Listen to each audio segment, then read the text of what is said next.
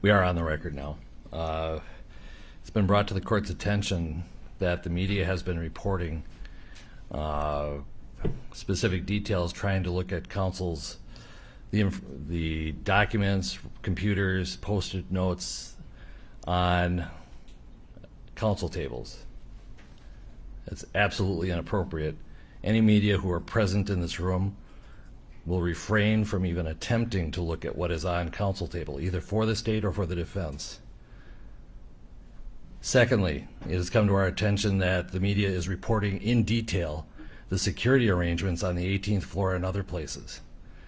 I find that completely irresponsible, that would be reported in the media. If that continues, the media is going to be excluded, and we're going to shut down the media center. So I hope everyone takes this to heart, that I consider this security issue very serious. And to report it out to the general public what our arrangements are is extremely irresponsible. And it will be met with sanctions if it continues. And I would hope that any media that posted such things online will immediately take them down. Failure to do so will result possibly in you being kicked out of the media center as well. Now, let's let our first juror in. Let's start with number 2.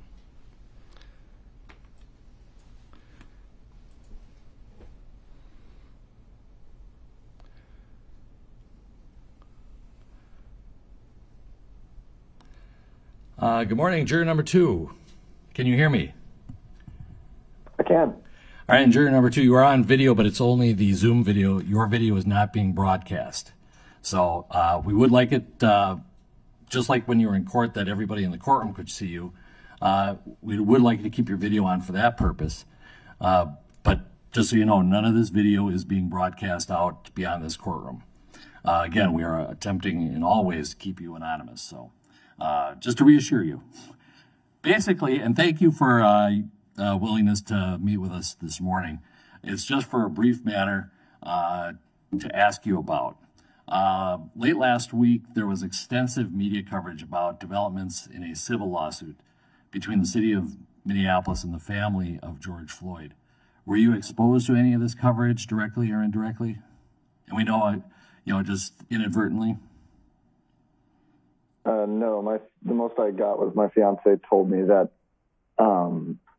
some development had happened, and that I should be particularly vigilant to avoid the news. All right. And so that's all you know?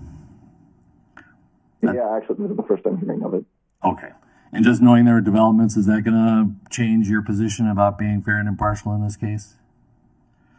No, I don't think so. Okay. That's all I needed to know. Thank you so much. Continue to avoid media coverage. We told you to avoid media coverage about this case. Probably better that you just avoid all news. It sounds like you're already doing that. That's probably the wisest choice because it's in the news so much that it's almost impossible to avoid unless you're avoiding news generally. So we appreciate you doing that. Any questions for me? No, that's all. Okay, you can sign off. Thank you so much. Thank you. You bet. Bye. Let's bring juror 36 in.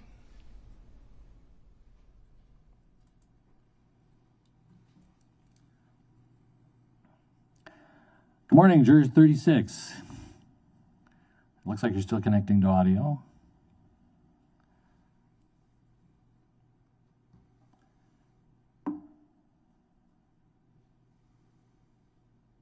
All right, juror 36, can you hear me? And if you could unmute, that would... There we go. Yes. All right, thank you. And thank you for being with us this morning on such short notice. Just calling you back to ask a couple questions that are new. And just a notice to you, we are seeing video just in the courtroom. So your Zoom video is being shared with the participants, but it is not being broadcast. Again, just like when you're in the courtroom, the audio can be heard, but your video is not being broadcast.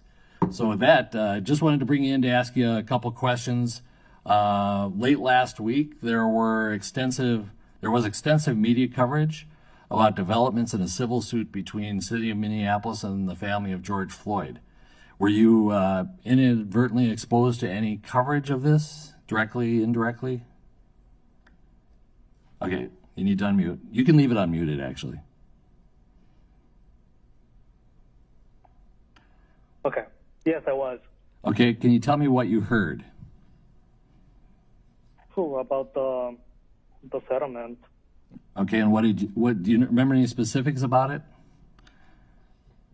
I mean, the quantity was a large amount of money.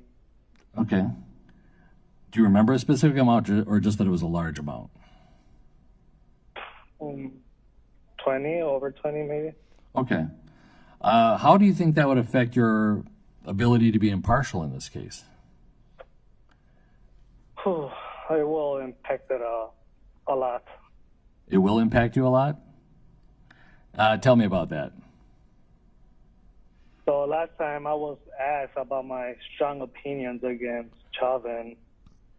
Clearly the city of Minneapolis has some strong opinions as well.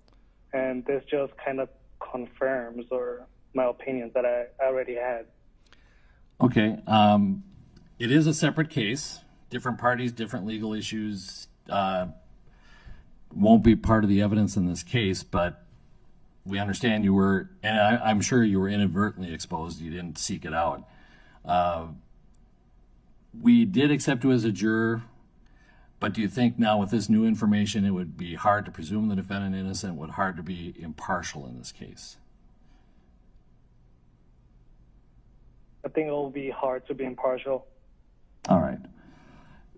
Then I'm going to excuse you from this case because of what was an unfortunate broadcast of certain details, and the fact that I appreciate you being honest, though, in saying that it would affect your partiality. So it's not a failure.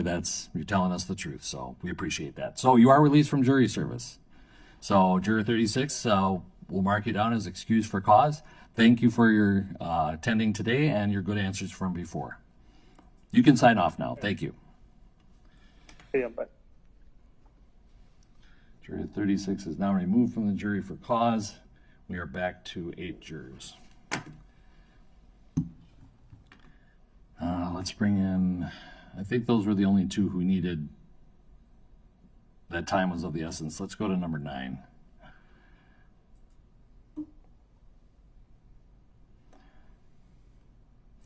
Good morning, juror number 9. Juror 9, can you hear me? All right, connecting to audio. All right. You can hear me, is that correct, juror number 9? And you can unmute and leave it unmuted. Yep, okay, I got it. Sorry. All right. Well, first of all, an advisory that you are on Zoom video, but that's only shared with the people in the courtroom. No video of you is being broadcast. We're continuing to keep your anonymity, and so your image will not be broadcast outside this courtroom. The audio, just like before, is. Thank you, first of all, for so quickly agreeing to come back and talk to us just about a quick issue. Late last week, there was extensive media coverage about developments in a civil lawsuit between the city of Minneapolis and the family of George Floyd. Were you exposed to any coverage of those developments?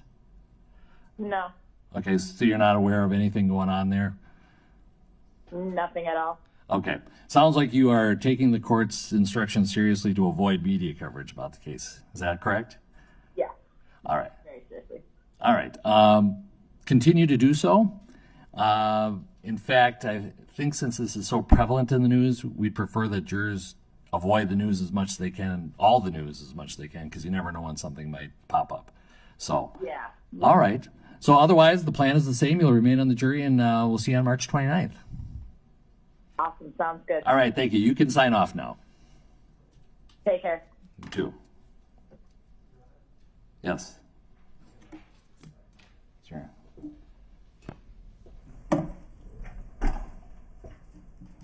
Actually, you don't need to be on the sidebar. We don't have any jurors. The oath?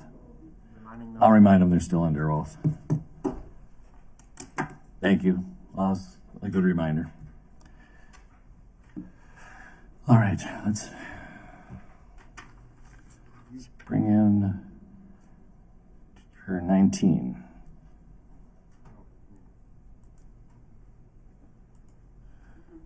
Well, the one is gone. The one is gone, so we don't need to do that. We need to reaffirm the oath of people that we have. Number 2 and number 9. I think we'll be fine. They've signed off. I'm comfortable with just going forward, Your Honor. All right, let's do that. All right, juror number 19 is in the room now. Video is on. And if you could unmute.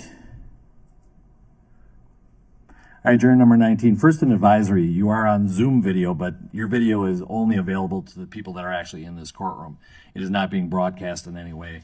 Again, your audio will be, but not anything regarding your image. So kind of the same setup as we had when you first appeared here. Second, thank you for being here on such short notice to discuss a quick issue.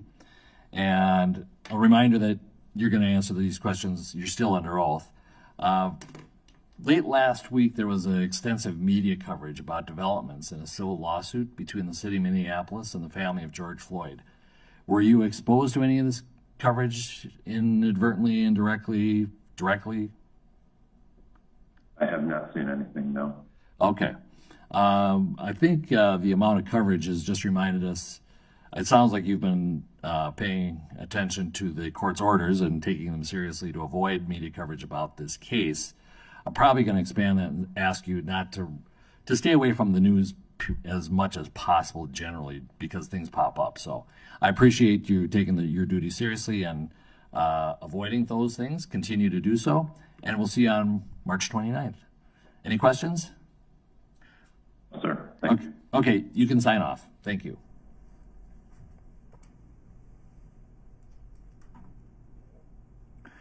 All right, juror 20. My computer's frozen, Your Honor, but I can hear, obviously. Okay. The video is. Anybody else having technical issues? Okay. I just got kicked out. I just lost. You want to try and sign in again? Well, do you mind if we go forward? Jump on mine and all. All right. Good morning, juror 20. Just an advisory here that you are not on video outside of the Zoom hearing, and the Zoom hearing is being shared only with people in this courtroom. And so kind of the same arrangement as when you were here in person. And just a reminder, you're still going to be under oath for the purposes of answering these questions. Late last week, there was extensive media coverage about developments in a civil lawsuit between the city of Minneapolis and the family of George Floyd. Were you exposed to any of this coverage, directly, indirectly, inadvertently? Yes, I did see the headline. Okay, and what do you recall of the substance of the headline? I believe the headline was the city of Minneapolis agreed to pay out the family of George Floyd, I want to say, to the tune of in the $20 million range. Okay. Other than seeing the headline, did you read the article or just kind of leave it at that, knowing it's probably related? Exactly. I left it at that, saw the headline, and saw that dollar amount as well. And what effect, if any, do you think this might have on your ability to be impartial? Has it, when we accepted you as a juror, did it move you one direction or the other? I would say especially that dollar amount was kind of shocking to me. That kind of sent a message that the city of Minneapolis felt that something was wrong and they wanted to make it right to the tune of that dollar amount. I think in the headline, if it would have said $2,000 versus $20 million, that's a big change. So I think that sticker price obviously shocked me and kind of swayed me a little bit. Yes. Okay, and so you think I think you left the courtroom, everyone's satisfied you could be fair and impartial. Do you think that viewing that headline has maybe moved you, kind of now that you know that that's the city of Minneapolis opinion? Not that to be honest, not that we care about the city of Minneapolis opinion, but if it has an effect on you, we'd appreciate the honest answer. Does it move you off the fair and impartial position? Yeah, I don't really know the answer to that. I guess the trial still has the right to play out, right? It hasn't even started yet. So there are definitely a lot of facts to be heard through the trial. Again, I'm just trying to share with you what I know. My gut reaction to that, again, with the dollar amount being high. Sure. And I've tried to leave it at that. Okay. All right. Juror 20, I'm going to excuse you from the jury. We know that you did not seek out this information, but just on the possibility that you inadvertently saw it and it might affect your ability to be fair and impartial, we're going to exercise extreme caution here and excuse you from the jury. So thank you, though, for taking the time to come in. You are also excused from jury service completely. And so unless you get a summons in the future, you don't have to show up for our March 29th start date. Okay? I understand. All right. Thank you. Okay. Thank you. Thank you. You can sign off now. I will. All right. We're back down to 7 jurors. Let's call in jury number 27.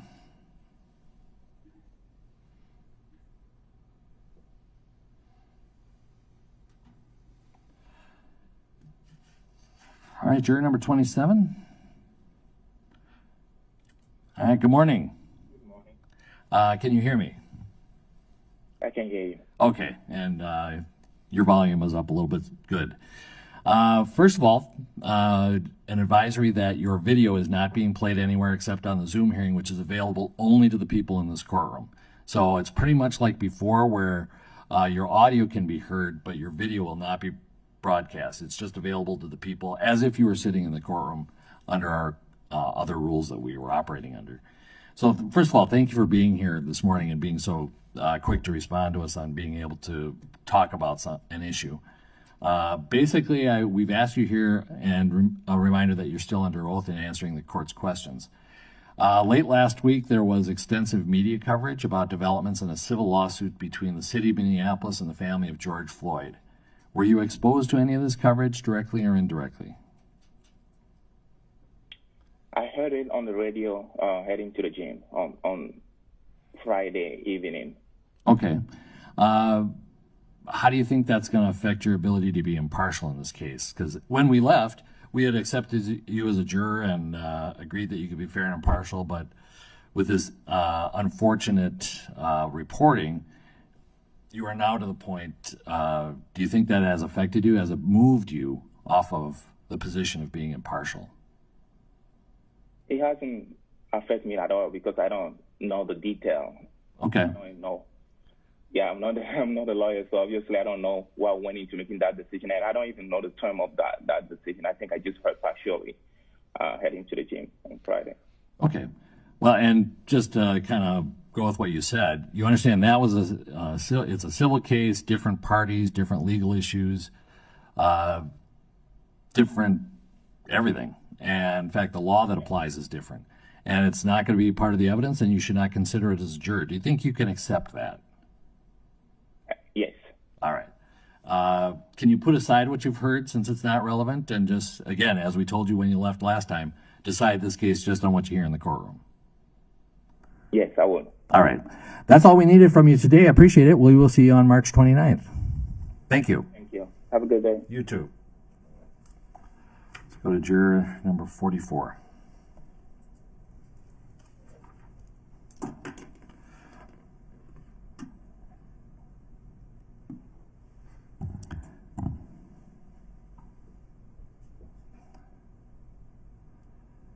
Okay, juror 44. All right, juror 44, just an advisory. You are on video only for Zoom. This video is not being broadcast, so your image is not available to the general public. Like when you're in the courtroom, it's only available to the people who are here. So just so you can give you a little comfort in that we are continuing to keep you anonymous. A reminder also that you're under oath still for answering the court's questions. And thank you for so quickly being able to come in and answer a couple questions for us related to a certain topic. And that is, last week there was extensive media coverage about developments in a civil lawsuit between the city of Minneapolis and the family of George Floyd. Were you exposed to any of this coverage, directly, indirectly, I'm sure inadvertently?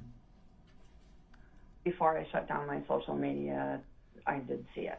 Okay. And what is the substance of what you recall seeing? I just saw the headlines. I didn't read the story. Okay. The city settled, I think, $27 million. Okay. How does that affect you in sitting as a juror? Because when you left here, we all agreed you could be fair and impartial. Does that affect your ability to be impartial? I've been thinking about this question a lot. I don't think so. It wasn't surprising that the city made this settlement. I think they made their position clear when they decided to defund the police or take actions or steps towards that. So it's not surprising. I guess the timing is surprising because I thought that civil suits typically take place after trials, but I don't know. I'm not a lawyer, so don't know. Okay. I think you've identified some of the issues here, which is, it's not a surprise the city did that, but you understand the city of Minneapolis is not actually involved in this case as a party. That was a civil suit, different parties, different legal issues, different laws for that matter. Can you accept that? Yes. Can you disregard what you've heard and, again, decide this case only on what you hear in the courtroom? Yes. I mean, the city didn't see facts. They made a decision before facts, right? Right. And their decision might be based on not just legal decisions, but also political issues, things like that. Would you agree with that? I agree. Since it's not going to be a part of this case, if someone were to bring it up in the jury room about, hey, but what about this settlement, what would your response be? I just lost you. Oh, yeah, we've been having trouble with our Zoom. Can you hear me now? Yeah. Okay.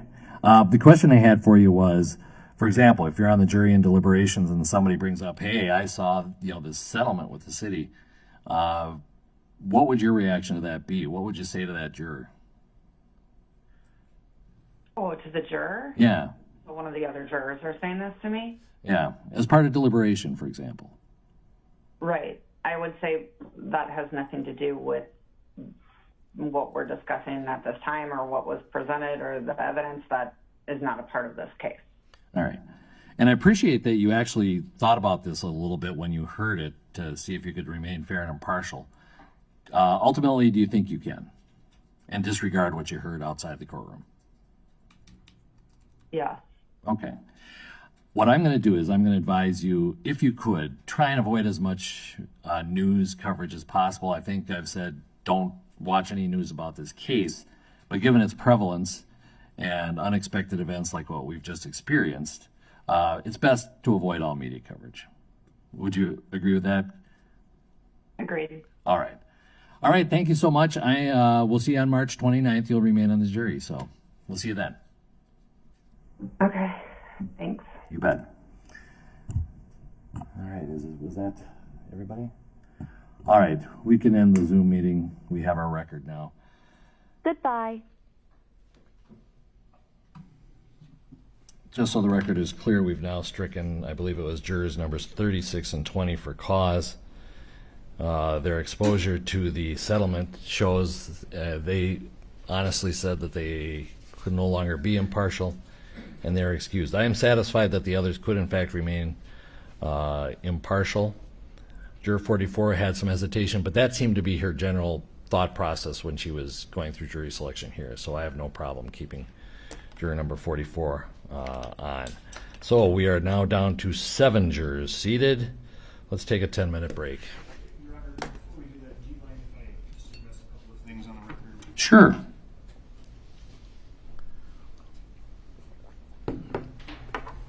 And just to make sure that it's clear, the first, I believe, one, two, three jurors who were questioned were numbers 2, 36, and 9. Those jurors were not formally re-advised that they were under oath. They were never told they weren't under oath. But we addressed that, and my understanding is that the defense has agreed that they're satisfied as to those 3 jurors. There's no need to call them back and have them reaffirm what they said. Agreed. Right. And then, Your Honor, you made the factual findings with respect to the 2 that you've excluded. I don't think that we need to belabor those. You also made some more detailed factual findings with respect to juror number 44. I would request, because I believe this will be something that will certainly be scrutinized at some point, Yes. if either not now or at some point prior to the swearing of the jury, if we could on the record have you just discuss the findings with you as the trier of fact, and as you know, the appellate authority is very clear that you are in the best position to make these determinations, specifically why you believe that those jurors should not be excluded based on the media coverage.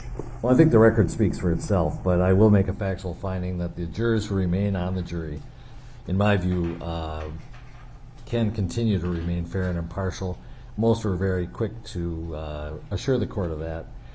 And so the only one who was not was 44, who hesitated a little bit, but as I recall, we went through extensive questioning with her, and the reflection and kind of her talking out loud about her process was part of all of the issues that she talked about. So I think her statements and any hesitation was more her out loud going through her thought process. The bottom line being, I believe she could be fair and impartial. I don't think it has changed that, and accordingly there's not a basis to, on any of these who have assured the court they can be fair and impartial, that they can.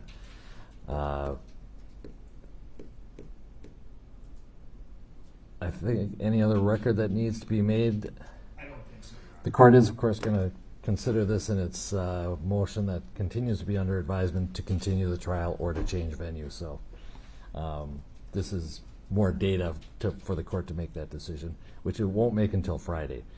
It's my understanding, as far as the May 6, 2019 incident, that the state wanted time to brief and possibly argue on Dr. Vinson.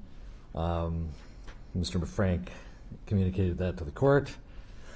We will do that tomorrow. The brief has to be in by the close of business tomorrow. We'll do any argument on Dr. Vinson tomorrow at 8:45. And the court will issue its rulings as to the May 6th, 2019 orally on Friday, with hope that we can get a written order out over the weekend on Monday. And I'll also address Dr. Vinson's testimony on Friday as well. Orally, probably not have a written order on that. All right, anything else to make a record before we go see if we have enough jurors? No, thank you. All right, let's take a 10-minute break. 9:25, please.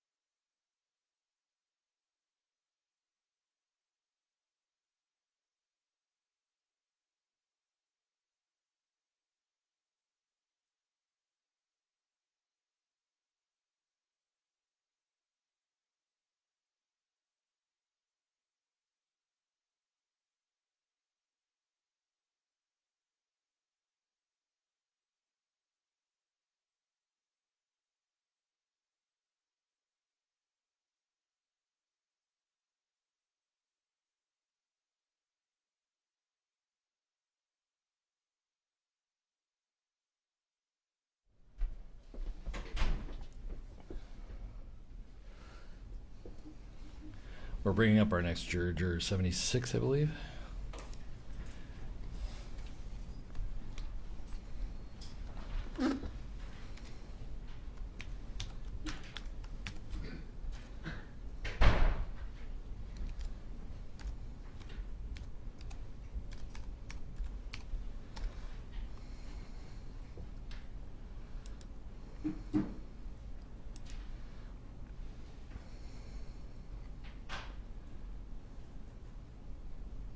Juror 75, is that correct?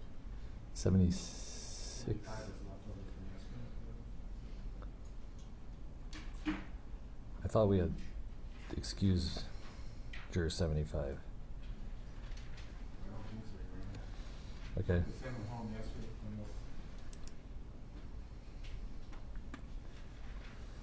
this. Okay. 75.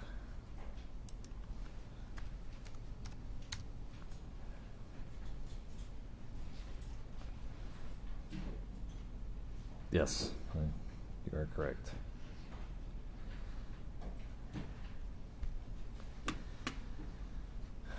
Thank you. With over 200 jurors in the pool, it's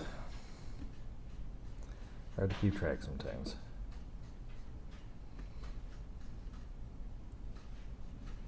And I would note 75 has a request for a private. Yes. Let's creep up on that. I think we can cover other things first.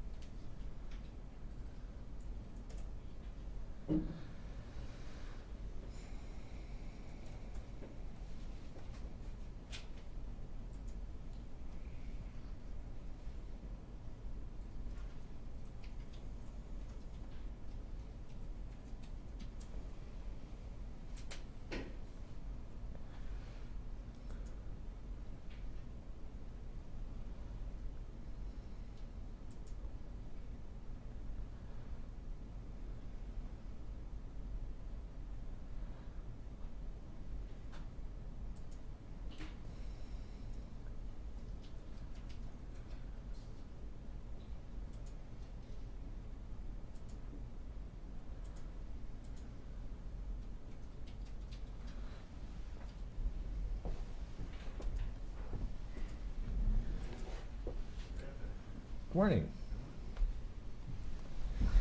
You have a seat right there.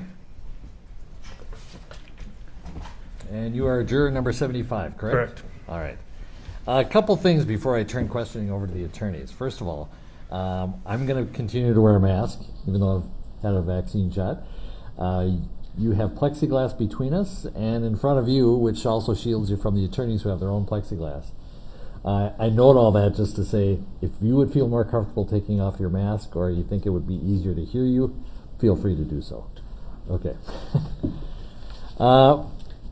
Before I ask you any questions, I'm going to swear you in to make sure that all of your answers are under oath. If you would raise your right hand. Do you swear or affirm, under penalty of perjury, that you will truthfully answer all questions about your qualifications to serve as a juror? Yeah. All right. I'd ask that you pull up to the microphone just a little bit so we can hear you nice and loud. First thing, you filled out a questionnaire for this case. Thank you for doing that and returning it in a timely manner. We appreciate it. Yep. Gives us a lot of information to work from. But was everything true, first of all? Yes. All right. Is there anything on that questionnaire that you think might have changed, or since it's been several months, maybe in reflection you thought, oh, I should have included this, or what I put down here wasn't quite accurate? No, I think the only thing at the very end was, do you want to serve on this? And I said yes. Okay. So. Do you think that's changed? Well, I have a couple questions. I'm not sure if it changed or not. So I don't know if it maybe at the end or any time. But. Okay. Maybe we'll kind of go through that in case there's other issues that can take care of this. First of all, well, and just to expand on that, it's all right to say something different than what's in your questionnaire. Mm-hmm. Like I say, things change, you realize something was inaccurate, or something should be added to, or maybe an opinion evolved, mm-hmm. including, do I want to serve on this jury? So it's all right to be different than what's in your questionnaire is what I'm saying. Okay. Secondly, you're not supposed to read any newspaper articles or any media, but we realize in the months since you filled this out and the trial, as you sit here today, you might have inadvertently been exposed. See a headline, blurb on the news, something that may be related to this case in some way. Obviously not your fault, just happens. Mm-hmm. Has anything like that happened to you where you've been exposed to some new information after you filled out the questionnaire? No, I don't think so. I mean, I would say the only headline I've seen in the last period of time was that a number of jurors have been selected, and that was last week when it first started. Oh, okay. And that was just a headline. I think it was 6. And then I watched part of this live stream. Okay. And the part I watched was basically you telling a guy that he shouldn't be watching the live stream. Okay. So I really didn't glean anything from that, but I was just trying to figure out. My wife was like, hey, you know what's live streaming? And just to kind of see the layout and how it works? It makes me feel more comfortable. I didn't know what the camera situation was, so. Okay. Yeah. But then as soon as I heard you do that, I haven't watched a thing again.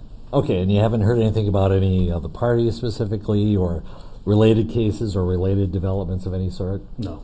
All right.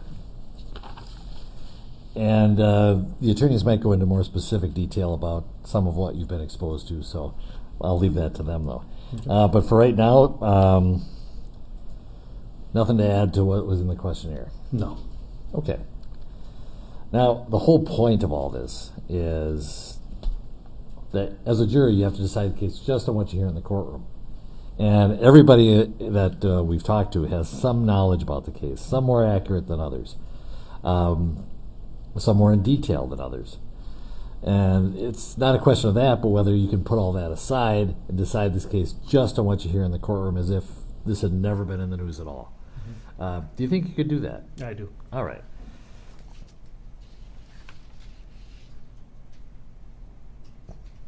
Now, you were given that long list of witnesses. Yep. Anybody on that list familiar? I didn't recognize anybody. Okay. We also said that the length of trial would be probably about 4 weeks, mm-hmm. and that's an estimate, as you've already seen. Yep. There are delays occasionally, might be more, but occasionally it's sometimes less than what people estimate. So it just depends on a variety of factors, some of which we can't control. Sure.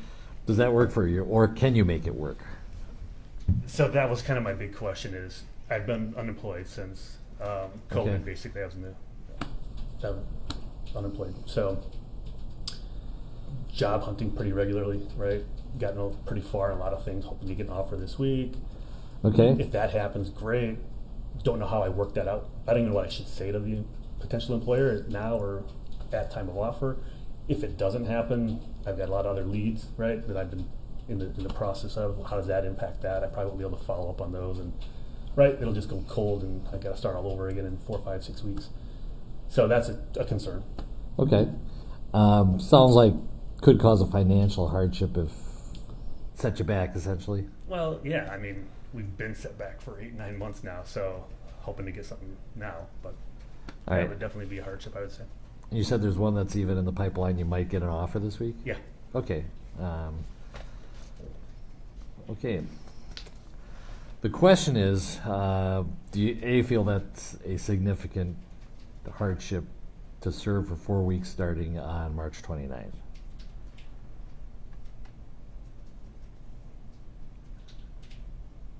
Probably. Okay. I mean, I don't know. It's a financial hardship if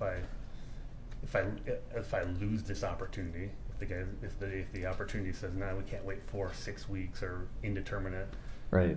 Then I've lost the best opportunity I've got. So I don't know. I mean, they might say, yeah, no problem. I get it. It's your civic duty. I have no idea. Right. Okay. And you think you're going to hear this week? Yeah.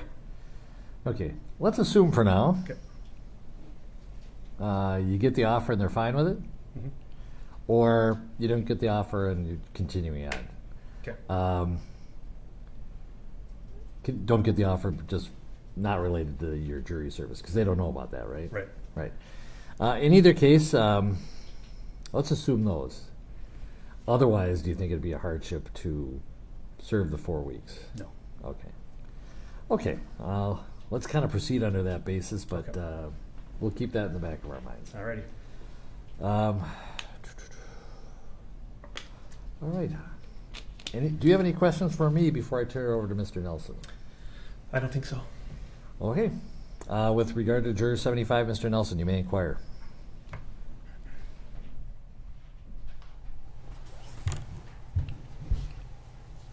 Good morning, sir. Good morning. Thank you for your patience. I think you were here yesterday as well. Yep, Sat no around, problem. sat around for a while, and Yeah. well, thank you very much for being here again. I want to ask you, just before I kind of get into the general stuff in your questionnaire, about your employment prospects. I know that you had indicated at the time you filled out your questionnaire you had lost your job because of COVID. Yeah. That's right? Yep. And so you've been unemployed for some time? Yep. Okay. Is your spouse working? She is. Okay. And with your spouse's income, are you able to pay your bills and mortgage and stuff, or is it?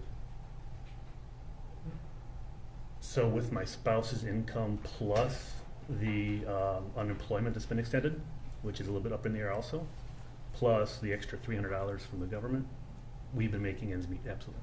Okay. And you've been actively searching for employment, and you are expecting or hoping for an offer this week? Yeah, since about April, May until last month, I was working as a contract, commission only, to help build out a business, and hoping to make a lot of money doing that. For a lot of reasons, didn't pan out. So the last 6, maybe 8 weeks, we've been really hardcore looking, right? Searching, getting the resume up to speed, etc. Okay. So in that time, networked through to get a bunch of opportunities that I've been pursuing, and I'm probably in the mix on 3 or 4. One is really hot right now. Yeah. Okay. And so, so if that job offer panned out and they were okay with you, being on a jury service, or, or starting you, sometime in May, basically. Yeah, right. You wouldn't be worried about your ability to pay attention during this trial? No, not. If, however, you were not extended that offer, how would that impact you? If I did not get extended the offer and I was on the jury, right, I don't know, I would assume at night I would be at home, and I would probably be able to continue to prospect, probably not effectively, because when you reach out to people, it's you don't really get to talk to people from 6 p.m. to 8 p.m., whatever. So I'd probably have to put it on hold, I would have to say. I mean, won't do me much good to keep looking and get excited about things and that I can't really follow up on. Would you be sort of hyper-focused on not having a job? Like, do you think it would affect your ability to pay attention here in court? I don't think so. I mean, I think I would come to grips pretty quickly with I can't pursue it at night, so there's nothing I can do. So I would just wait, right? I'd have to just get okay with that. Okay. And so I guess the ultimate question, sitting here right now and the uncertainty, would it be a hardship for you to serve on this jury?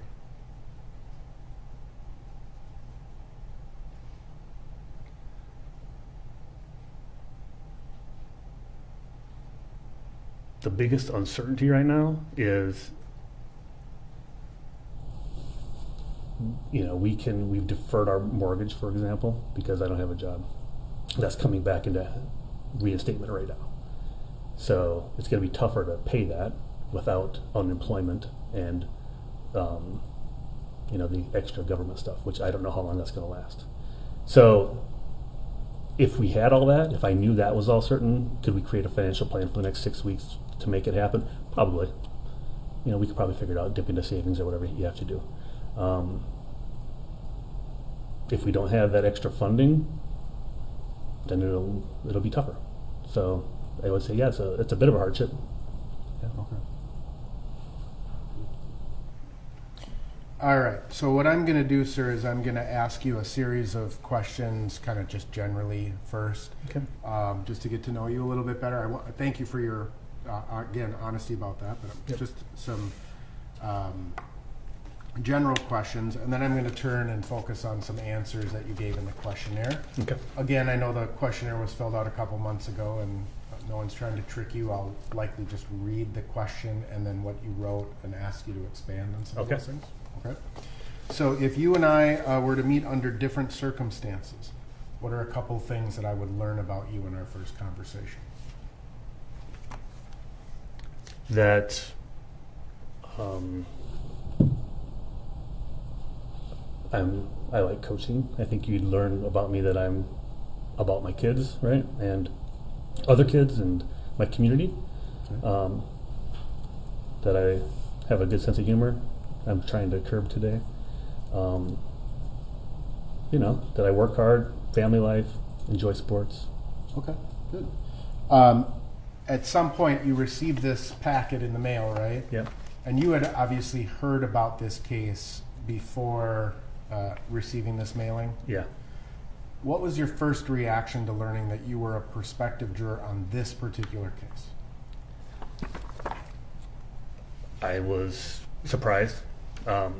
Didn't even know it was coming down the pike, really. And I had pushed it off because I think the first time I got a summons or whatever, I was, 6 months before, and I was starting this new potential job. So I pushed it off for 6 months. So then 6 months later comes and I get this. I'm like, oh, great. Okay. Nothing negative or anything. It was just kind of a surprise. Wow, this is something, And I didn't know. I didn't know if it was for sure this one or if it was, until I read through it deeply. Okay. And, did you have any concerns about your personal safety, your family's safety, COVID-19, any concerns generally about participating in this trial? Not really. Definitely not COVID-19. Family safety a little bit, but I didn't know what to expect or not know. So I think I'm learning more and feeling more comfortable. At the time, there was a general concern, but I knew I'd learn more, so I wasn't too worried.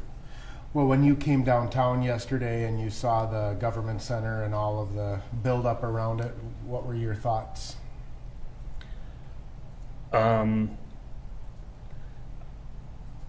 I haven't really seen the news for forever about anything like this, so I assumed there would be some kind of protesting or something going on, and there was nothing. I haven't been downtown since forever, right? This entire year, or last 8-9 months.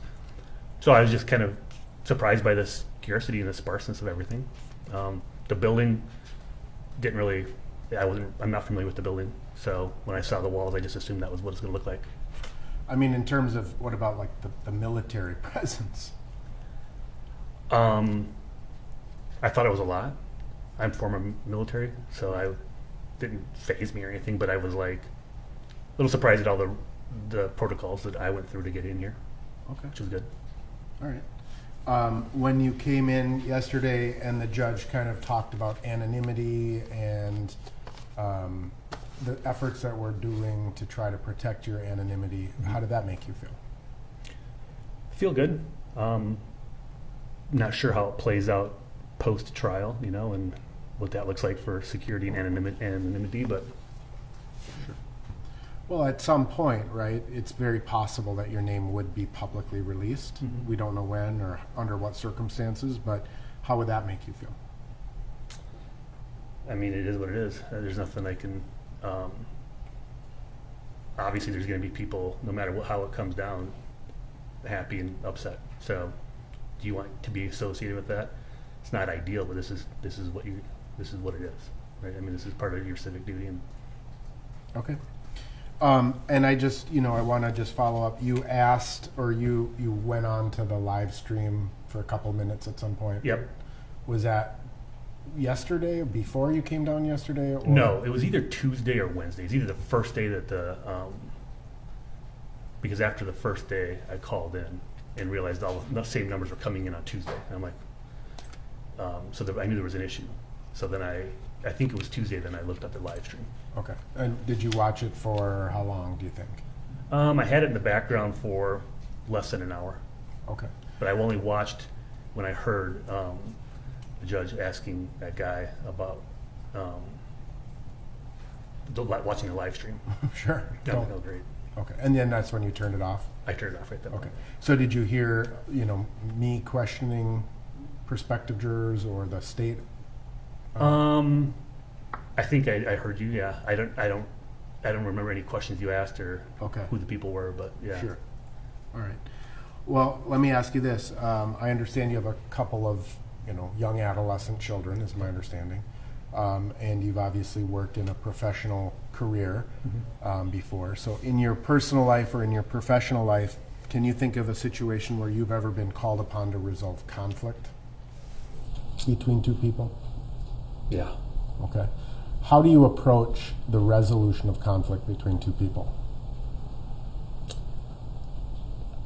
So, throughout my career, right, professionally, it's a little different than dealing with kids where you've got a little more authority.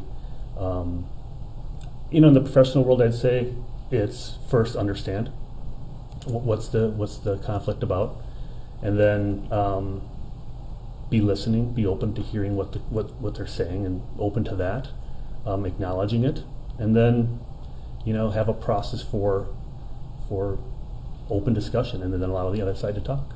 Okay. Yeah. So, obviously there's a conflict here in a kind of a big sense, which is the state of Minnesota versus Mr. Chauvin. Yep. And part of your job as a juror is to resolve that conflict, right? Yep. But then also, if you were to be selected as a juror in this case, you would potentially run into conflict within the jury room. Do you understand that? Yeah.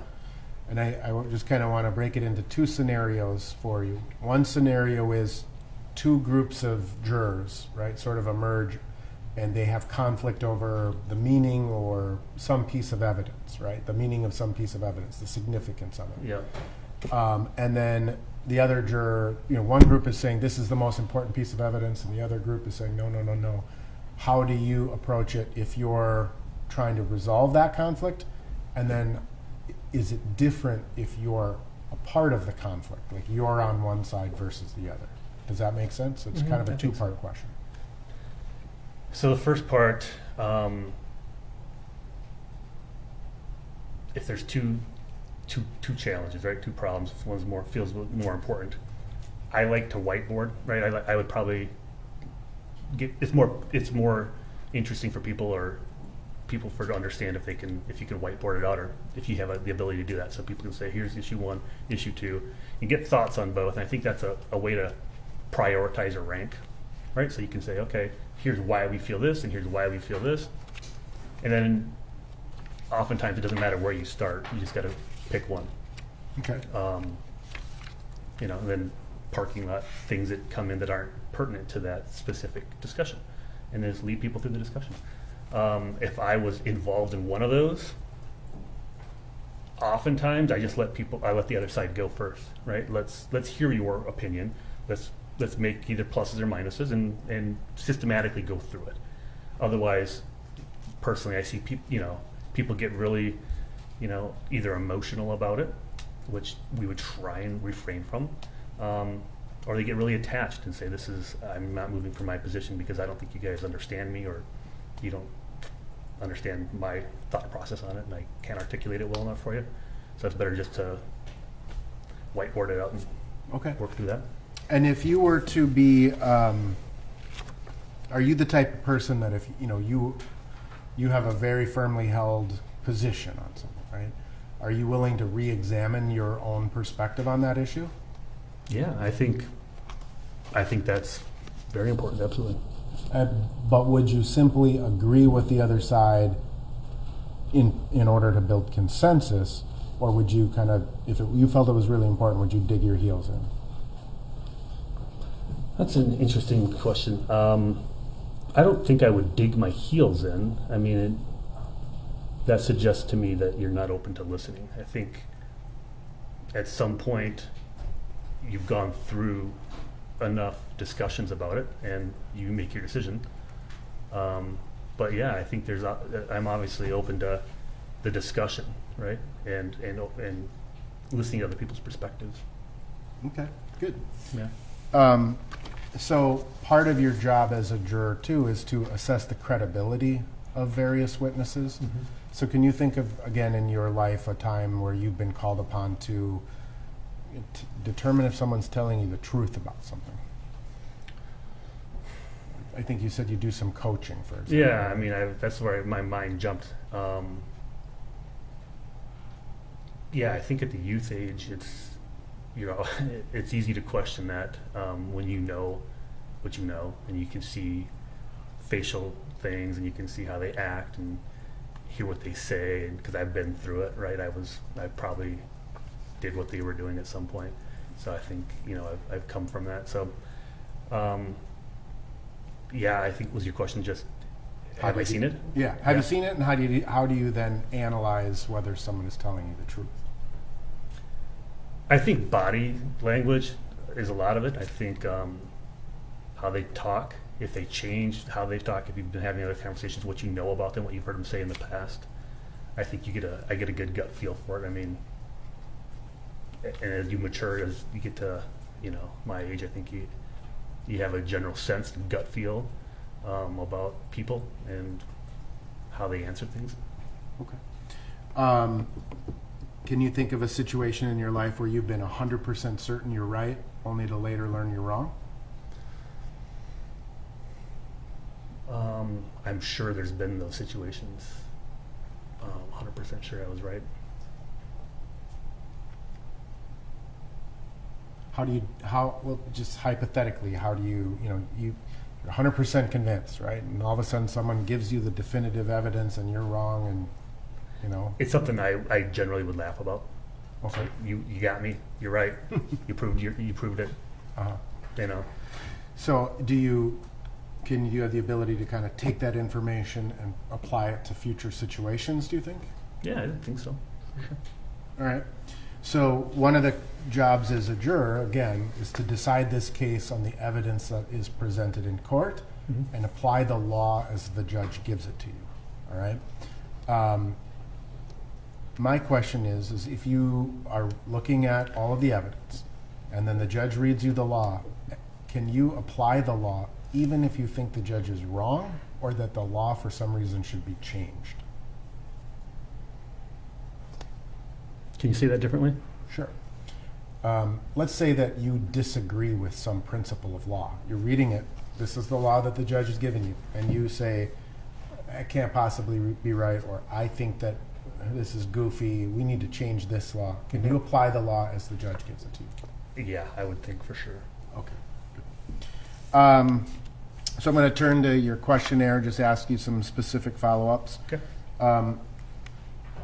I know you said that you have been, obviously prior to filling out this questionnaire, you'd been exposed to the media and discussions and things of that nature about this case. And a little bit after in terms of how many jurors had been selected and stuff, right? Mm-hmm. It's somewhat unavoidable. Somewhat. I feel like I've done a great job, but yeah, for the most part, it's unavoidable. And just within the past few days, you've not come across or heard any other information about this case? Since I watched that part of the live stream on Tuesday of last week, I think I haven't seen a single thing. Okay, good. All right, so before I get too far into this, I want to ask you about, there's a lot of questions in here and responses about a video that you've seen. Yep.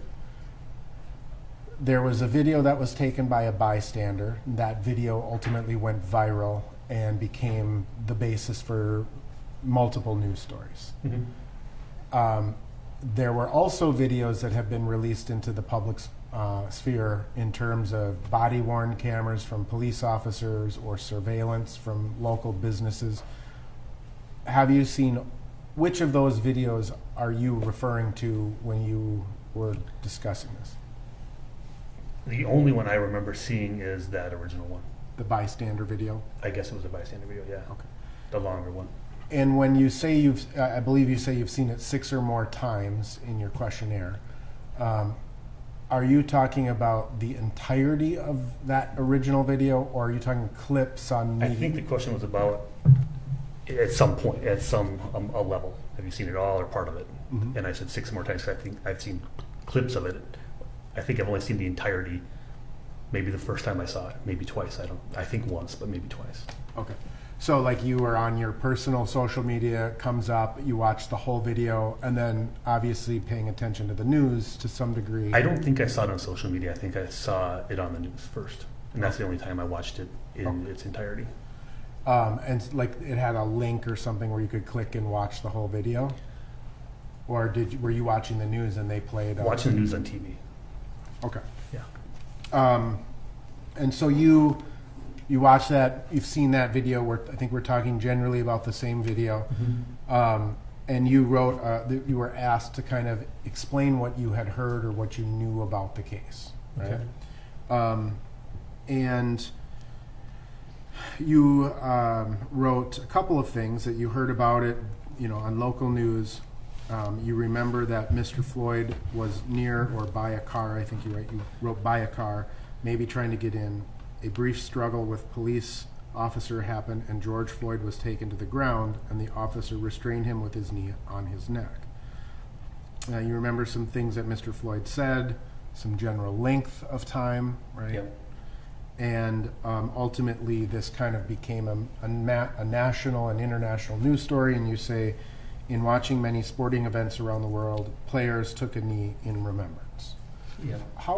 So like in the Super Bowl or in various sporting events, how did that make you feel about this case? Seeing sort of this international...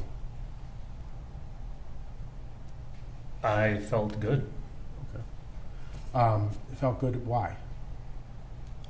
I've traveled internationally quite a bit the last few years, and I think it's a positive cause.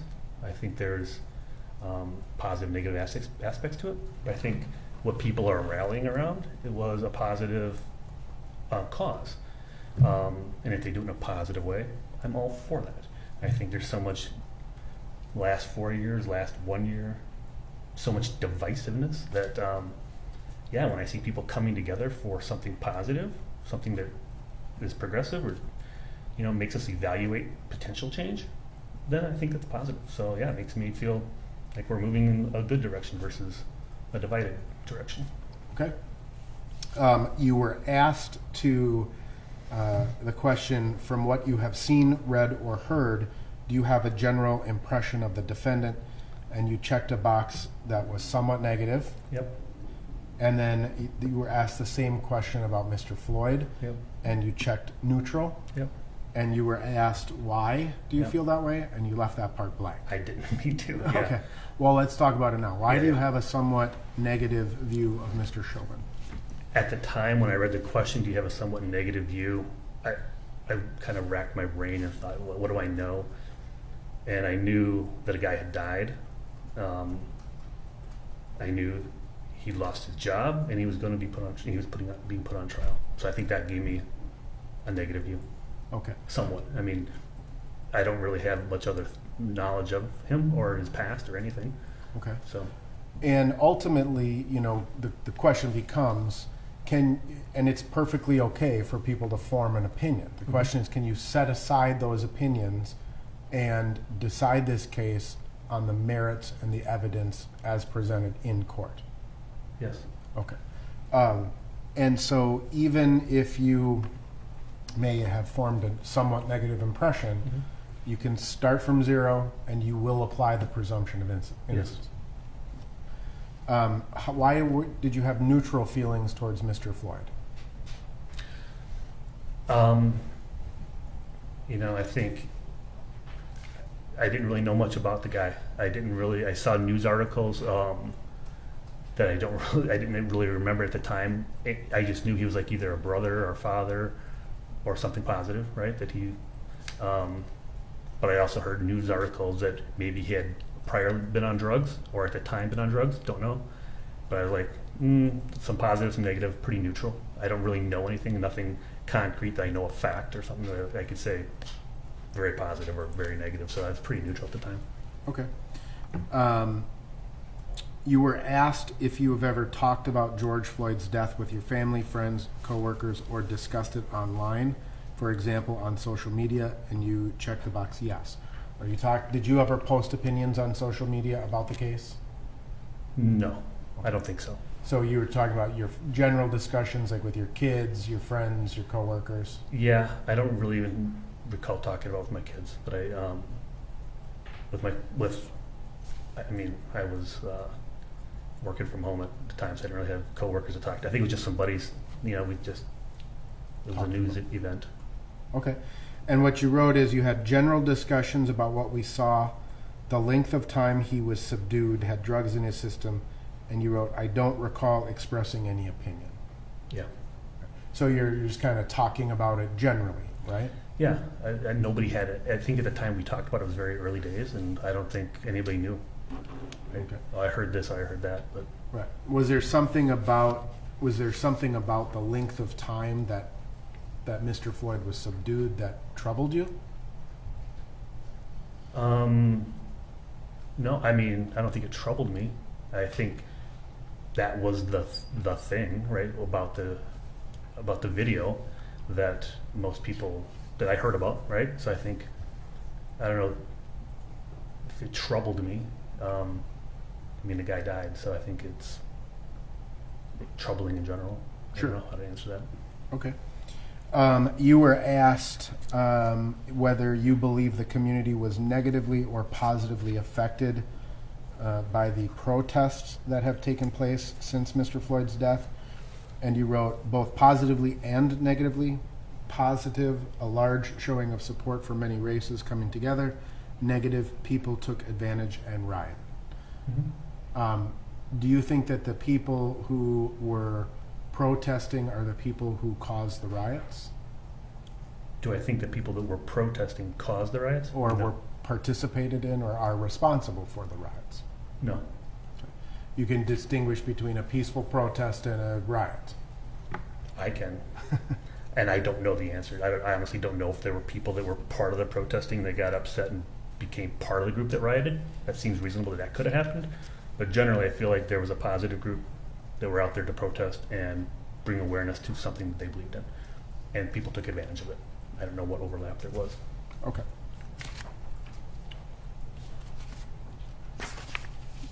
There were a couple of questions here that you indicated you had a desire to answer privately. Okay. Your Honor, would this be a good time? I think so. What we're going to do is, under the rules, I can provide that the audio be turned off as far as what's being broadcast. Okay. And so I'm going to order at this time that the audio be turned off.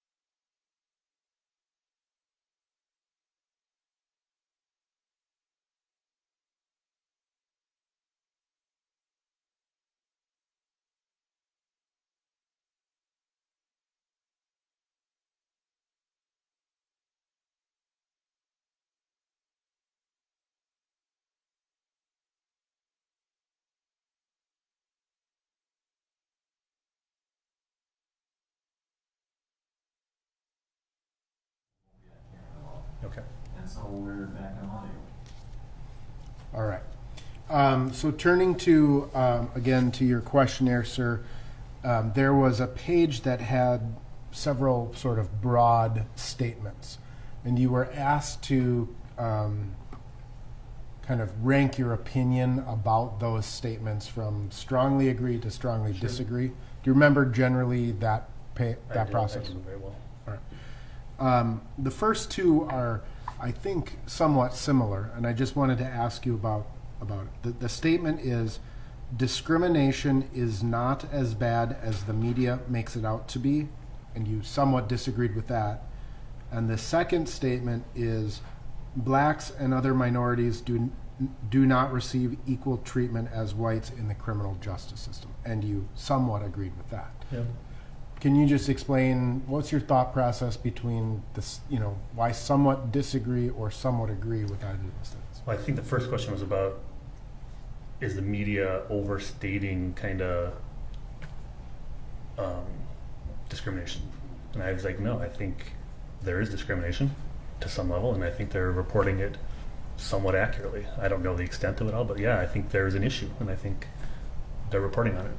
Okay. And the second question was?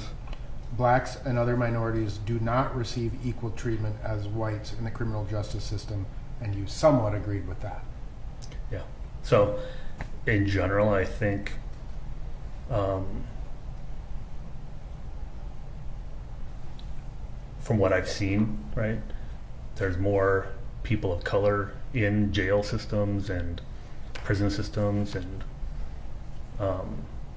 I think in general there's less income and education in the general populations, and I think with those things come more money, and with more money I think you get better representation, and I don't think it's set up to be exactly even for everybody. Okay. You were asked, police in my community make me feel safe, and you strongly agreed with that. Yeah. You feel police perform a valuable service and keep your community safe? Yeah, absolutely. I mean, I've led scouting stuff for a long time. We always go to the police station. So I get familiar with them there and what they do and how they think about things and their procedures a little bit, just high level for kids, right? But yeah, I mean, I've never had negative thoughts about it. Okay. If you had two people who were testifying, and one is a police officer and one is a citizen, Mm-hmm. do you automatically ascribe more credibility to the police officer simply by virtue of the fact that he or she is a police officer? More credibility in general. If it's a topic related to law or law enforcement, for sure. In general, would I just say maybe? Maybe? Yeah. Okay. So it's important that we kind of process through this. Okay. Two people are watching some event, right? Yep. And one is a police officer and one is not a police officer. It has nothing to do, it's a car accident. Mm-hmm. And the police officer says the light was green and the citizen says the light was red. Do you believe the police officer, his or her version, simply by virtue of the fact he's a police officer? I would tend to. Tend to? Okay. Yeah. And can you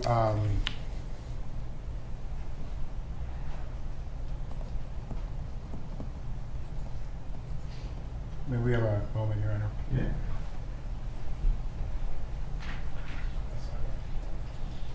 We're just going to discuss a little bit. Okay.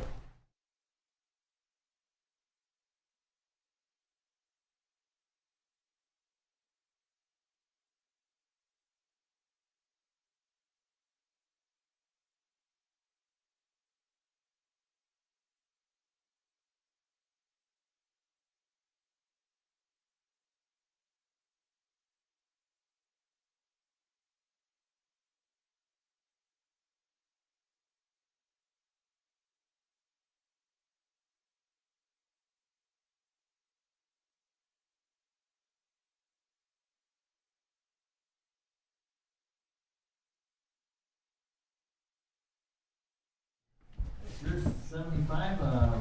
I'm actually going to release you from this jury, and so you're off jury service. Okay. You don't have to worry about reporting for another case unless you get a summons in the future. All right. Thank you Appreciate so it. much Yep. for taking the time.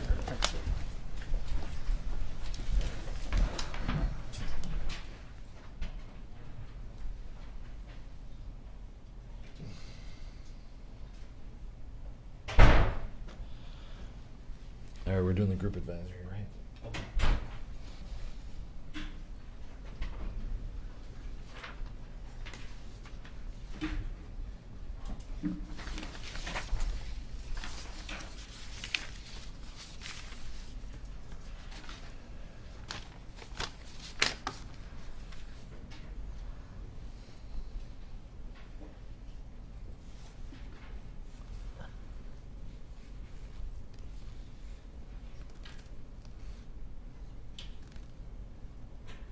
We have another brief time. Sure.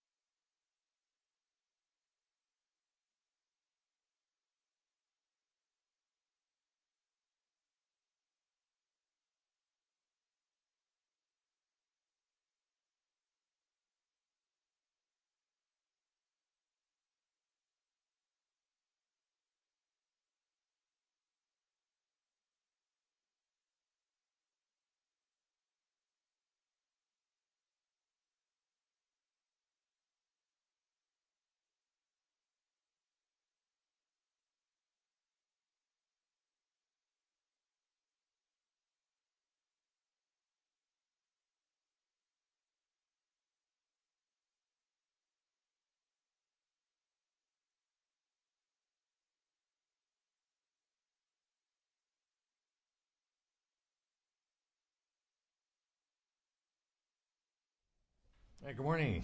Have a seat wherever. Good morning, members of the panel. First of all, can you all hear me? Give me a thumbs up if you can hear me. Oh, we still got one left. Okay.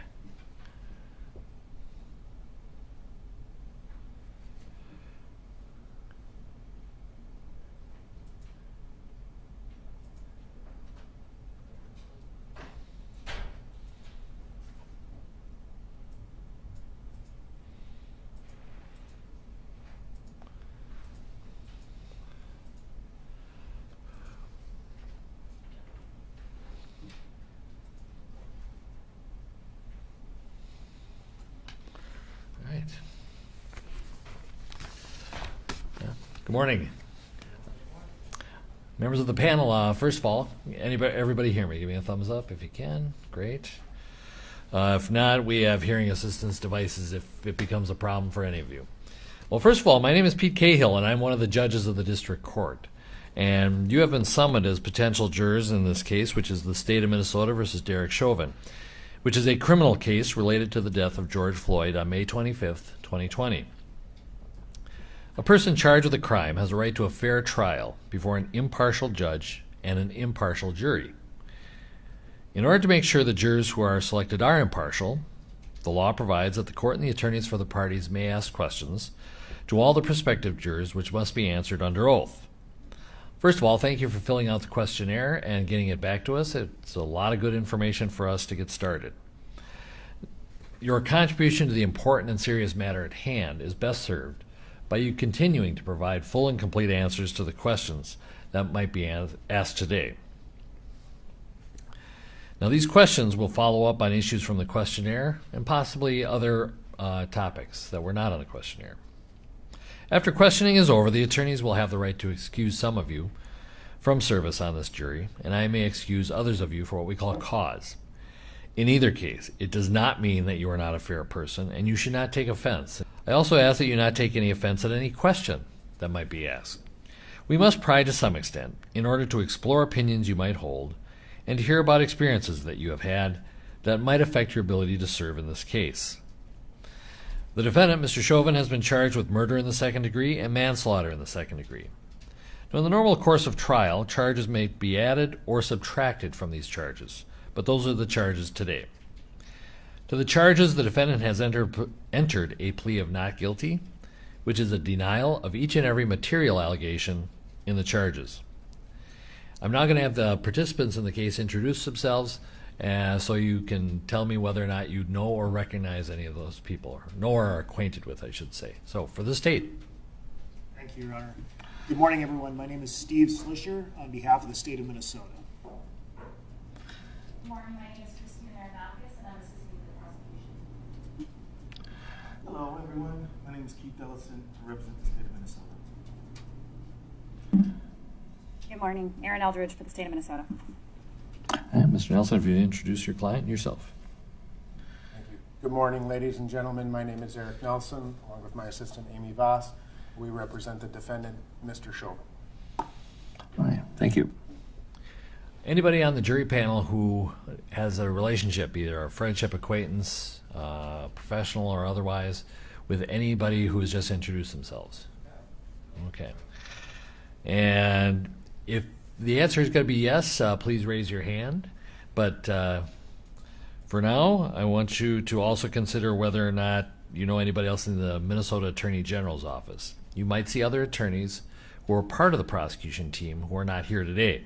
They include Assistant Attorney General Matthew Frank, Aaron is here. Sorry, Ms. Eldridge. Jerry Blackwell, or anybody else who works for the Minnesota Attorney General's office. Anybody recognize or know anybody in that capacity? All right. Now, you have been given a copy. Well, actually, do you recognize anybody in the courtroom as being somebody you have an acquaintance with or a friendship with? Okay. All right. You've been given a copy of a list of potential witnesses, and I'd like you to review it before you are questioned individually. We're going to ask you if you know anyone who's on that list. Now, one of the things the attorneys may not do during jury selection is to instruct you on the law. But I do want you to be aware of some of the basic concepts that apply in all criminal cases, so that you may keep them in mind as you answer the court's and the attorney's questions. So I will instruct you as follows. First, the charges against the defendant are not evidence, and they create no inference of guilt. No member of the jury should permit himself or herself in any way to be prejudiced against the defendant because a charge has been made against him or because he has been placed on trial. The defendant is presumed innocent of the charges made against him, and in order for you to find the defendant guilty, the state must prove guilt beyond a reasonable doubt. The defendant does not have to prove his innocence. The presumption of innocence remains with the defendant throughout the trial unless and until he has been proven guilty beyond a reasonable doubt according to the law and the evidence submitted at trial. Proof beyond a reasonable doubt is such proof as ordinarily prudent men and women would act upon in their most important affairs. A reasonable doubt is a doubt based upon reason and common sense. It does not mean a fanciful or capricious doubt, nor does it mean beyond all possibility of doubt. Now, if you serve on this jury, you and your fellow jurors will be the sole judges of whether a witness is to be believed and of the weight to be given their testimony. There are no hard and fast rules to guide you in this respect. But in determining believability and weight of testimony, jurors may take into consideration the witness's interest or lack of interest in the outcome of the case, relationships to the parties, the ability and opportunity to know, remember, and relate the facts, their manner, their age and experience, their frankness and sincerity, or the lack thereof, the reasonableness or the unreasonableness of their testimony in light of all the other evidence in the case, and any other factors that bear on believability and weight. If on this jury, you should rely in the last analysis upon your own experience, good judgment, and common sense. There are things you should not do during jury selection. You are not investigators. You are not to go out to do any looking, and you are not to ask people about this matter. You are not to use the internet to look for information about this case or about the law. Above all, you must not talk to anyone who is involved, the lawyers or the witnesses. Do not be offended if the attorneys, parties, or witnesses do not speak to you. They know that it would be improper to contact you during trial except through the normal jury selection process, and normally will confine themselves to a brief greeting. During the selection process, your family and friends will be curious as to what you're doing. You may tell them that you are on a panel of potential jurors in a criminal case, and that is all you should tell them. Now, since that is all you should tell family and friends, that is all you should tell the general public. So, please, during this selection process and trial, please refrain from using Facebook, Twitter, or other social media to announce that you are a potential juror or to comment on this trial.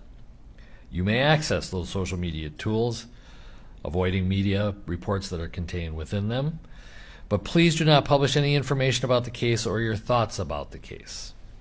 You do not have to stay away from people and refuse to speak to them. Do whatever you wish, but do not talk about the case and do not talk at all to anyone who is involved in it. Now, because of the nature of the charges, this case is receiving media coverage.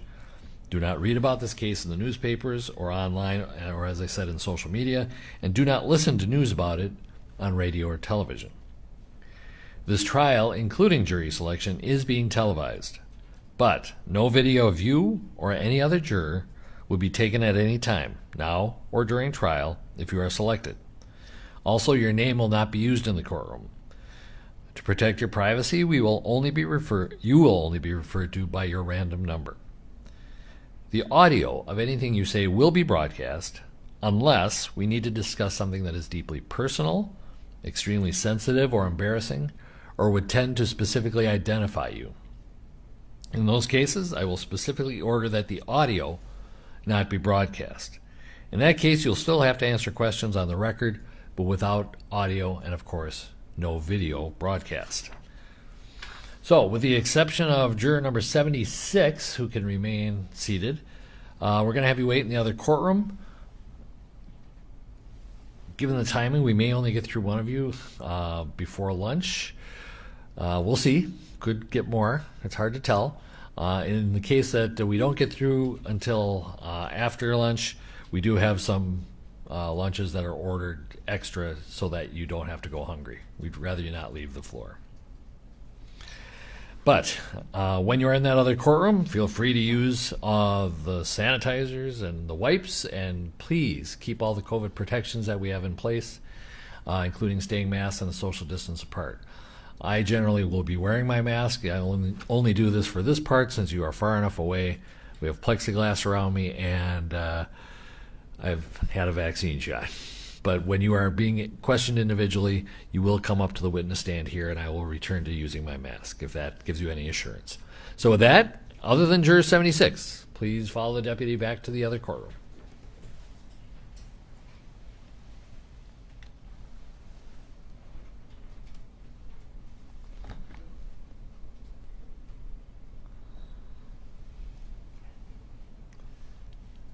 All right, juror 76, if you could come on up to the witness chair there.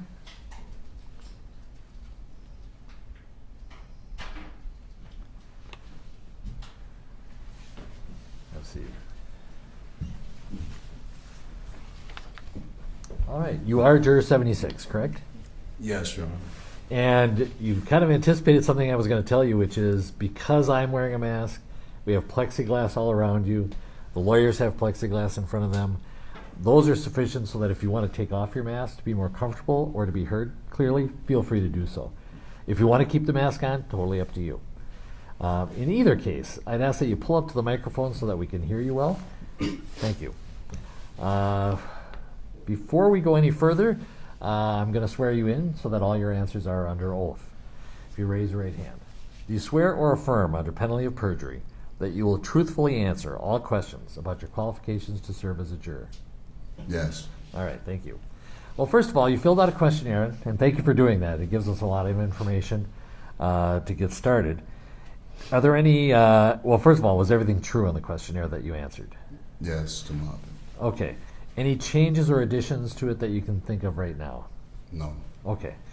And just to advise you, if there is anything additional or different, it's pretty common. In fact, probably more common than not, because you filled it out months ago. Maybe in reflection you realize, oh, I probably should have said this or that, or something I said was inaccurate, so I need to correct that. Or maybe opinions you held have evolved. In any case, the bottom line is it's okay to say something that's different than what's in your questionnaire. okay? Yes. The attorneys will probably follow up on individual questions, and they will, because it's been a few months, and so far we've had only one juror who actually kept a copy of their questionnaire. They'll probably read the question to you with your answer, just to refresh your memory, okay? Yep. Now, part of the questionnaire advised you that you should avoid media about this case, basically. But since you filled out the questionnaire and today, we understand people may have inadvertently been exposed to new information. Like you see a headline or a news blurb and you can't turn off the TV quick enough. Anything like that happen to you that you've learned more information about this case or even related cases or civil matters or pretrial matters or the attorney's parties, anything like that? No, only the things that come on the news. Okay. Can you tell me what may have come on the news, that even if it's just what you remember about a headline or a quick blurb that some anchor gives? The last thing was the settlement. Okay, tell me about what you remember from the headline. I mean, normally on stuff like that, Your Honor, I like try to either turn to another channel or... Yeah, and I think the problem that we've run into with every juror is they take our orders seriously to avoid media, but given how pervasive it is, it's hard to do. And sometimes you will get exposed to it, even with your best efforts. Right. Do you think that's happened, and can you remember any of the details? For example, you mentioned settlement. No, sir. I mean, the only thing I know is like the $27 million, and okay. like I said, when stuff like that comes on, I turn the TV or I go out the room or something like that. Okay. Have you learned anything about the charges or anything like that since you filled out your questionnaire? No, sir. Okay. Let me ask you again about the settlement. That was a civil case between the city of Minneapolis and the family of Mr. Floyd. How do you think that's going to affect your decision in this case? It shouldn't have any effects on my decision in the case. Okay. Kind of recognize that that's a separate civil issue, different law, different parties. In fact, it won't be in evidence in this case because it's not relevant here. Yes. But having heard that, do you think you could put it aside? And this is actually a good example of you heard something, it's not relevant, you're not going to hear it in this courtroom. Can you put it aside and decide this case just on the evidence you hear? Yes, sir. Okay. And that goes for anything you may have seen. And we'll touch a little bit on what you recall seeing on TV earlier. But if you've heard it outside this courtroom, you got to put it aside. And what you saw may have given you certain opinions or thoughts, feelings. You also have to put those aside and just decide the case objectively as a juror, impartially, just on the facts and the law that I give you. Do you think you could do that? Yes, Your Honor. Okay, great. Did you recognize any of the witnesses on the list? No, Your Honor. Okay, great. We anticipate that the trial is going to be about 4 weeks long once we actually start with opening statements and evidence. And we're going to start on March 29th, so pretty much into April, chewing up most of the time in April. Can you make that work with your schedule, personally, professionally, otherwise? Well, my birthday is in April. Okay. What? Well, don't say the date. I'm violating my own rule, and anything you say might get you a little more identification, and we don't want you to be able to do that. Do you think that'll be all right, though, if you're serving on jury duty on your birthday? Yes, Your Honor. All right. Any other personal distractions that would keep you off jury duty? No, Your Honor. Okay, great. Then I'm going to turn it over to Mr. Nelson to inquire. Mr. Nelson, if you would, Juror 76.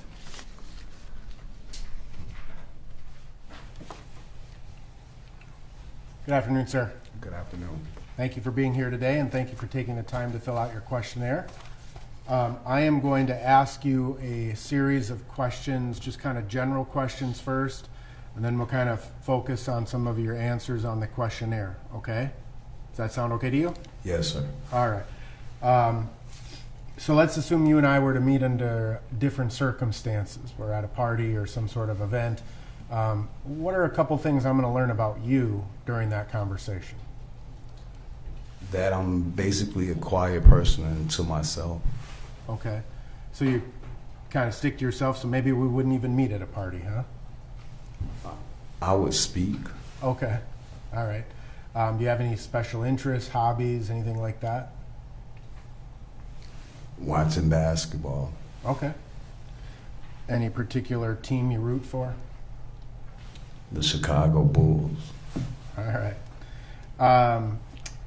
You at some point received this packet of information in the mail, and you learned that you were a prospective juror in this case.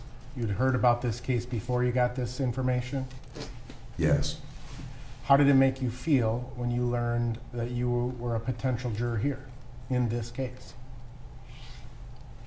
I mean, it was like mixed emotions. Okay, can you explain what you mean by that? Well, on one hand,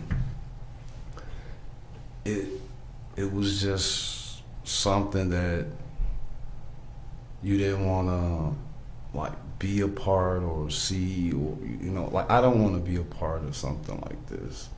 And then on the other hand, you do want to be a part of something like this. Why would you not want to be a part of this? What would be the specific concerns about being a part of this? Because it's like it's like the weight, like if someone knows, it's like the weight, guilty or not guilty. I mean, it carries a big weight on you as a person. Right. If you made the right decision, if you didn't make the right decision. So, I mean, that's the biggest. Okay. And why would you? What are the specific reasons that you would want to be on the jury? Because me as a black man, you see a lot of black people get killed and no one's held accountable for it. And you wonder why or what was the decisions. And so with this, maybe I'll be in the room to know why. Okay. So, and I'm just going to jump a little bit ahead. You understand that there's two possible. Sir. And can you foresee yourself entering a not guilty vote? If the evidence was there and it presented itself as that, yes, I could see myself doing that. Okay.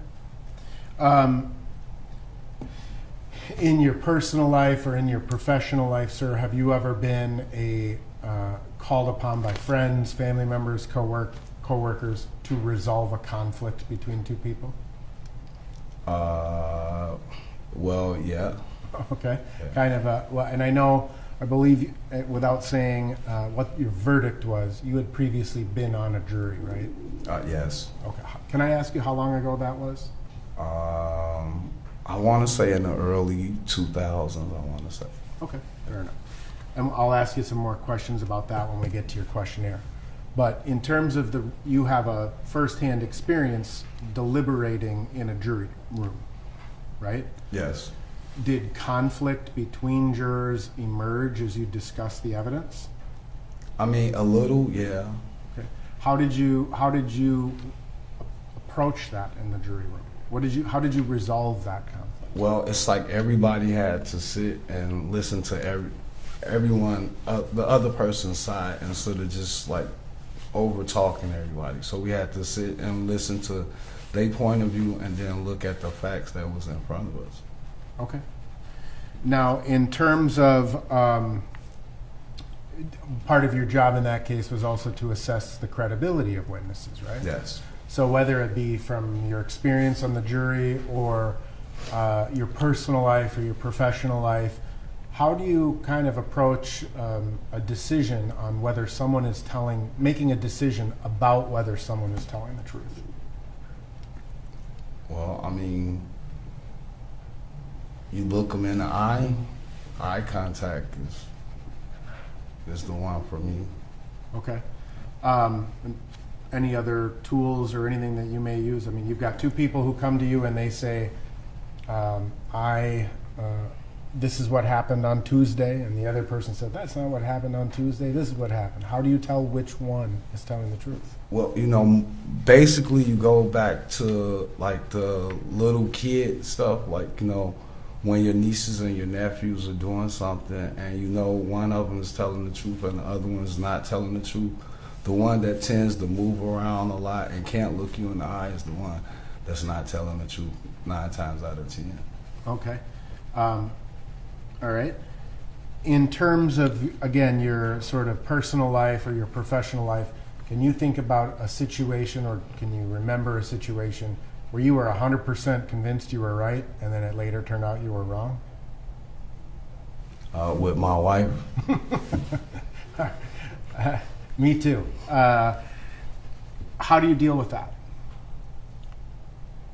I mean, it's like, sometimes you can't rush to judge. You have to sit and you have to look and observe every detail before you can make a decision. Sometimes you jump up and you make a decision because you think that that's right, and then sometimes you're too quick to judge.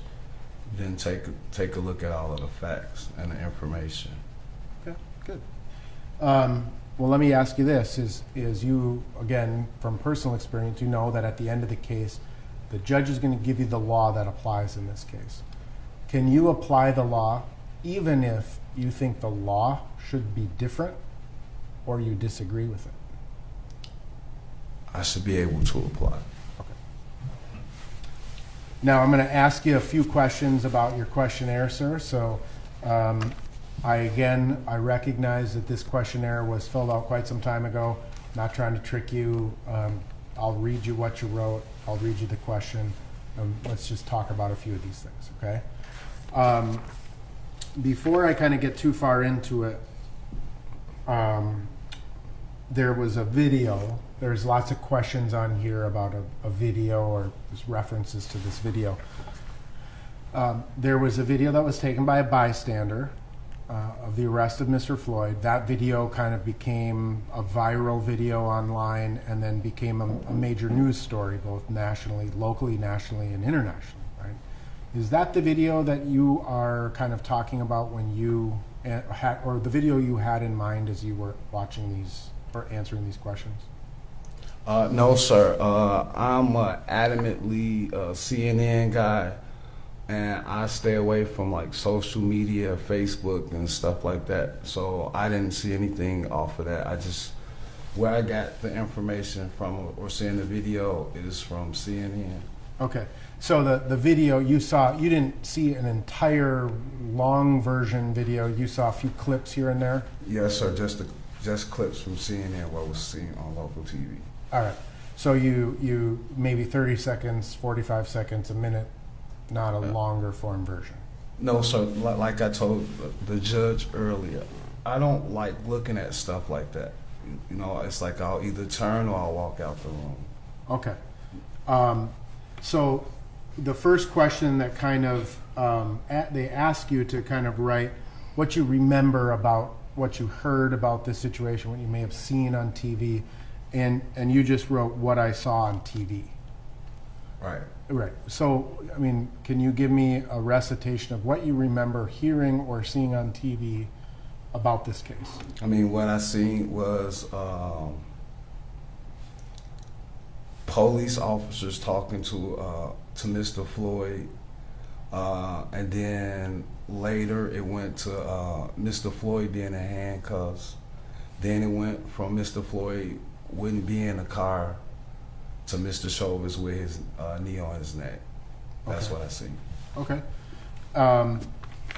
And based on what you saw and heard, you formed opinions about Mr. Chauvin as well as Mr. Floyd. Is that fair to say? I mean, I didn't form an opinion on Mr. Chauvin because I didn't know him, but I just said it's like, it's sad. It's another black man being murdered in police hands. That's all I could say. Right. And sir, I mean, I've said this to several jurors, right? We are entitled to our opinions. Yes, sir. And your opinion is as valuable as my opinion is, right? Yes, sir. But ultimately, the question becomes is your ability to be an impartial juror, right? Right. And so I'm not questioning any of your opinions, okay? Right. And in the questionnaire, you checked a box that said that you had a very negative opinion of Mr. Chauvin. And like you just said, that a black man was killed by police, right? Right. And so, and what you also just used was a term murdered, right? Is that your opinion of what happened? Did Mr. Chauvin murder Mr. Floyd? I mean, you know, like, and going through doing the questionnaire, it's like you'll get to a point to where it's anger, and then, like I said before, you have to sit and take and evaluate all of the information and put all of that. My opinion doesn't really matter. It's whether if I can do what the judge and what you guys asked me to do. Okay, good. All right. And you, with respect to Mr. Floyd, you had a more neutral opinion and ultimately wrote that a black man was killed in police hands, right? I mean, again, the question is the law presumes Mr. Chauvin innocent of these charges. Do you understand that? Yes, sir. Do you agree with that? Yes, sir. Can you apply that? Yes, sir. Will you apply that? Yes, sir.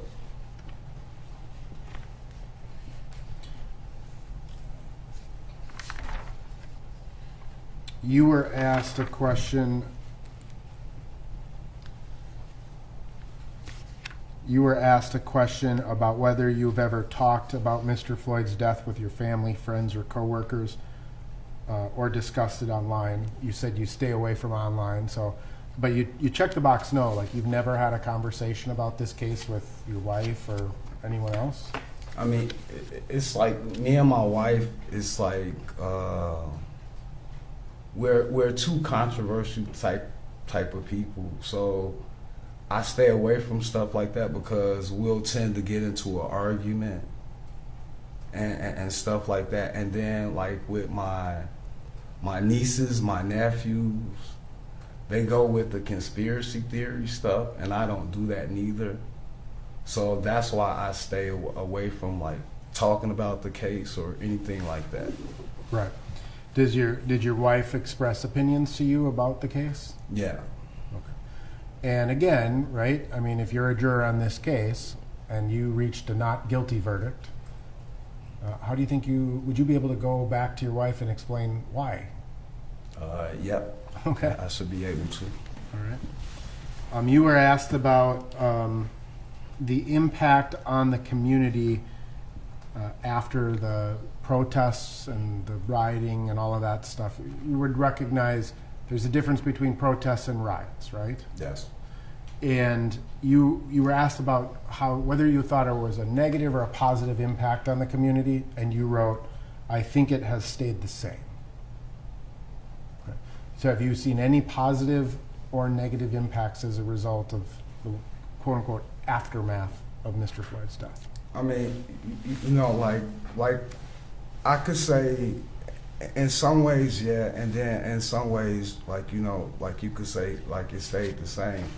Because like back when Trayvon Martin had got killed, and it was like the Black Lives Matter came about, and then it was like Black Lives Matter, you know, like every life matter. So then, you know, it's like, and then now it's like people seeing it happen in our city, and then now it's like a lot of white people come, and you know, so like in some ways it's like it stayed the same because it's like everyone noticed it when it happened, when it was fresh, but now that it's not happening, and it's like it's back to the same, you know, the areas, the neighborhood is still the same. Okay. You were asked a question, and I'll read the question to you, and it says, no matter what you have heard or seen about this case, and no matter what opinions you might have formed, can you put all of that aside and decide this case only on the evidence you receive in court, follow the law, and decide the case in a fair and impartial manner? And your response was, I don't know. Right? And so that's the dilemma, right? We're human, we have our opinions. I have to take what you tell me at face value, sir. I don't know what's in your heart, I don't know what's in your mind, right? And I think that there's a difference between filling out a questionnaire at home and then coming into court and answering. So why don't you know? I mean, like I said, sir, like in doing that, it was like a lot of emotions. Like, you know, like I said, on one hand, I didn't want to have jury duty, and especially like this type of trial. And then, like I said before, then, you know, it's like, hey, I could be in there and I could make a difference, and I could know why. You know, so it's just like it's a mixed feeling, like, you know, like. Right, and that's the ultimate question. And we understand people. You're not the first guy to come in here and say, I got mixed emotions about being a part of this, right? Right. It's the question of, can you and will you? Yes, sir. I mean, with my character and who I am, I mean, I think that I can do what's right.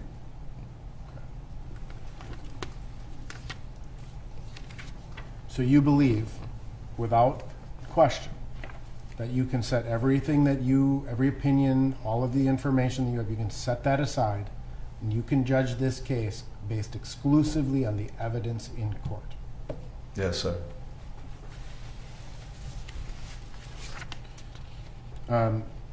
You were asked a question about whether you or someone close to you has ever been arrested for a crime, and I want to just remind you that we have the ability to cut off the audio and have a private discussion. Are you comfortable answering questions about who it is that was arrested for a crime and some questions about that? Yes. Okay. So, who was it that was close to you, or was it you that was arrested for a crime? I mean, my brother was arrested for a crime. Okay. And did you talk to your brother about that situation? Yes, sir. Okay. And just a reminder, we are still on audio, so let us know if you want to go off at any time. Okay? Yeah. Your choice. Yeah, it's your choice. This is a question. These are some questions we have to ask, and if you don't want us to broadcast it to the world, so to speak, that's your right. Okay. Your brother was arrested, and you had some questions about that, or you had some conversations with him about his arrest? Yes, sir.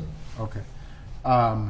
What were those conversations about? Were they about the police? Were they about the process? Were they about, what were those conversations about? Why did he do what he did? Okay. So he did something that upset you, and you had a conversation about that? Yes. Okay. Did he ever express any opinions to you that he was being treated unfairly, either by, again, the police, the prosecutors, the judge, or anybody involved in the system? No. Okay. And your brother, did he have to go to court for that issue? Yes. And did you attend any court hearings with him? One. Okay. And was he ultimately convicted of that offense? Yes. And was that after a trial, or was that after a plea of guilty? It was after a plea of guilty. And do you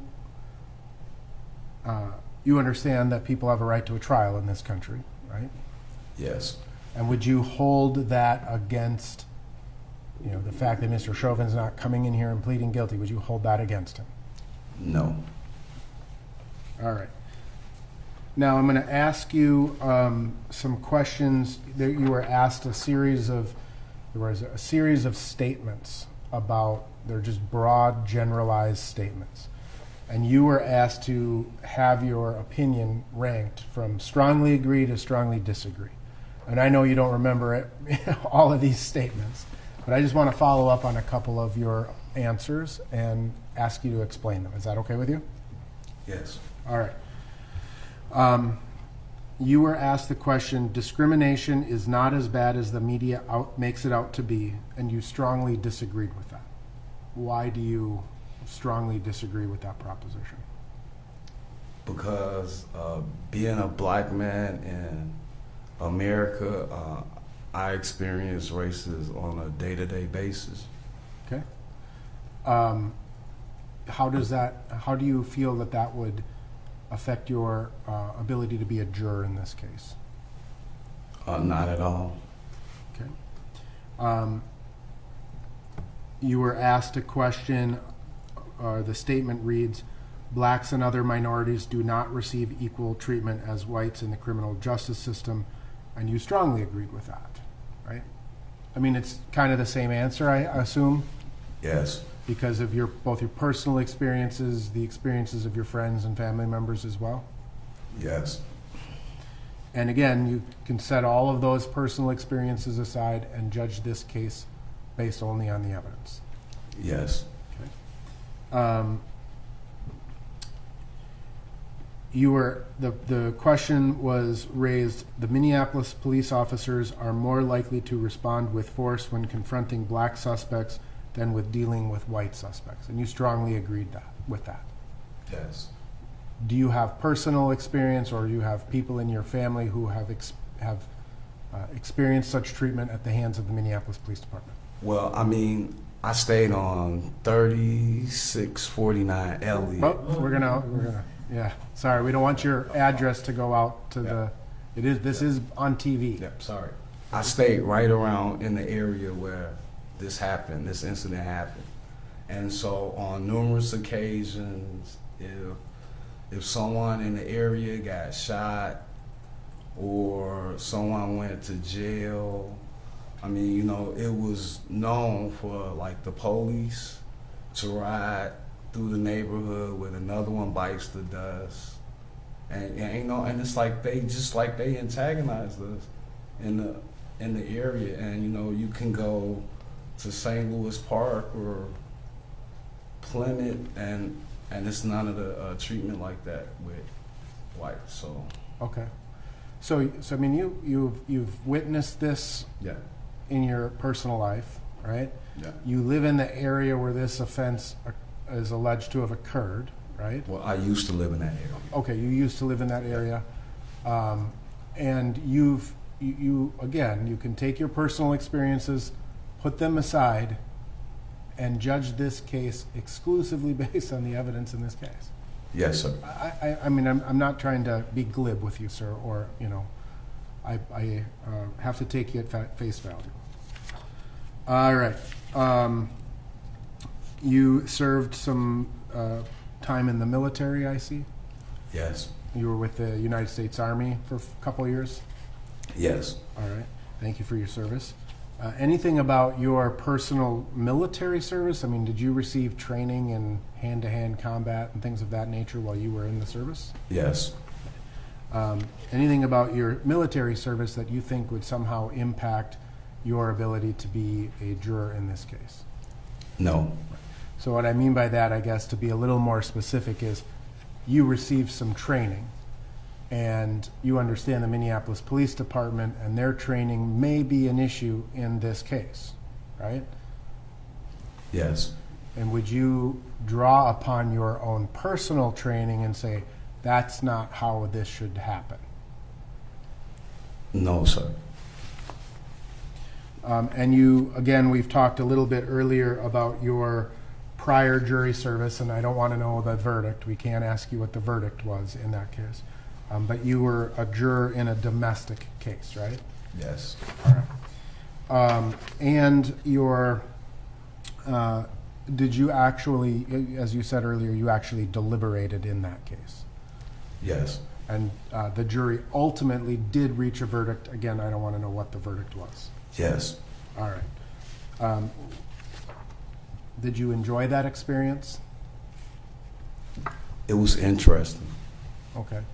What was interesting about your experience? Well, how the jurors interacted and came to the conclusion that we came to. Okay. Did you find the court process interesting and the lawyers and the arguments and that stuff too? Yes, sir. All right. So I'm almost done, I promise. I'm getting towards the end. You were asked a question about your opinions, or a series of questions about your opinions regarding the justice system in general. And the first question reads, do you believe that the jury system in this country is a fair system? Why or why not? And you wrote, it depends on your color, or it depends on your colors. Can you explain what you meant by that? Well, I mean, like we said before, I mean, it's like, in my experience, if you're black, I mean, it's like we get the you want to take a plea deal, or we get the things where you have to go to jail. When you're white, I have white friends that do some stuff that they get like a slap on the wrist, and it's like, that's why I said it depends on your color and the justice system. Okay, so you feel that the justice system, again, as we talked about, is discriminatory towards people of color? Yes. Okay. And the second question was, do you believe our criminal justice system works? Why or why not? And your answer was the same, right? Yeah. Maybe this is a good reason to fully fund the public defender's office, or make sure we have good lawyers for everybody, right? Yes. Again, I mean, you have these. You are entitled to your opinions. You have personal experiences. Can you just set all of those personal experiences aside? Yes, sir. Are you going to hold, those opinions against one side or the other? I mean, these are my opinions and how I feel about a situation. It's not whether someone's guilty or not. It's like I have to see the information that's in front of me before I can just determine that. And my opinions and how I feel shouldn't be a part of that. Okay. You were asked a question about what's called sequestration, where you may have to stay in a hotel overnight during deliberations, and you said that you do not need to stay overnight. No. Why? My wife. So, I mean, you understand that deliberations in this case, the jury, all of the jurors are going to be put in a hotel. You're not going to be able to go home. No, I didn't know that. I wasn't aware of that. Okay. At least for that part of the case, and possibly even during the trial itself. Would that cause a hardship for you? Yes, sir. Okay. Why? Because of my wife. Does your wife have some condition or something or? She has sciatica. Okay. And so you need to be with her to take care of her? Yes, sir. Okay. So if jury service and sequestration occurred, would that be an undue hardship for you?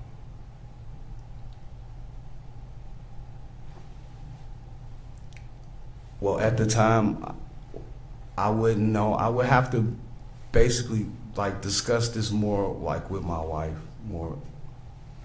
Well, I mean, we know sitting here today that if this case goes to the jury to be deliberated, you'll be staying in a hotel. Okay. We don't know how long that's going to be. Right. It could be a day, it could be 2 days, it could be 3, however long it takes. And your wife has a medical condition. Would that present an undue hardship if all of a sudden you have to be away from your wife for several days? I mean, it wouldn't be like a hardship where several days we could be with her. So, I mean. Okay. You were asked a question about whether you would find it difficult to evaluate graphic photographs or video including photos or video of a person who has died, and you indicated that you were unsure about that? Yeah, I don't like the sight of blood and stuff like that, so like that's why I'm not sure. Okay. I mean, part of the evidence in this case may include medical photographs of an autopsy. It may include other very graphic images. Would that be problematic for you? It shouldn't be. In the last couple of questions here, sir, the question is, do you want to serve as a juror on this case? And you wrote, not sure, and why you answered, because of the tension in the case. Is that the same answers that you provided earlier? Yes, sir. Okay. May I have a moment here? May.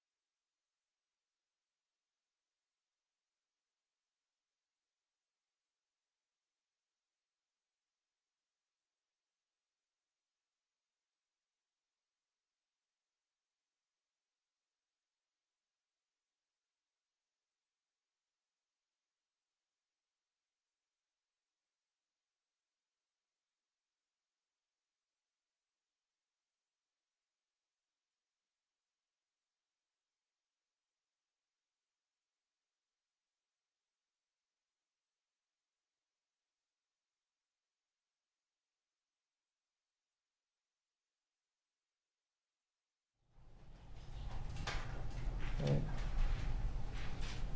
Mr. Nelson, do you wish to exercise the peremptory? Yes, Your Honor. All right, sir. Thank you for the time that you've taken to answer all these questions. You're very honest and open with us, and we appreciate that. You are excused from this panel, and so and you don't have to worry about other jury service because you're excused from All right, thank you, sir. possible other service otherwise. Yeah, all right. thank you. And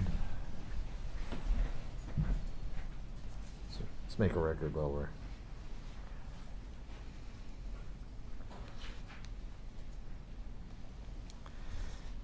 All right, Mr. Nelson, you want to make a record that you did, off the record, make a challenge for cause. I did, Your Honor. I made a motion for cause, essentially on the basis that this juror made several remarks regarding the Minneapolis Police Department, his experiences with the Minneapolis Police Department, referring to them as murdered, that they had murdered people, that Mr. Floyd was murdered, that he made references to another one biting the dust when he lived in the area, his expressed views about the Minneapolis Police Department, and that those similar behaviors not happening in other neighboring communities.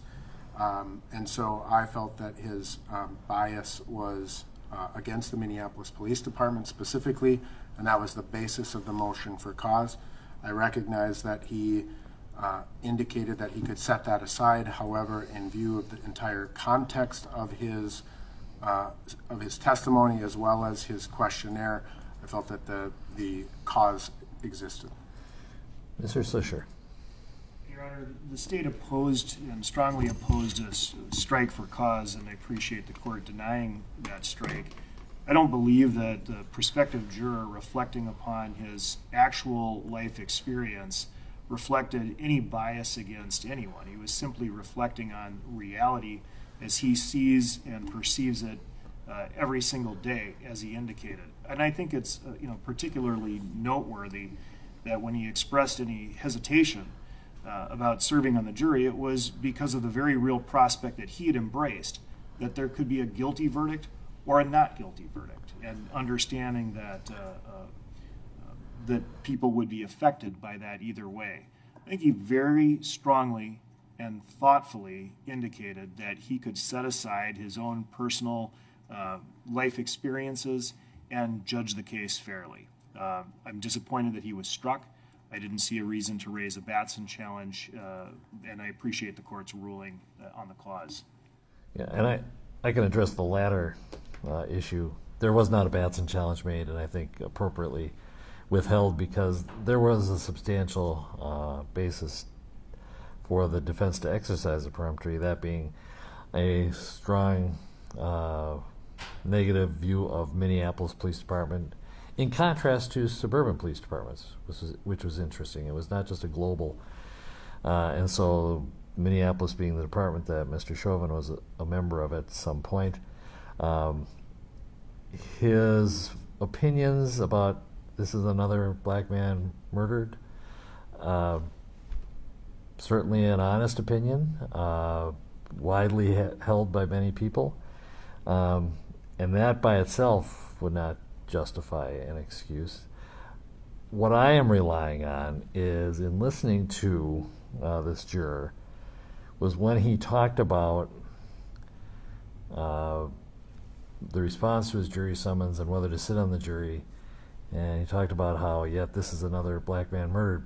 But it was interesting that he said he could be fair and impartial, and what he would get out of it is he would have the ability to tell people why, because this time he gets to be in the room, which is, I have certain strong opinions, I can put them aside, and if he had said, I'm going to use those opinions, or even inferred, my inference from what he said was, I can put it aside, and if it is not guilty, I can reach that verdict because I feel comfortable telling people why it happened. And he recognized that on other verdicts that he might have these strong opinions, he wasn't in the room. So he doesn't know why they decided that way, and thus saw this as maybe a chance to tell people why a certain verdict, which would put him right in the middle as far as fair and impartial. I think he was being very introspective about it, that holding these beliefs, but also that these strong beliefs could give, including a very negative opinion of the defendant, could give him a basis, or give the defense a basis for an appropriate challenge, but not for cause. So, cause challenge is denied. He will add that as a peremptory. It is 5 to 12, whereas we've had a bit of a morning, and well, not a whole lot of court time. We have off the record scrambling to talk about various issues. I'll leave it to you. Want to try one more? We'll only get halfway through probably, or would you prefer to wait? If we wait, I'll probably just kick loose the afternoon people so we don't have to do and let them come back tomorrow morning.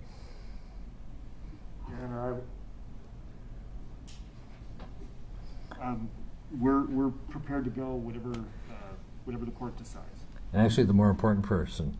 I've been making the court reporter go more than an hour and a half at this point, so I'm going to rethink even asking the lawyers. I'm going to give a break because I don't want the physical taxing of our court reporter.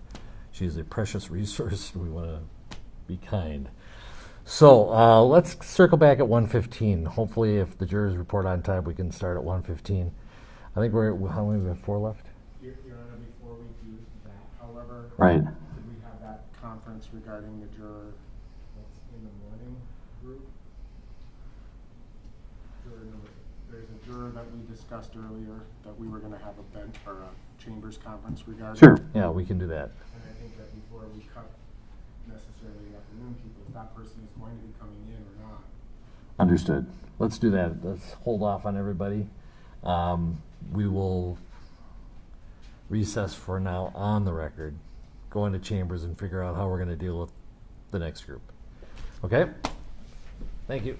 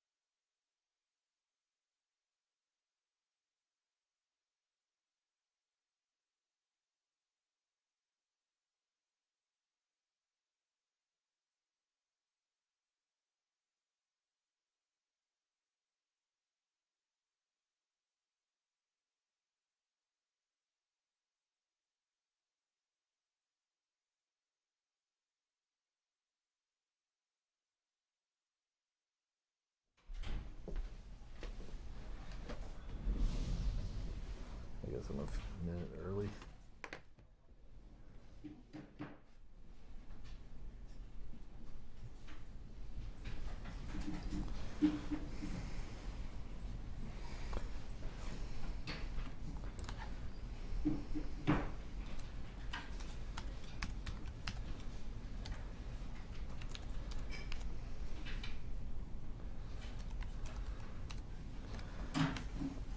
Which number is it? 78. 78? Ready? And hold on, let the media get back in place. Christine.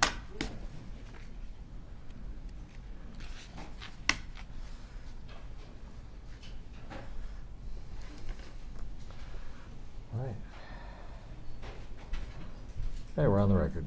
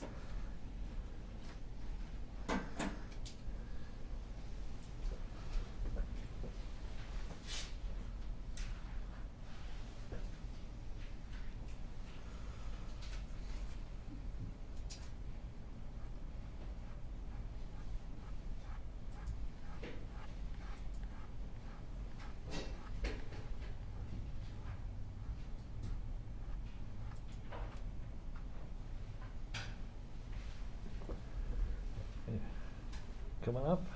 Have a seat right there.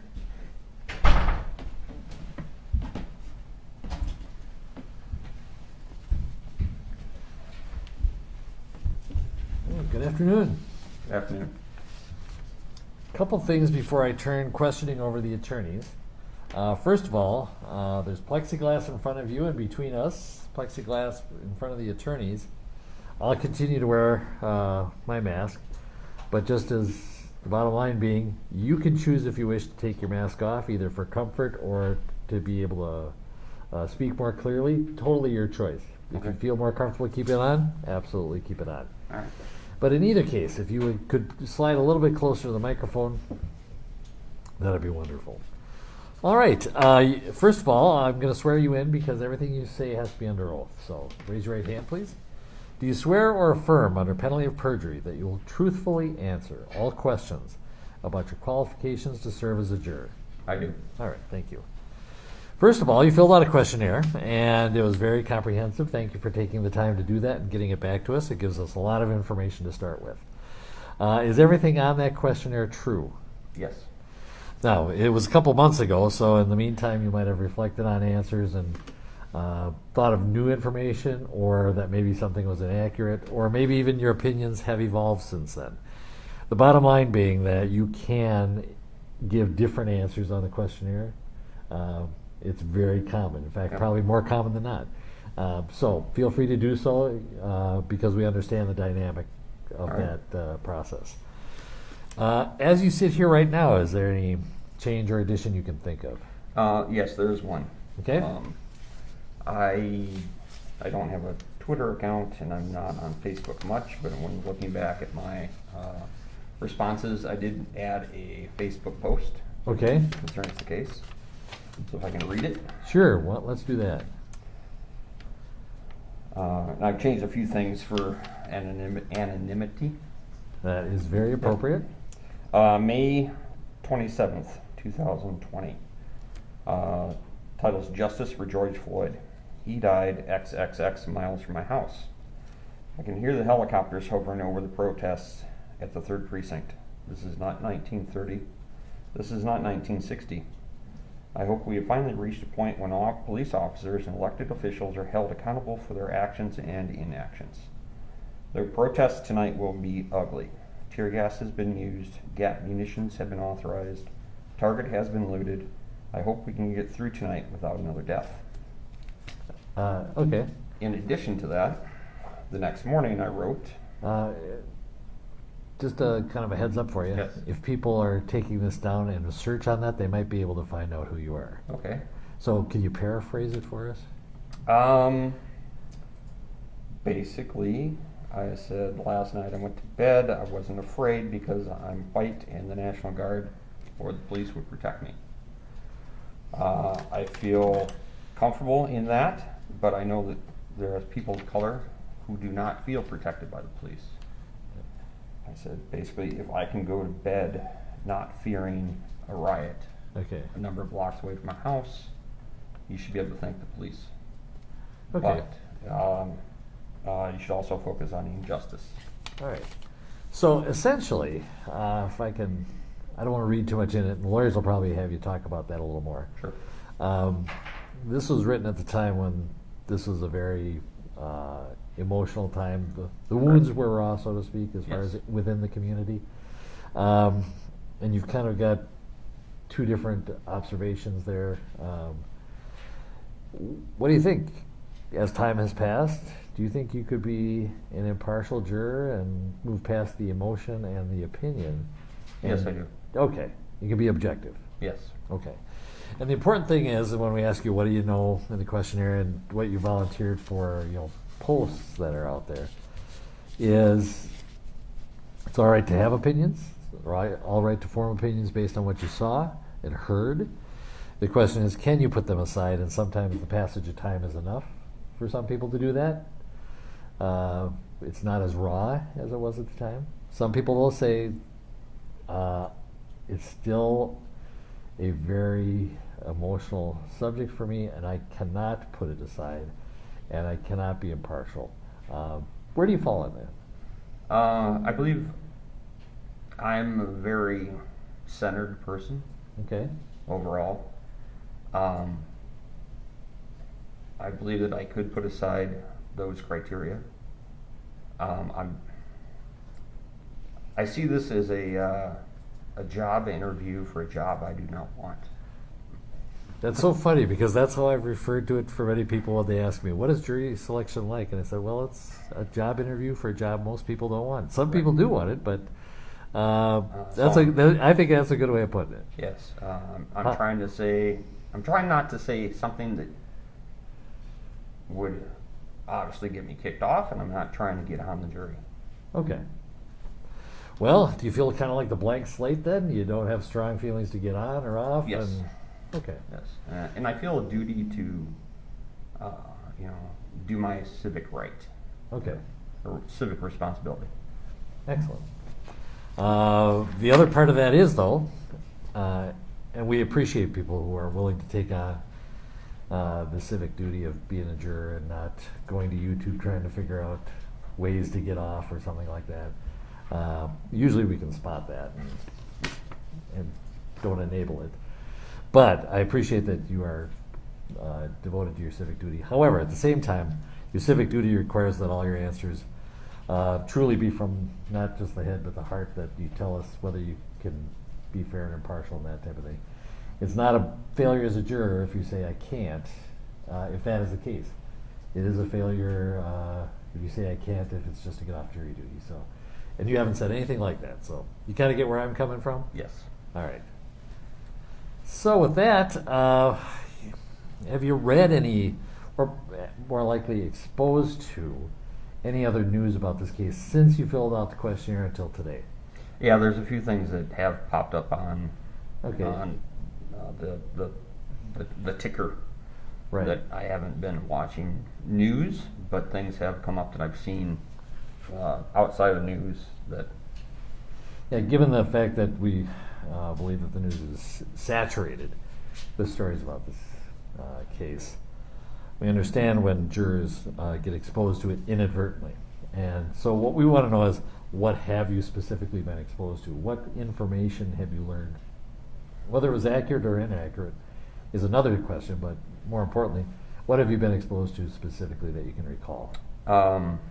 There were questions that affected the sentencing on whether or not a third-degree murder charge could be brought upon. And I didn't follow that, You know, I didn't pursue it, but I know that was an issue. Okay. And I did see that Minneapolis City did come to an agreement with the George Floyd family. Okay. And did you see any amounts or anything like that? And Yes, I did. $27 million. Okay, let's talk about that specifically for a moment. Before, when you were coming in, before that settlement occurred, did you feel, considering the passage of time and everything else, that you could be a fair and impartial juror? Yes. Did that news about the settlement push you off of the impartial dial, so to speak? No. Okay. How do you think it affected you, or what was kind of your reaction to it vis-a-vis the criminal case? So, I guess the way the city has handled some of the aspects I don't necessarily agree with. And it didn't surprise me that the city settled on this case. All right. Would you agree with me that that's a civil lawsuit, different laws, different legal issues, different parties? None of the parties are here. Yes. So what would happen, for example, if a juror who was also aware of that in the jury room said, hey, you know, we should also remember that there was this settlement and how that affected? What do you think you'd say to that juror? Well, I'm sure the court, through the process, would bring that up, as the defense would probably give direction to say that those are two separate matters. Right. But I would rely on the court and the proceedings to direct the jurors on what they can focus and what they can't focus on. Right. And let's assume nothing about that settlement comes into evidence. You're to decide this case only on the evidence in the law. So obviously not a proper topic to be brought up in the jury room, but somebody might. I mean, kind of can't unring the bell, so to speak, but Sure. What would you say to that juror if they tried to bring it up? I would say it's not pertinent to the case. Okay, excellent. Do you think you can decide this case just on what you hear in the courtroom, put aside everything else? Yes. Okay. Now, you were given a long list of witnesses. Did you recognize anyone on that witness list? No, I did not. All right. We anticipate the trial will be 4 weeks long, starting on March 29th. Can you make that time frame work as a juror? It's a difficult question. Yeah. Can I make that work? Yeah, and it's I say definitely and I would, inconvenient, but this isn't something about convenience, right? It is. It would be difficult work-wise. Okay, tell me about that. I'm a department manager. I'm a licensed professional. I'm the only licensed professional of that category at my office. Okay. So for me to be gone for a month plus whatever jury deliberations take would have an impact on work. Okay. Would it be mostly an impact on you financially, or just the burden being shifted to coworkers, or occasionally you having to do an hour or two of work at night or something like that? Oh, I would be doing work at night if allowed. Okay. That's not. It's not a question. Okay. So no, it wouldn't be the financial. It would be the well, just the physical and mental toll of being on a jury for all day and then trying to get work done at night. Do you think it would be an overly burdensome proposition, or potentially? Okay. And I'll give you a personal example. Obviously, there are a lot of things that I have very supportive staff who can do a lot, but ultimately signing off on orders and making the final decision always has to come from me. So even when I'm on vacation, emergency things they have to find me and do, and I can pretty much take care of it and still be in a vacation frame of mind. Great. Do you think you could do that with your work and kind of pigeonhole that and do only what you have to do, and so we aren't falling asleep in the middle of I wouldn't be falling asleep. Okay. With my profession, due to COVID, they have changed some of the licensure criteria. Okay. So quite a bit of what we used to have to do physically in person can happen online. Okay. And it can be submitted electronically.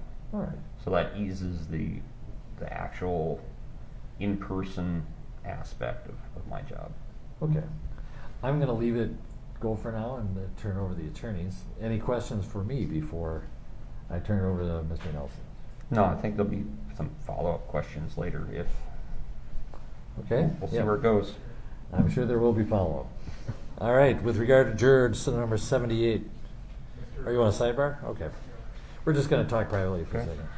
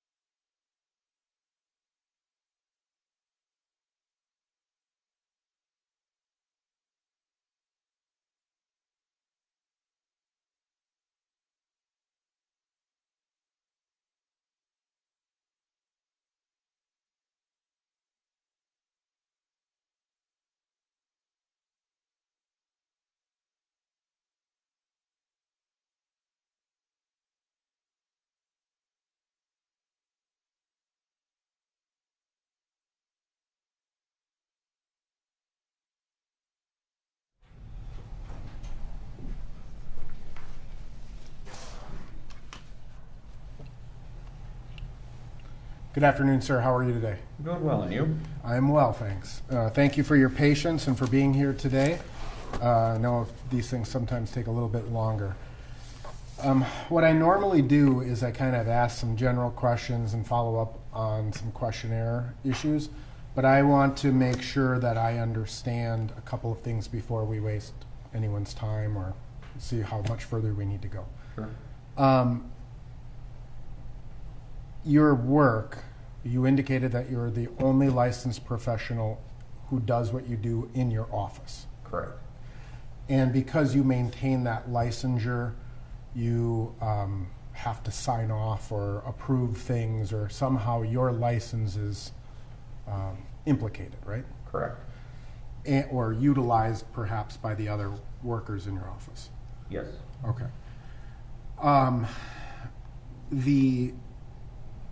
If you were on this jury, would that, and you were not available from 9 in the morning until 5 at night, would your business be able to continue? Business would be able to continue, but there would be implications. Okay. What would those implications be? Would they be projects get delayed? Would they be loss of revenue? What would the implications be? Project being delayed, hopefully not loss of revenue, hopefully not loss of clients. I work in a profession specifically where we pride ourselves on not chasing projects, chase clients. So we have a lot of repeat clients that we do work for. And they return to us because we perform. Sure. We perform well. So we want to maintain that performance for those clients. Okay. And I'm going to ask you to come a little closer to the microphone, and partially my ears are pretty bad. The possibility exists that, well, I should say we know for sure that at least for the process of deliberations, the jury would be sequestered, meaning in a hotel. And we don't know how long that could be. It could be a day, it could be 2, it could be a week. We have no idea. And there's the possibility that during the course of the trial, the jurors could be sequestered. How would that affect your ability to perform your job? Sequestered, having no contact with the outside and not being able to continue my work would have a direct bearing on my firm. Okay. And I mean, even if it were just for a couple of days, how would that present an undue hardship? No, it would not. Okay. But if it were longer than that, it could or would? It could. Okay. I know that you referenced a lot of these concerns in your questionnaire, and that was part of why weren't really sure if you wanted to be a part of it. Let me ask you this: would you be able to personally, pay your bills, pay your mortgage, and all of that? Yes. Okay. So the concern is really more professional in its nature. Correct. Okay. And then one other question that I had is, you, at the top, when you were being questioned by the judge, you must have gone back and looked at your social media posts about this case. Yes, I did. And you read us or paraphrased us a couple of your social media posts pertaining to this case. Why did you go back and look at your social media about this case? Because it dawned on me that I had made statements that are out there, and I did not disclose them, and that, in all honesty, I should disclose anything that's publicly out there that I've made statements towards this case. Okay. I only ask because, did anyone tell you, hey, these lawyers are going to look at your social media, anything of that nature? Okay. And were you made aware of any other jurors who had their social media, or potential jurors who had their social media accounts referenced? No. Okay, fair enough. All right, so I'm going to shift back now into how I would I just wanted to make sure that we could clear those couple issues up before we go into our normal routine. All right. So, first series of questions I'm going to ask you really is kind of just to get to know you and your thought process a little bit different, or a little bit better, I should say. And then I'm going to follow up with some of your opinions or questions and answers on the questionnaire. All right? So let's assume you and I were to meet in a much different circumstance. We're at a party or a professional event, and we strike up a conversation. What are a couple of things that I'm going to learn about you during that conversation? Well, typically if I meet you at the party, we already have something in common. I try to figure out what we have in common to talk about. But since I don't know you, total stranger, I would discuss either my profession or the fact that I'm not a native Minnesotan, but I moved here many years ago and really enjoy it. I like the outdoors. I'm active in several other things that I've listed in my summary there. Mm-hmm. People that I would normally interact with would be either people from church, friends of the family, coworkers, or through connections through my children. Okay, great, thank you. Before you came, or before you received this packet of information for this questionnaire, you had heard about the events involving Mr. Chauvin and Mr. Floyd, correct? Yes. And when you received notice that you were a prospective juror in this particular case, what was your just sort of initial reaction to that? Are you effing kidding me? I was actually on a conference call when my wife handed me the packet, and wow. It was a hot mic moment. Wow. And I had to step away to gather myself and then get back on the call. So it upset you? No, it was shock. Shock. Okay. I've never been on jury duty before in my life. And this is my... It's kind of jumping into the deep end of the ocean, huh? Yeah. All right. Fair enough. Did you have concerns about your personal safety, your family's safety, COVID-19, any or all of the above? Not so much COVID. I mean, we've gotten to the point, I think people are handling that fairly well. Personal safety, anonymity, yes, I have those concerns. And what were those concerns? Because this is such a high-profile case, no matter what the jury decision is, there will be groups that are upset. And through actions from May, through actions in January, it's hard to predict people's response to stuff like that. Mm-hmm. It doesn't take much for things to turn violent. Okay. Do you think a particular verdict would invoke a bigger response one way or the other? Yes. Would you register a vote that would be influenced by that? No.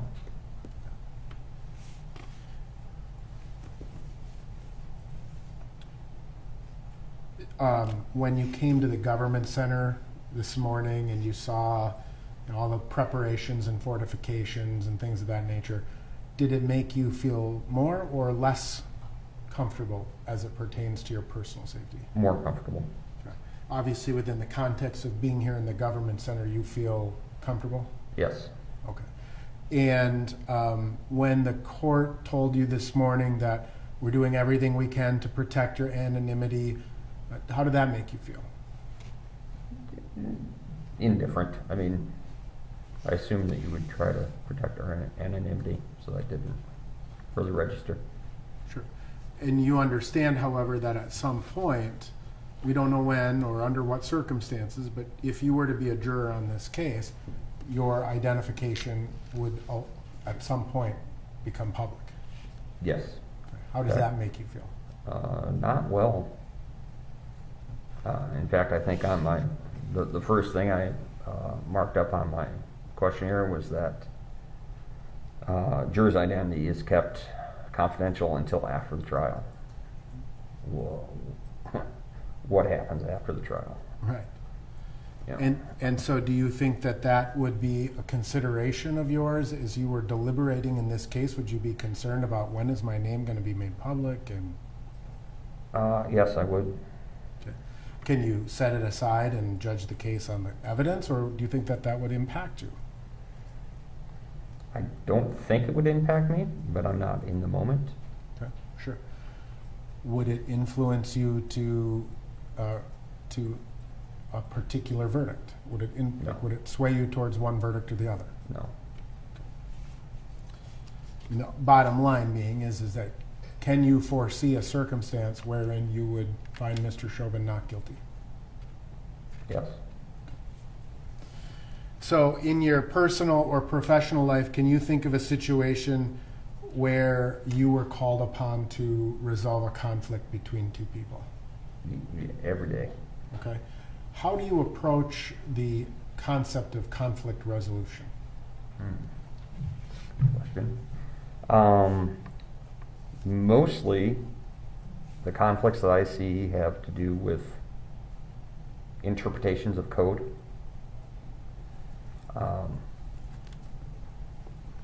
So I take a pragmatic approach, try to walk through the issues, walk through the letter of the law for code, and present the argument. Okay. Now, is there a difference when you're a part of the conflict or directly involved in the conflict versus or being called in to two other people's conflict? No. Okay. Do you think that that's how you would approach the analysis of the evidence in this case? Yes. So you have some experience reviewing statutes or city codes or county codes or state codes and trying to make sense of them, right? Yes. You understand, and I'm going to skip ahead here in a second, if you were a juror on this case, the judge is going to tell you what the law is. Yes. Right? Would you be able to apply that law even if you thought he was wrong or that it should be changed? Yes. Okay. Now, kind of going back to the conflict question, I think there's two layers or perhaps multiple layers of conflict involved in any litigation, right? There's obviously a very big conflict between the state of Minnesota and Mr. Chauvin. That's what you're ultimately being called upon to decide. It's one level. And then there may be conflict of testimony between two witnesses. And then there may be conflict amongst jurors in the jury room, right? How do you see those layers as being different, and how would you approach them differently if they are, or maybe they're not different? Well, I would see that the conflict between Mr. Chauvin and the state of Minnesota should be championed by you lawyers, right? Conflict between jurors is a more delicate matter. I mean, if we are sequestered and we're 12 people plus whoever is there for additional jurors or backup jurors, you know, you lock up 12 people for however long it takes, and you need to come to a conclusion. Diplomacy is going to have to prevail, or no decision can be reached. So how do you do that? I mean, there's a lot of soft skills of people management that you go through. There's also standard, you know, go by the facts, go what we heard. Now, in the jury, the jury prep video that we saw, we can take notes, but it said basically you can take notes, but then you're also relying on your memory. On a trial that lasts a month, I would hope that a lot of people take notes because people's memories over a month-long jury. So that I could see that being a concern. Okay. Plus, you have different opinions and different ways people see things differently. So you could have someone say something and two jurors take it a different way. Right. So to resolve that comes down to people skills and negotiation. Okay. So, I mean, ultimately, right, I mean, I'll put it in its most basic, or what I perceive it to be the most basic level, which is there's a single piece of evidence, right? And it's this, in your opinion, is the crucial, critical, most telling piece of evidence, right? And there's some other group of people that are going, you know, juror number 78, you're crazy. That means nothing. It's irrelevant, right? Don't pay attention to that. But you think it's important, right? What do you do in that situation? I mean, all diplomacy is, you know, it's 3 days in, right? I'm fairly stubborn. Okay. So I think I would stick to my guns. Okay. Still present it as what I believe to be critical. At a certain point, though, if 11 other jurors don't see it that way, or are adamant that it isn't as important, I think I would try to work through from their standpoint, why don't they think it's that important? What do they see as more important? Are they seeing another aspect of this case that I'm not? Are they not just seeing any aspects of the case? Are they, you know, I mean, you have a big enough pool of people to pull jurors from, you know, I hope to get some good ones. Fair enough. So let me ask you again in this question, in terms of your professional life or your personal life, have you ever been 100% certain, only later to learn that you were wrong? Yes. Like perhaps you read a code, you're convinced, you do something specific in your interpretation, and later someone comes along and says, nope, you're wrong. Yes. Has that happened to you? Yes, it has. Okay. How do you deal with that? Well, two instances that I can think of. The point for reconciliation was already gone. You know, that structure was up. Okay. So then you store that as learned knowledge and move on. At that point, you can't change it. Okay. Do you try to learn from that and apply it in the future, or yeah. do you just kind of blow it off? Oh no, you take that as learned knowledge and apply it to the next applicable situation. Okay. Fair enough. All right, I'm going to just follow up with some questions. Thank you very much for your answers on those. Let me just ask you a few questions about your questionnaire. Okay. All right. I noticed that, like, the first question, it appears like you typed in an answer and then wrote in the rest. Yep. Had you, like, scanned it in thinking you were going to answer? Or No, I did that the other way.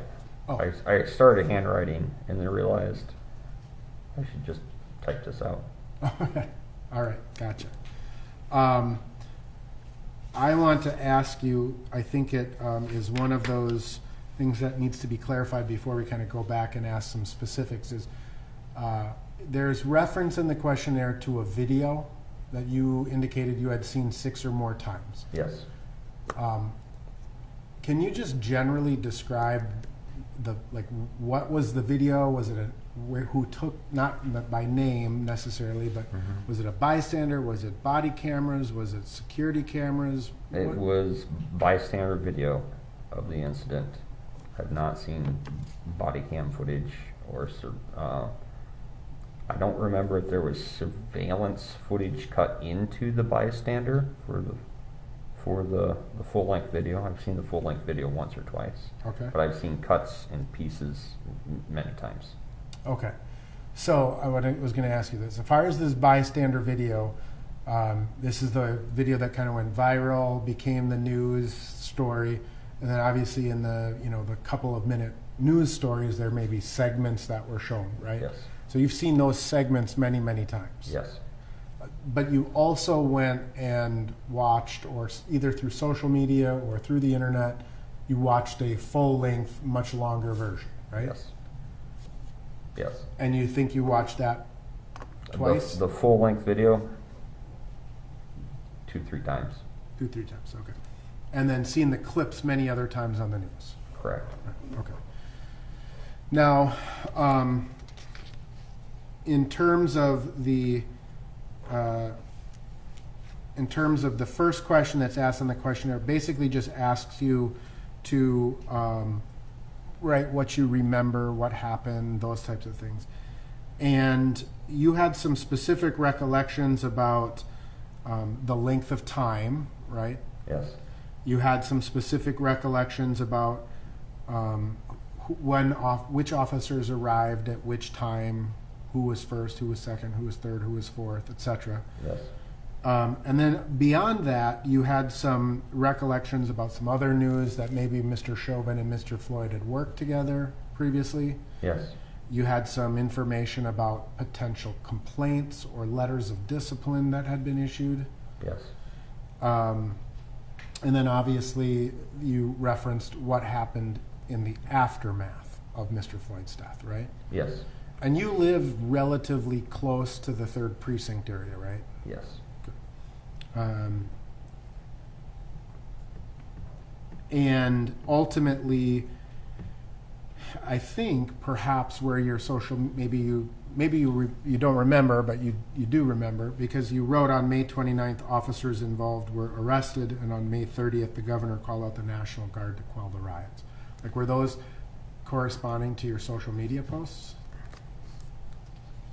I don't remember. Okay. So maybe you did or didn't look at it before you filled it up. I don't know. I'm not. But ultimately, I mean, based on what you see, what you lived, what you observed, you formed some opinions both as to Mr. Floyd and Mr. Chauvin, right? Yes. Okay. And both of those opinions you labeled as somewhat negative. Yes. Okay. With respect to Mr. Chauvin, you wrote, as a police officer, you are to protect and serve. This action was neither. Correct. It's a pretty conclusive statement, right? Yes. Would you agree you haven't seen everything in this case? Yes. Do you think that impacts your opinion? The fact that I haven't seen all the evidence in the case, of course. Right.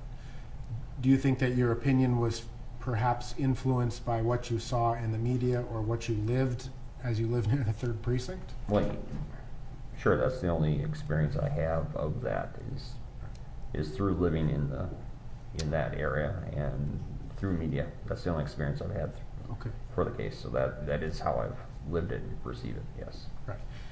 And likewise, with respect to Mr. Floyd, you wrote, it is reported that George was George was intoxicated and using counterfeit bills. These are not, and you wrote in quotes, good character or honorable actions, but these are not actions that should bring about your death. Correct. Okay. In your opinion, have you formed an opinion as to what or who is responsible for Mr. Floyd's death? I guess at my core, I do have issues with a police officer arriving on scene when a person is already handcuffed. There being a police action resulting in a person dying. Yes. Okay. So,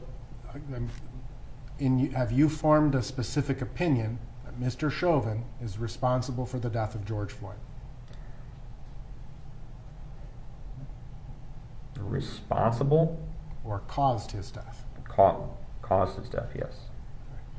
Can you set that opinion aside honestly, listen to the evidence in this case, and decide the case based on the evidence as opposed to your opinion?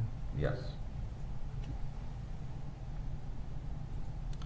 You were asked a question whether you had talked to your friends, family, coworkers, or discussed it online or on social media. You shared with us, and I appreciate your social media posts, but you ultimately said you had talked to your friends and family member, and you wrote, George Floyd did not deserve to die. There are many, many ways this could and should have been handled differently. Yes. Again, you are entitled to, and I've told many jurors this, right? You are entitled to your opinions. You are entitled to them as much as I am entitled to mine, right? Have you formed, however, an opinion that what you observed was contrary to what you understand to be proper police procedure? Can you repeat the question again? Sure. Have you formed an opinion that Officer Chauvin and or the others violated some police procedure and that's what caused Mr. Floyd's death? From the information that I had at the time, yes, I believe that there was improper police procedure. Okay. And again, I've said this to many too. I don't know what's in your heart. I don't know what's in your head. I have to take your words at face value. Sure. You can appreciate that, right? Yes. And you understand why we would be so desirous of having an impartial juror. It's critical to what we do. It's critical to both sides, right? Right. It's critical to the whole system. And our law presumes Mr. Chauvin innocent. Yes. And you have an opinion that Mr. Chauvin caused George Floyd's death. Yes. You understand that as a defendant in this country, we don't have to, Mr. Chauvin does not have to introduce a piece of evidence. He does not have to ask a question. He does not have to testify, right? Yes. And you, as a juror, are supposed to start at kind of ground zero. Mm-hmm. That being Mr. Chauvin is presumed innocent. Yes. Right? I shouldn't have to persuade you to get past your opinion to get back to that presumption of innocence. That's where you need to start. Do you understand that? Yes, I do. Can you do that? Can you start there?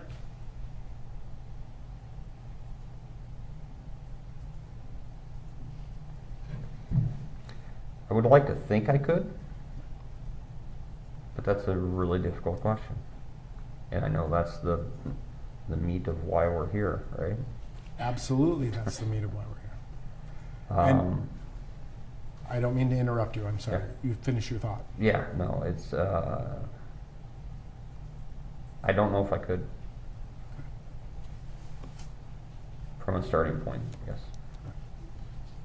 You can't presume him innocent. It would be difficult for me, from what I have seen, to erase everything and start from a starting point of thinking of him as purely innocent. Well, lots of jurors come in and say they can try, right? Right. Will you be able to do it? And you know yourself. Like I said, I'm a very stubborn person.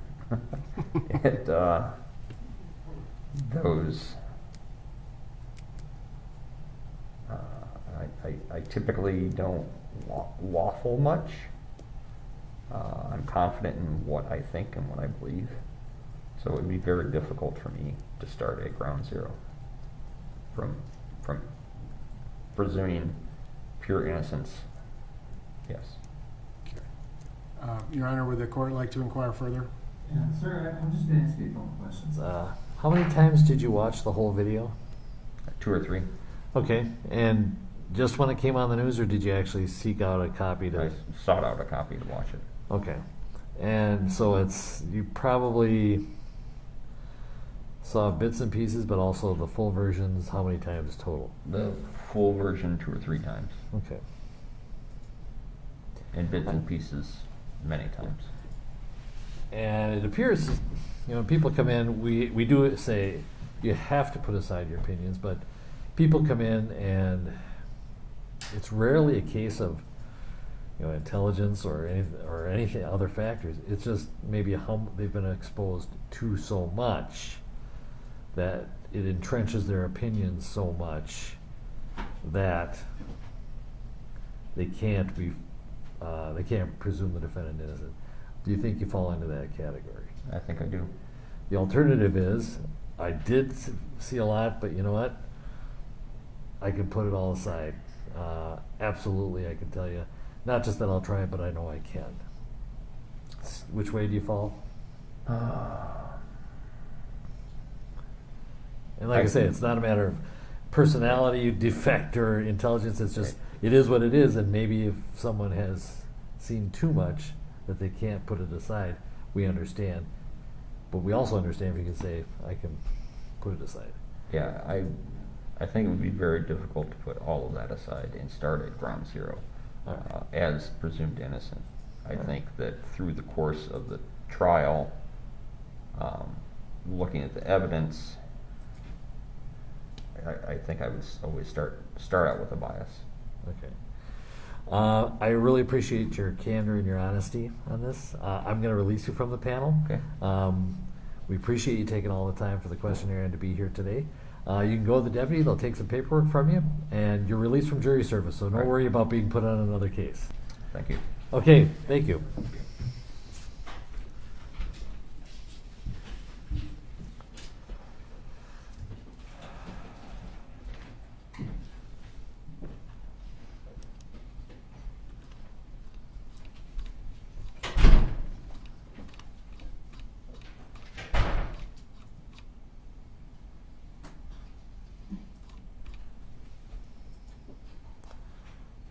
Juror 79, is that correct?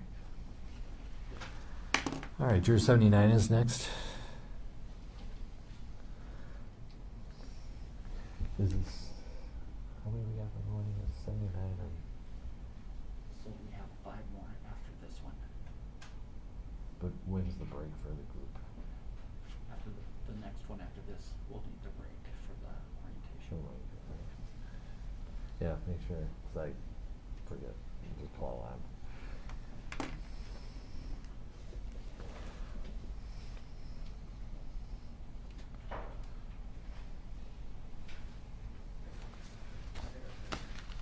Good morning, come on up.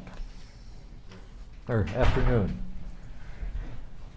Yeah, chair right there. All right. Good afternoon, sir. Good afternoon. Couple of things before I turn the questions over to the attorneys. First of all, I'm going to swear you in because all your answers have to be under oath. So if you could raise your right hand. You swear or affirm under penalty of perjury that you will truthfully answer all questions about your qualifications to serve as a juror. I do. Thank you. You may be seated. First of all, thank you for filling out the questionnaire and getting back to us. It gives us a lot of good information to start from. Is everything on that questionnaire true? You have to do based on my knowledge history. Okay, and yeah, that was my fault. I forgot to give you the idea or some of the instructions here. Okay. We have plexiglass in front of us. We have plexiglass between us, and the attorneys have their own plexiglass. So there's quite a bit of protection here. I'm going to continue to wear my mask, even though I've had one of the vaccine shots. But that will allow you, if you wish, either for comfort or to be heard more clearly, to take off your mask. Okay. And in either case, and if you feel like you need to put it on again, totally your call. But if you could, in either case, mask on or off, pull a little bit closer to the microphone. All right. There you go. That should be just fine. Okay. Yep. All right, I can hear me. I can hear myself. All right. Everything on your questionnaire is true, is that right? Yes, it's true. All right. Are there any changes or additions that you can think of right now for that questionnaire? Not right now. All right, because we recognize that you filled this out a couple of months ago. All right. And in the intervening months, maybe on reflection, you remembered some new facts, or you realized something you put in there was not accurate, or your opinions evolved even. And right now, it doesn't sound like you have anything to volunteer about that. No, nothing to volunteer right now. Okay. The point I'm trying to make is that you should feel comfortable saying something that is different from what's in the questionnaire. Okay, just with the passage of time, don't worry about it being different. It happens very often. Okay. And so I want you to feel comfortable doing that. All right.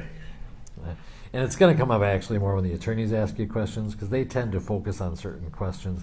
In fact, they will often read the question and your answer kind of to reflect or to refresh your memory as to what you actually said. Okay. It's not out of disrespect, it's more just to refresh your memory, because it's been a while. Okay. Okay, part of that questionnaire provided that you were not supposed to read any news articles and you're to avoid media. But we also, again, understand it's been several months. Has any information about this case or related cases, like related civil cases or pretrial matters or the attorneys' parties, anything that you inadvertently were exposed to that gave you more information about the case? No, I Okay. don't think so, no. All right. For example, there's been media coverage about the trial itself lately, and about actually extensive media coverage about a related case. Anything about that you recall seeing just within the last couple of weeks, maybe?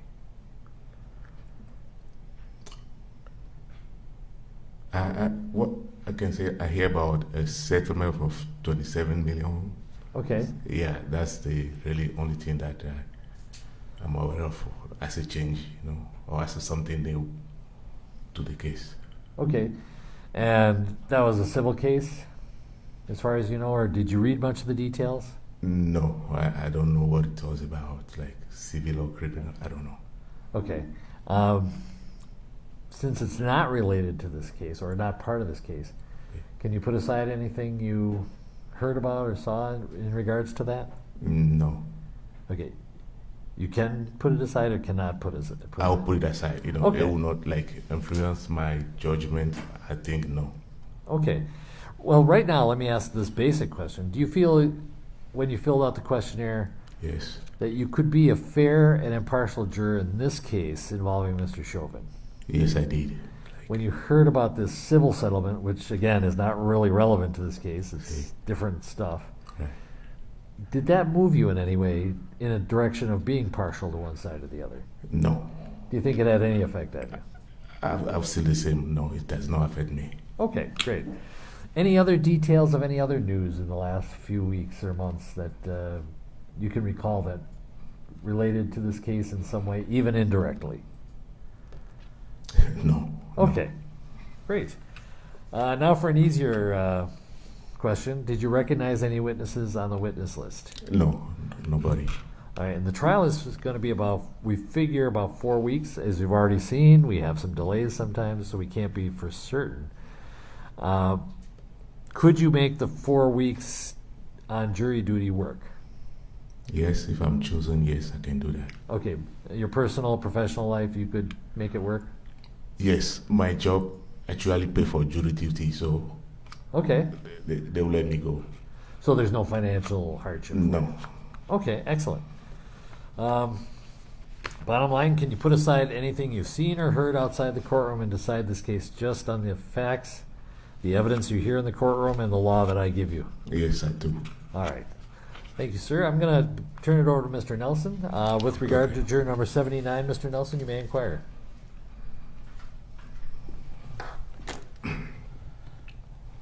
Good afternoon, sir. How are you today? All right.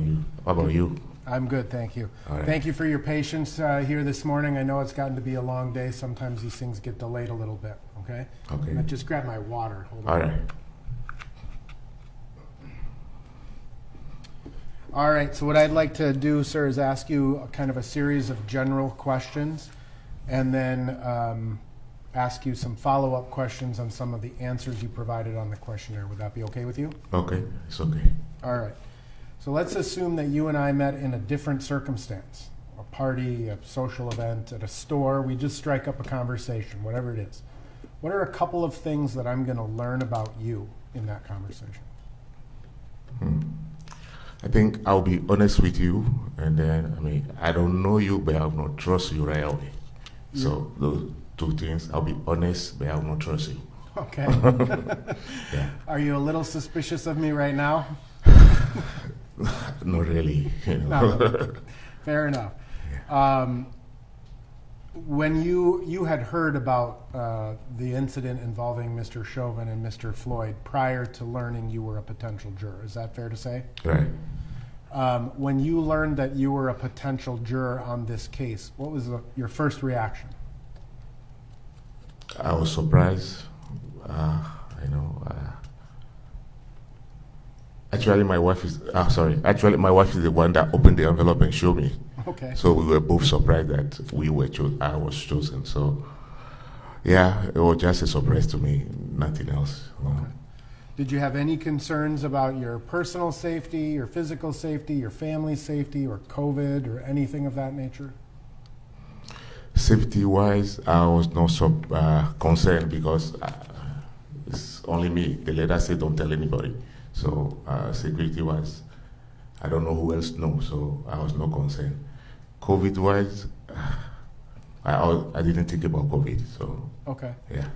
When you came down to the government center this morning and you saw, all of the fences and the army and all of that stuff, how did that make you feel? I was not expecting them. Actually, I was lost a little bit going around the building, and then when I saw the door and I asked a question, and they opened the door to me, I mean, the first person that came to me was the policeman or the army, so I was like shocked. Yeah, so that was I was not expecting to see police or the army in here. Okay. Did it concern you or worry you?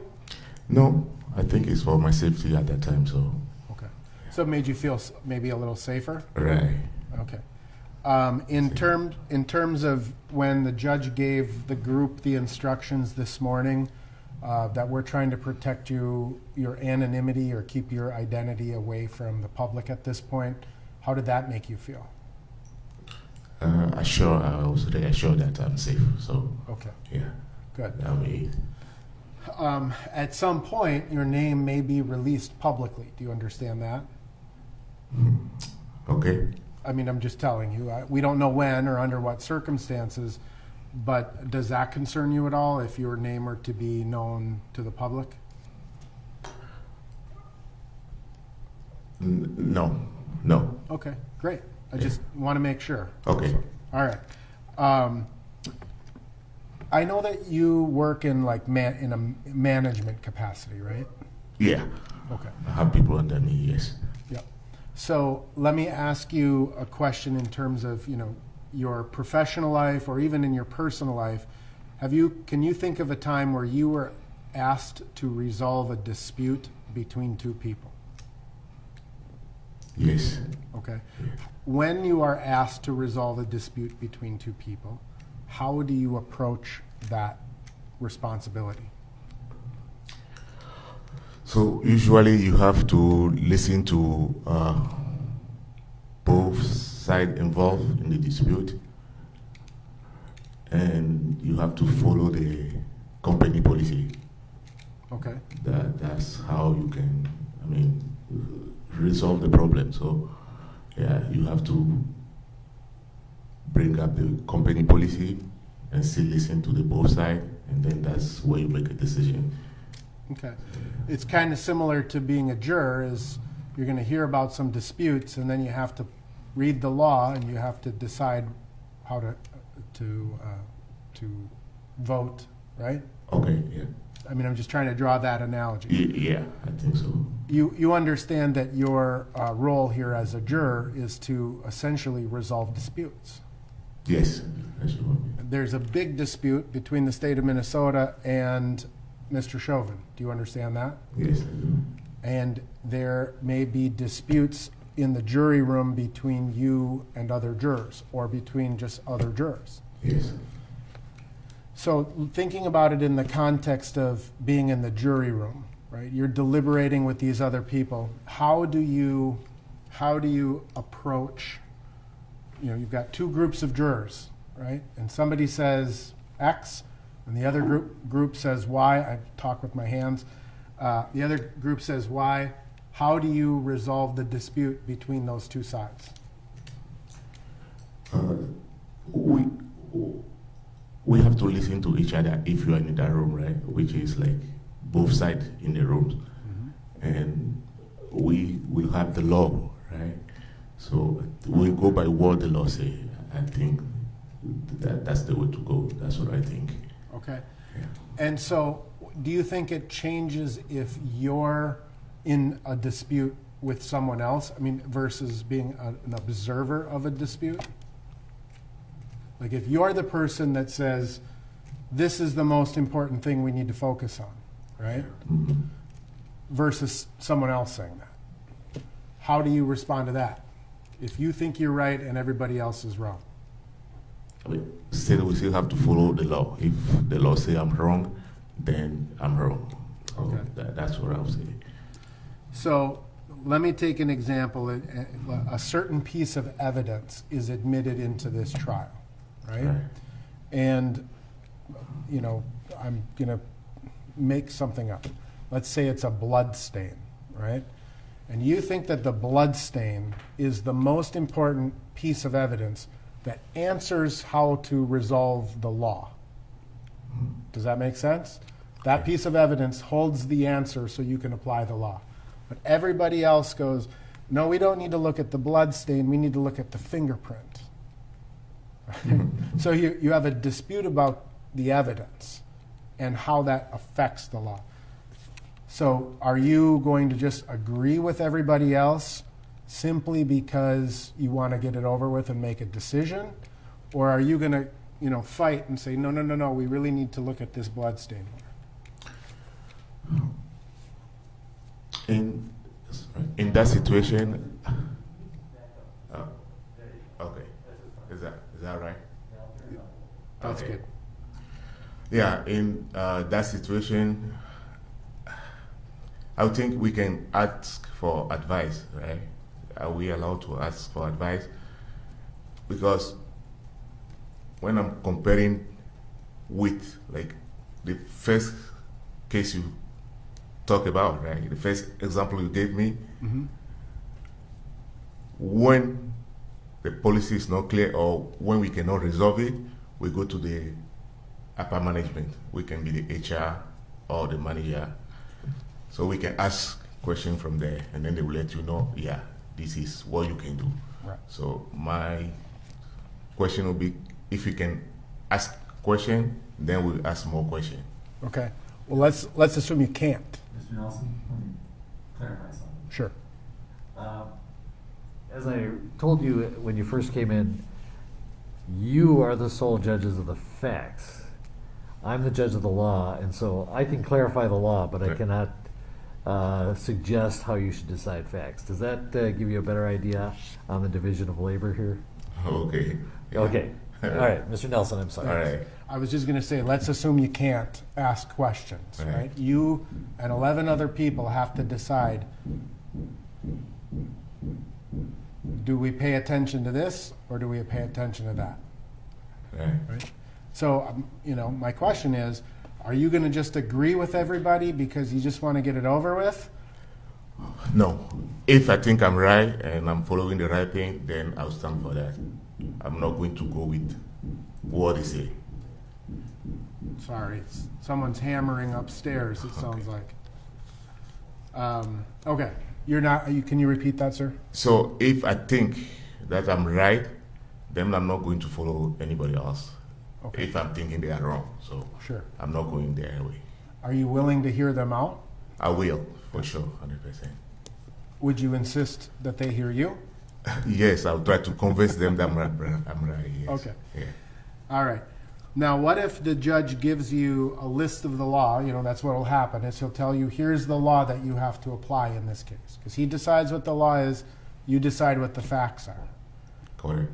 Now, what if you think the judge is wrong, or you think the law should be different? You look at it and you go, that can't possibly be the law. What do you do then? I mean, that's what the judge gave me, that it's a law, so it's a law. I have to follow it. You can follow the law regardless of whether you think it's wrong or should be changed. Yes, I'll follow it. Okay, great. I'm going to follow up with a few questions on your questionnaire, okay, sir? Okay. To try to get through this as quickly as possible. I like to kind of ask a question about this video that's referenced in this questionnaire. There's questions about a video. Yeah. Now, there's several videos that have been made public. There's a bystander video. A person took a video on their cell phone, and that video went, viral on the internet, became a news story. There were some body cameras that were released. There were some security footage from nearby stores. Which of those videos do you remember watching? I would say I did not watch the whole video, but there was one on Facebook. I watched part of it, not the whole thing, but yeah, I watched part of it.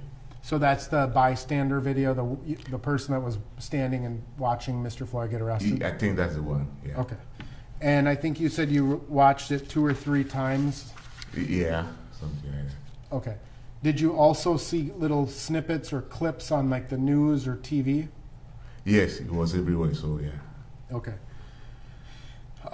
So I think we're talking about the same video. So you were asked to write down what you remember or what you had heard, and you wrote, I remember I saw in the news and on social media one of the officers kneeling on George's neck. The other officers were looking on and also trying to maintain order as people started gathering at the scene. Do you remember writing that? Right. Okay. And then you say, at one time they had to call the ambulance on the scene. They took George to the hospital when he died. I also remember while on the ground, George was shouting or crying that he can't breathe. Yes. Okay. So in terms of watching on the news or talking to your friends, that's the sum of what you had kind of heard about the case or seen, right? Yes, absolutely. You were asked a question that, based on what you've seen, read, or heard, had you formed an impression of the defendant, so an opinion of the defendant. Yes. And you wrote that you had a neutral opinion of the defendant, right? Yeah. And you wrote, and when asked why, you said, because so far I have not heard anything or statements from them or him. Okay, yeah. All right. So one of the I guess the questions that I have for you is, under our system of law, where the judge just told you this morning, is the defendant does not have to testify. Okay. Mr. Chauvin does not have to introduce evidence. He does not have to ask a question of any witness. He does not have to testify. Okay. Would it be necessary for you to hear from him? I think it will help if you can hear from him, right? But if the law says he's not obliged to say anything, then it is what it is, right? Yeah, and could you make a decision about this case if you never heard anything from him?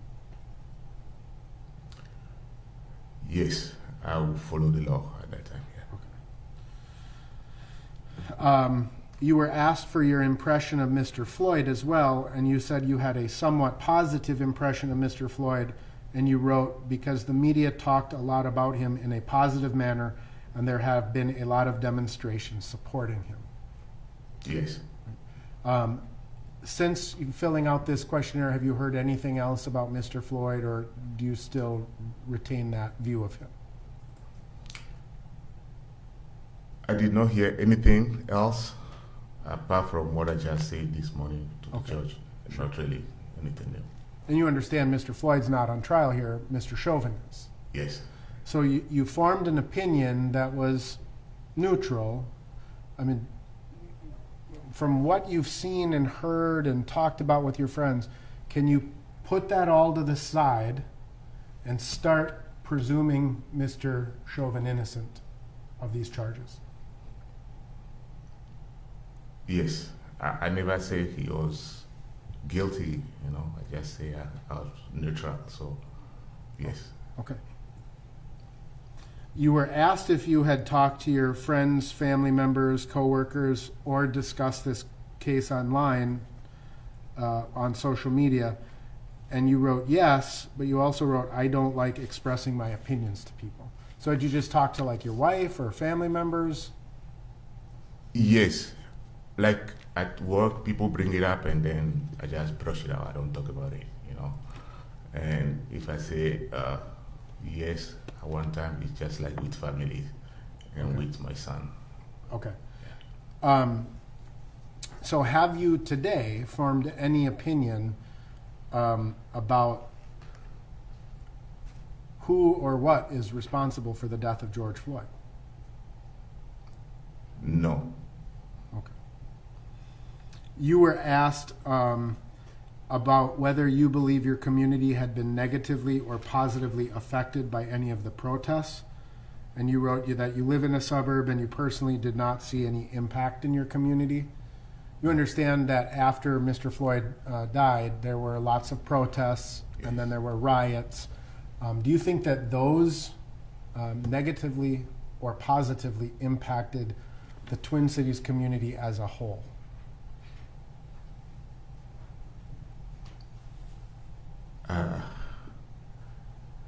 I'm not sure. Like I say, I don't come to this area a lot, so yeah, I'm not sure. Okay. Well, let me ask you this. Do you recognize there's a difference between a protest and a riot? Yes. Okay. Can you explain to me what you see as the difference between a protest and a riot? I would say a protest is when you are expressing your disagreement with a situation or with anything, or even an opinion and everything, right? And then you can just talk about it, act, and demonstrate, right? That's a protest for me. And a riot will be when you start like breaking stuff, going to the store, taking stuff out, call it looting, or all those. I think at that time that was a riot. Okay. That would be the different for me. Right. Okay. Do you see any positive changes or have any positive opinion of the protests that were, or negative, I should say, positive or negative opinion of the protests that occurred after Mr. Floyd's death? You can protest, right, without, like, I mean, there are laws that guide everything. You can protest without the right thing. So I cannot say that I have a positive opinion about the negative demonstration, which is the riot. So I don't have any. Okay. Yeah. All right. Fair enough. And you would definitely, you said you were asked a question, no matter what you have heard or seen about this case, and no matter what opinions you might have formed, can you put all of that aside and decide this case only on the evidence you would receive in court, follow the law, and decide the case in a fair and impartial manner? And you wrote, I would definitely say yes. Yes, it's a yes, yeah. Okay, good. You were asked about some experiences with police contacts, and you had your home burglarized at one point? Yes. Okay. And you felt that the police responded and handled that situation appropriately? Yes. Do you know, or were you ever made aware, did they catch the person who broke into your house? No, they never did. Okay. Do you think that the police somehow failed you in that regard? In catching the person? He ran away, so. Okay. Yeah. So do you harbor any resentment towards police officers because they didn't catch the person who broke into your house? No. Okay, fair enough.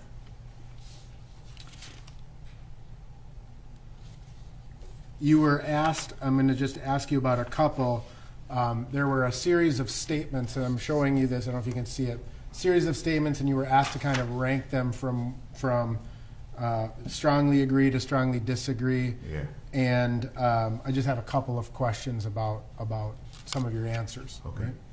Right? You were asked, discrimination is not as bad as the media makes it out to be, and you had no opinion about that statement. Yeah. Right? Why no opinion? Can I say that's my opinion? I suppose that's right. Yeah. Right. Yeah. I mean, it depends on everybody, you know. For me, like I say, I don't have any opinion because. Okay. Yeah. You were asked, however, or the statement reads, blacks and other minorities do not receive equal treatment as whites in the criminal justice system, and you somewhat agreed with that. Okay. Like, do you have personal experience? Do you have friends who've experienced? Do you read studies? Like, why would you have more of an opinion of that than how the media presents discrimination? Can you repeat the question? Sure. I know what you say, but I don't get the question. The statement reads, blacks and other minorities do not receive equal treatment as whites in the criminal justice system. And you somewhat agreed with that. Yeah. And I'm just asking, why would you somewhat agree with that where you have no opinion as to how the media presents that issue? Okay. Does that make sense? All right. So, I did not have any study, but like we said, the way the media presented, and when you read some stuff, you can see that sometimes they make mistake and then they correct it later.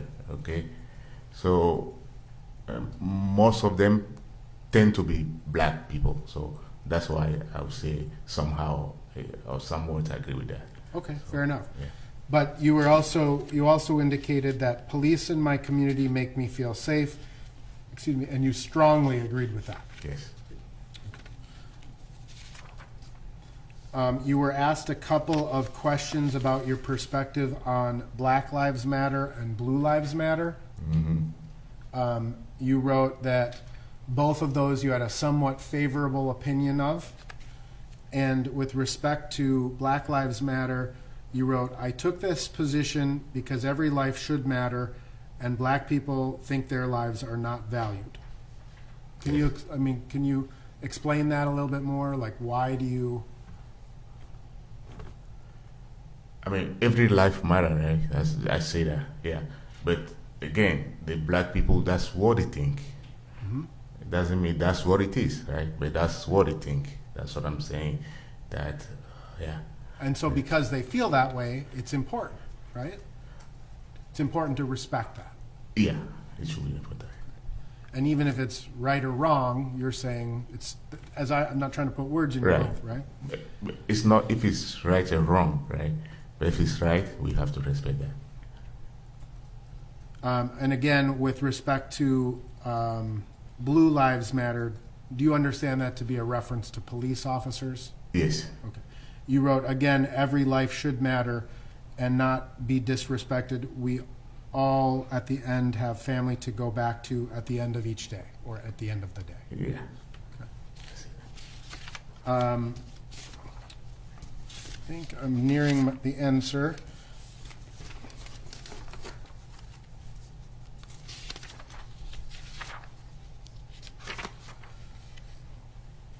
You were asked ultimately if you wanted to serve as a juror in this case, and you checked the box not sure. And then you wrote why, or when you were asked why, you wrote, if I qualify, I will serve. It is a duty I have to fulfill according to the law, right? Yeah. So my question for you is, why would you not be sure about whether you wanted to be a juror in this case? Okay, this is my first time doing this, and I'm not from America originally. So that's why I say if I qualify, that's the if. I'm not sure about it. So that's what it is. It's not that I'm not sure if I can serve or if I will do it. I'm not sure if I can qualify to do it. Are you a citizen of the United States? Yes, I am. Do you live in Hennepin County? Yes, I do. Are you over the age of 18? Yes, I am. Have you ever been convicted of a felony offense? No. May I have a moment, Your Honor? Okay, thank you.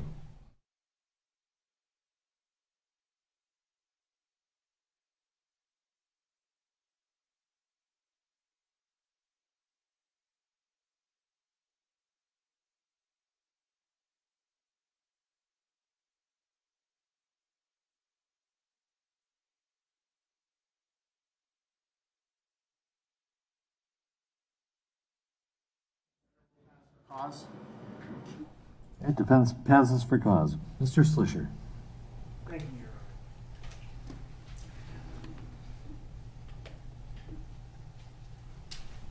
Honor. Oh, sure.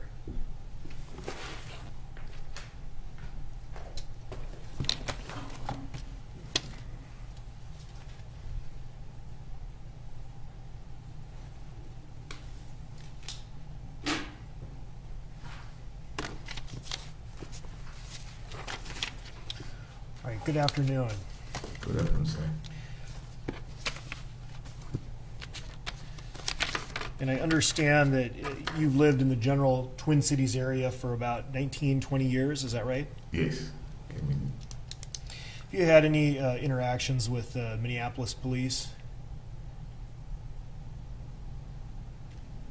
no Minneapolis, but where I live, yes. And that was the issue that you discussed before with, Right. with your home, is that right? Yes. Okay.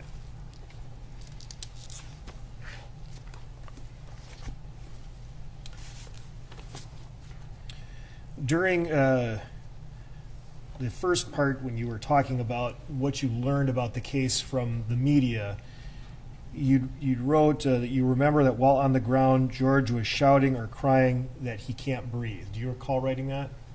Yes, I do. Do you have any opinion as to whether or not someone would be able to say they couldn't breathe if they actually couldn't?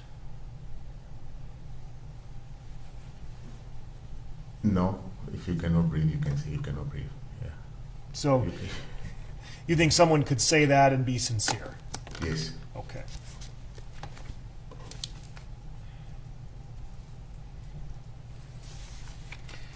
You indicated on the questionnaire that you strongly disagree with the notion of defunding the police. Is that right? Yes. Can you please explain why you strongly disagree with that?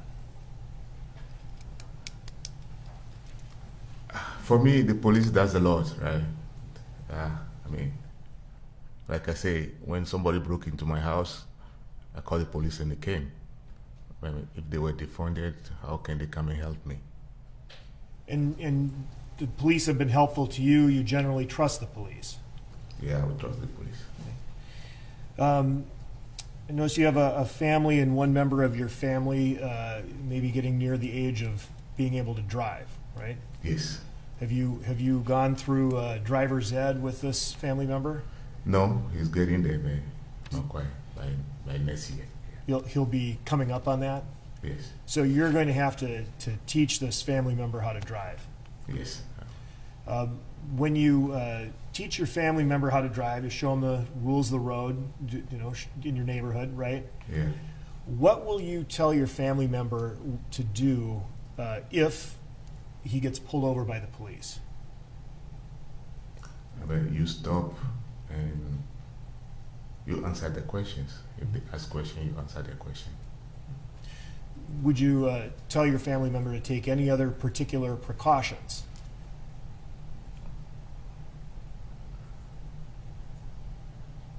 Precaution like, I don't know. When the police stop you, I mean, you stop, right? And that's what you would. That's what you would tell your family. Yeah. member. Okay. Stop and then. Some people might say that someone who doesn't cooperate with the police, if something happens to them, they have only themselves to blame. What do you think of that statement?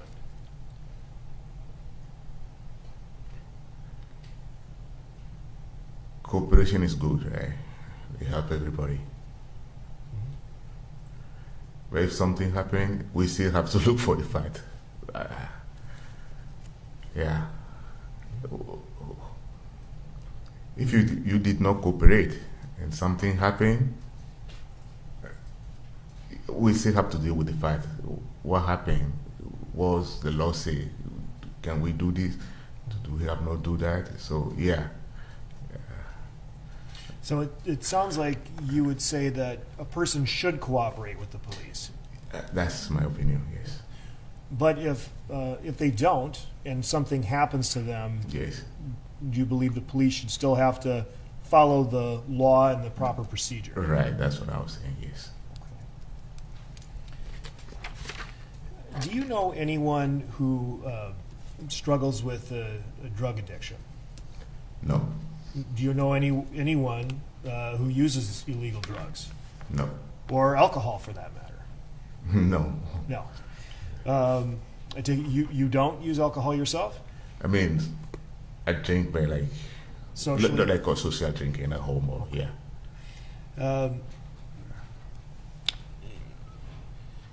Have you heard anything, or if you were to find out that someone involved in this case had been using drugs? Okay. What would you think of that person, just as a general proposition? Would you have a positive view of them, negative view of them, or a neutral view of them? I would say neutral. I would be neutral because, yeah. Someone might say that if someone is taking illegal drugs and they're harmed, they have only themselves to blame for that too. What do you think of that statement? I would disagree with that. I mean, if I say disagree,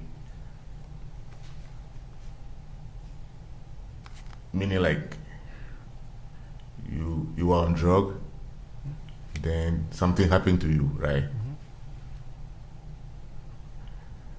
It's a tough one, but I think I'll be neutral and I will not blame anybody first. I mean, still we just still have to go with the fact, you know.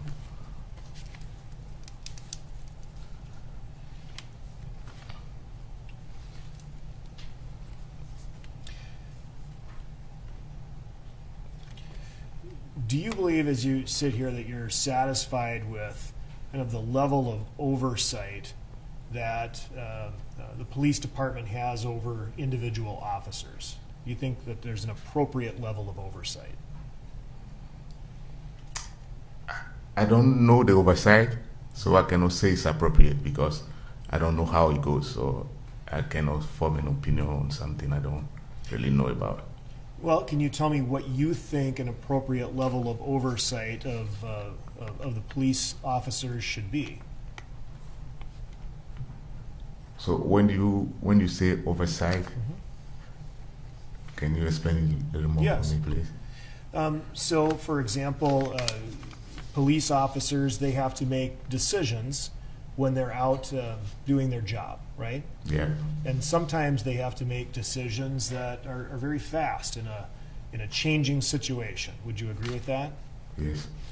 And do you think that it is fair then for an officer's discretion to be questioned when they're out there trying to enforce the law and making decisions in a rapidly changing situation. Yes, that would be good if they can, I would say, yeah, take a step back and before they act, right? That would be good. But still, we still have to deal with the fact in each situation. And do you think it's appropriate for someone who hasn't had police training to be the person in the position of, judging what the police officer did? So, for example, if you're seated as a jury, you would be evaluating whether a police officer's actions were reasonable or unreasonable under the circumstances. Yeah. Do you think that that's fair for you and other jurors to sit in judgment over a police officer? I would say it's another pair of eyes and a new mind, just looking at the action. So, yeah, I mean, I hope that person should be fair and see the fact and, yeah, better. So that's what I think.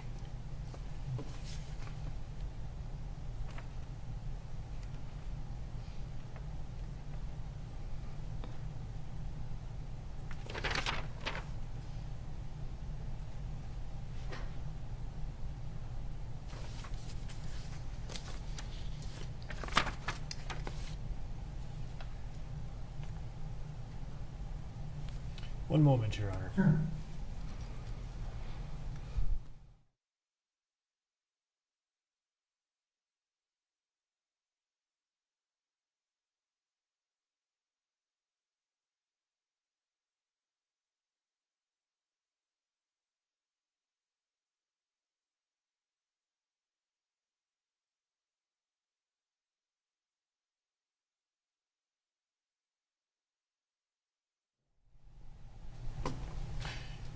Thank you very much, Your Honor. I have no further questions, and I'll pass for cause. All right, sir, you will be on our jury.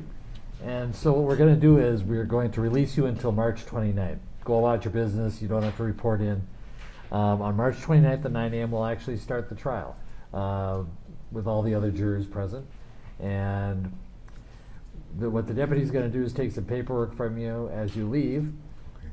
Make sure that a couple things, that we have your current contact information to answer any phone calls you get. In case there's a delay and we have to change the date, we don't want you to come down here unnecessarily. There might also be some instructions regarding parking and that type of thing. So that's why we need to contact you. The other thing is, try and avoid all news media about this case. In fact, given the amount of news coverage there is, if you could avoid the news for a while, that would be great. Okay?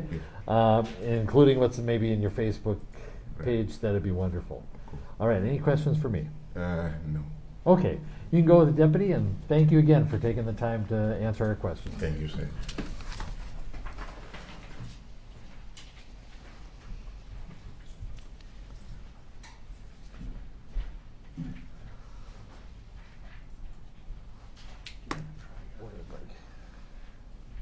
We're gonna break. Oh, is she next? Is she next? She's next. Okay. And then we have the afternoon group. Okay, let's do that. All right, that was juror number, new juror number 8. We're gonna take the next juror because this is the one we've had a feeling might be quick. That was juror number 79. Correct, that was juror number 79 that we just accepted.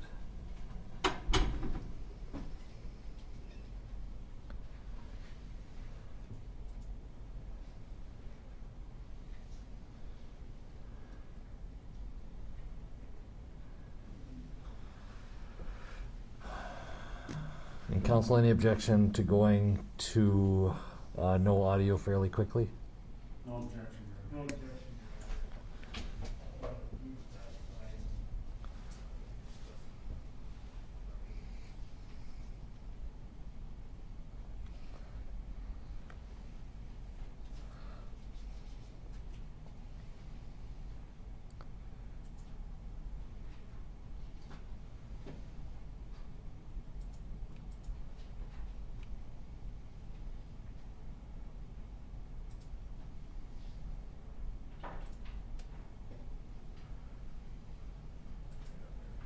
You men, come on up, have a seat.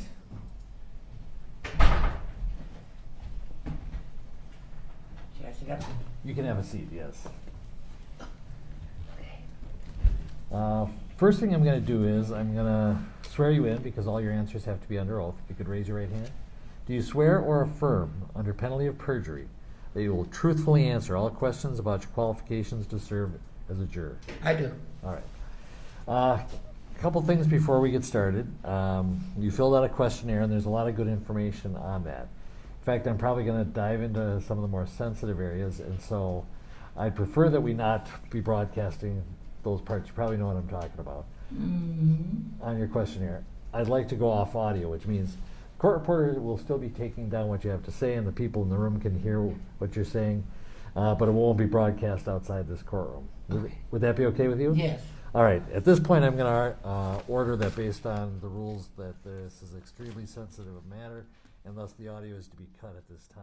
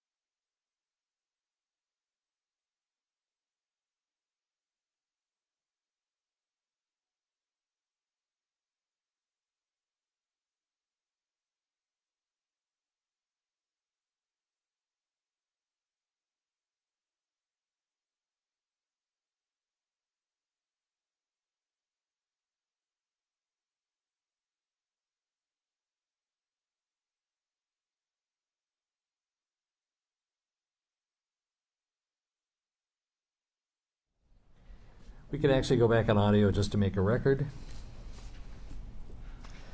That was juror number 83. We had a short conversation off the not off the record, but off audio based on her answers. And she confirmed that, and the court excused her for cause. I will note she was even wiping a tear as she left. So this is obviously traumatic for her. So with that, I think we're going to take a break. We've been going at it for over an hour and a half. Let's come back at 10 after. Do we still have jurors? Yes. Oh, I thought we were sending the afternoon panel home. Nope. We still have jurors. All right. Thank you, everyone.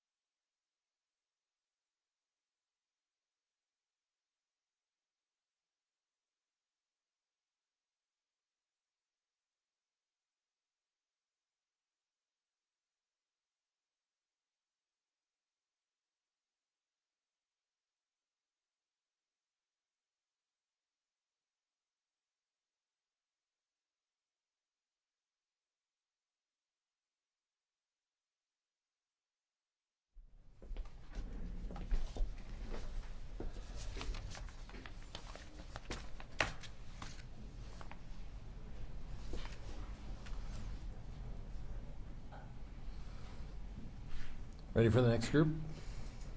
This is a group advisory, so. Yes, we're ready. All right.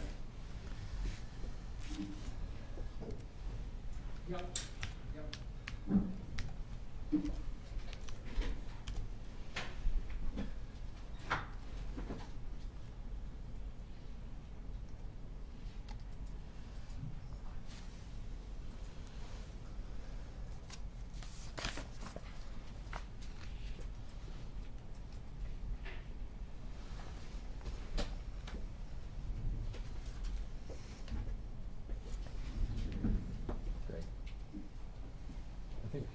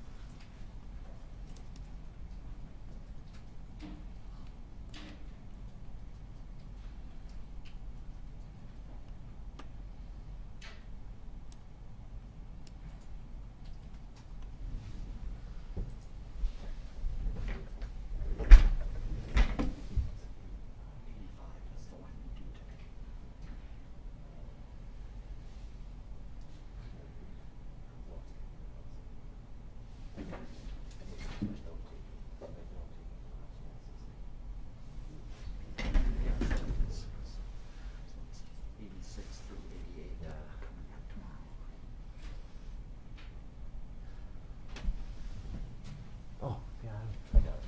I got it. No, I got it.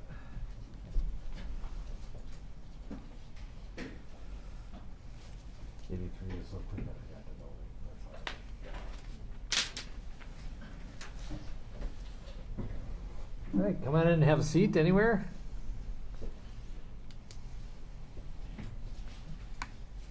You can spread out if you wish and have a seat. Thank you. Please be seated.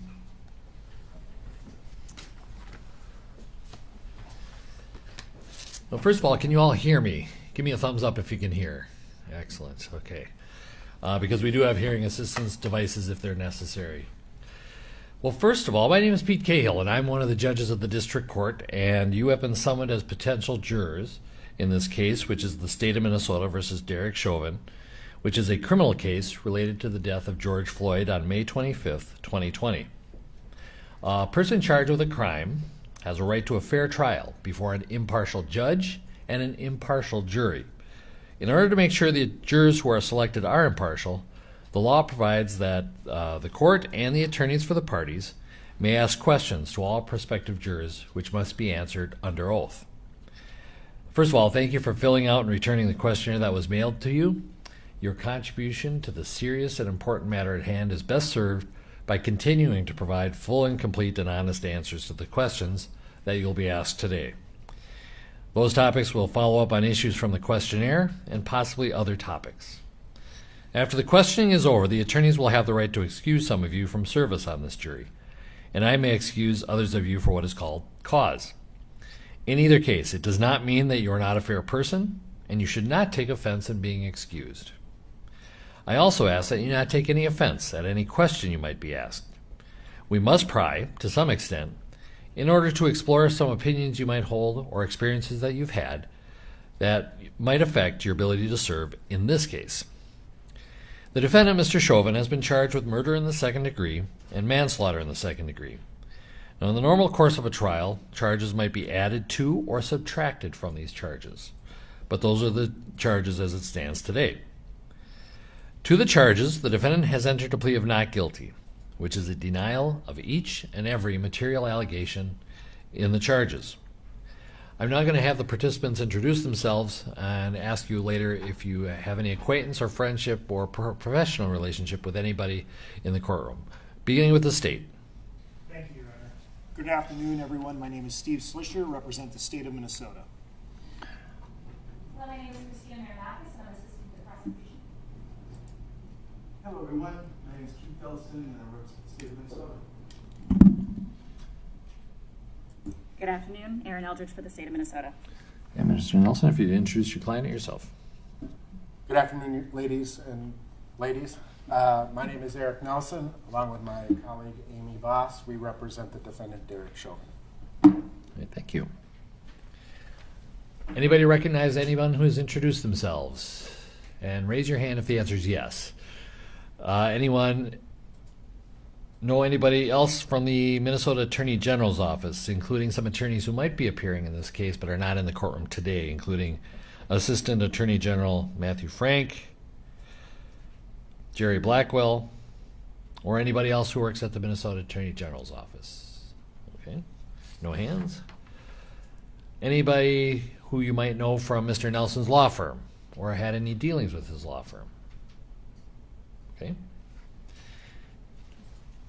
You have been given a copy of a list of potential witnesses. I would ask you to review it before you're questioned individually, because we're going to ask you if you know anyone on that list. And as kind of a final cleanup question, anybody have a relationship, personal acquaintance, or professional relationship with anybody in the courtroom here? No hands. All right. Now, one of the things the attorneys may not do in jury selection is to instruct you on the law, but I do want you to be aware of some of the basic concepts that apply in all criminal cases, so that you may keep them in mind as you answer the court's and the attorney's questions. So I will instruct you as follows. First, the charges against the defendant are not evidence, and they create no inference of guilt. No member of the jury should in any way permit himself or herself to be prejudiced against the defendant because a charge has been made against him or because he has been placed on trial. The defendant is presumed innocent of the charges made against him, and in order for you to find the defendant guilty, the state must prove guilt beyond a reasonable doubt. The defendant does not have to prove his innocence. The presumption of innocence remains with the defendant throughout the trial unless and until he has been proven guilty beyond a reasonable doubt according to the law and the evidence admitted at trial. Proof beyond a reasonable doubt is such proof as ordinarily prudent men and women would act upon in their most important affairs. A reasonable doubt is a doubt based upon reason and common sense. It does not mean a fanciful or capricious doubt, nor does it mean beyond all possibility of doubt. If you serve on this jury, you and your fellow jurors will be the sole judges of whether a witness is to be believed and of the weight to be given a witness's testimony. Now, there are no hard and fast rules to guide you in this respect, but in determining believability and weight of testimony, jurors may take into consideration the witness's interest or lack of interest in the outcome of the case, their relationship to the parties, their ability and opportunity to know, remember, and relate the facts, their manner, age and experience, frankness and sincerity, or the lack thereof, the reasonableness or the unreasonableness of their testimony in light of all the other evidence in the case, and any other factors that bear on believability and weight. If on this jury, you should rely on the last analysis upon your own experience, good judgment, and common sense. Now, there are certain things you should not do during jury selection. You are not investigators, so you're not to go out to do any looking. You're not to ask people about this matter. You are not to use the internet to look for information about this case or about the law. And in fact, you should avoid media coverage of this case, even if it's on a social media platform. Above all, you must not talk to anyone who is involved, either the lawyers, parties, or witnesses, or spectators. Do not be offended if any of those persons do not talk to you. They know it would be improper to contact you except through the normal jury selection process. Generally, they will confine themselves to a brief greeting. Now, during the selection process, your family and friends will be curious as to what you are doing. You may tell them you are on a panel of potential jurors in a criminal case, and that is all you should tell them. Since that is all you should tell family and friends, that is all you should tell the general public. So, during these proceedings, please refrain from using Facebook, Twitter, or other social media to announce that you are a potential juror or to comment on this trial. You may access those social media tools with caution, but please do not publish any information about the case or your thoughts about the case. You do not have to stay away from people who refuse to speak to them, but do not talk about the case and do not talk at all to anyone involved. Now, because of the nature of the charges, this case is receiving media coverage. Do not read about this case in the newspapers or online or in social media, and do not listen to news about it on radio or television. In fact, if you can avoid the news completely, that would be the easiest way. This trial, including jury selection, is being televised, but no video of you or any juror will be taken at any time, now or during trial if you are selected. Also, your name will not be used in the courtroom. To protect your privacy, you'll only be referred to by your random number. The audio of anything you say will be broadcast, unless we need to discuss something that is deeply personal, extremely sensitive, or embarrassing, or would tend to identify you specifically. In that case, I will order that the audio not be broadcast. You will still have to answer questions on the record, but the audio being available only to the people who are in this courtroom, no one else. Now, with the exception of juror number 85, we generally are going to have you wait in the courtroom, but I'm going to actually release you back to the courtroom to gather your things, and you can leave for the day except for juror number 85. Because given the hour, it's almost certain we're not going to get to anyone other than one juror, given the amount of time it generally takes. And so I'm going to ask your patience, and the rest of you come back at 9 a.m. tomorrow. Same process as how you got through here today, and we'll start with jury selection for the remaining 3 at 9 o'clock tomorrow. Feel free to use any of the hand sanitizer and wipes that are around, and we'll see 3 of you tomorrow. Number 85, if you could remain. Thank you.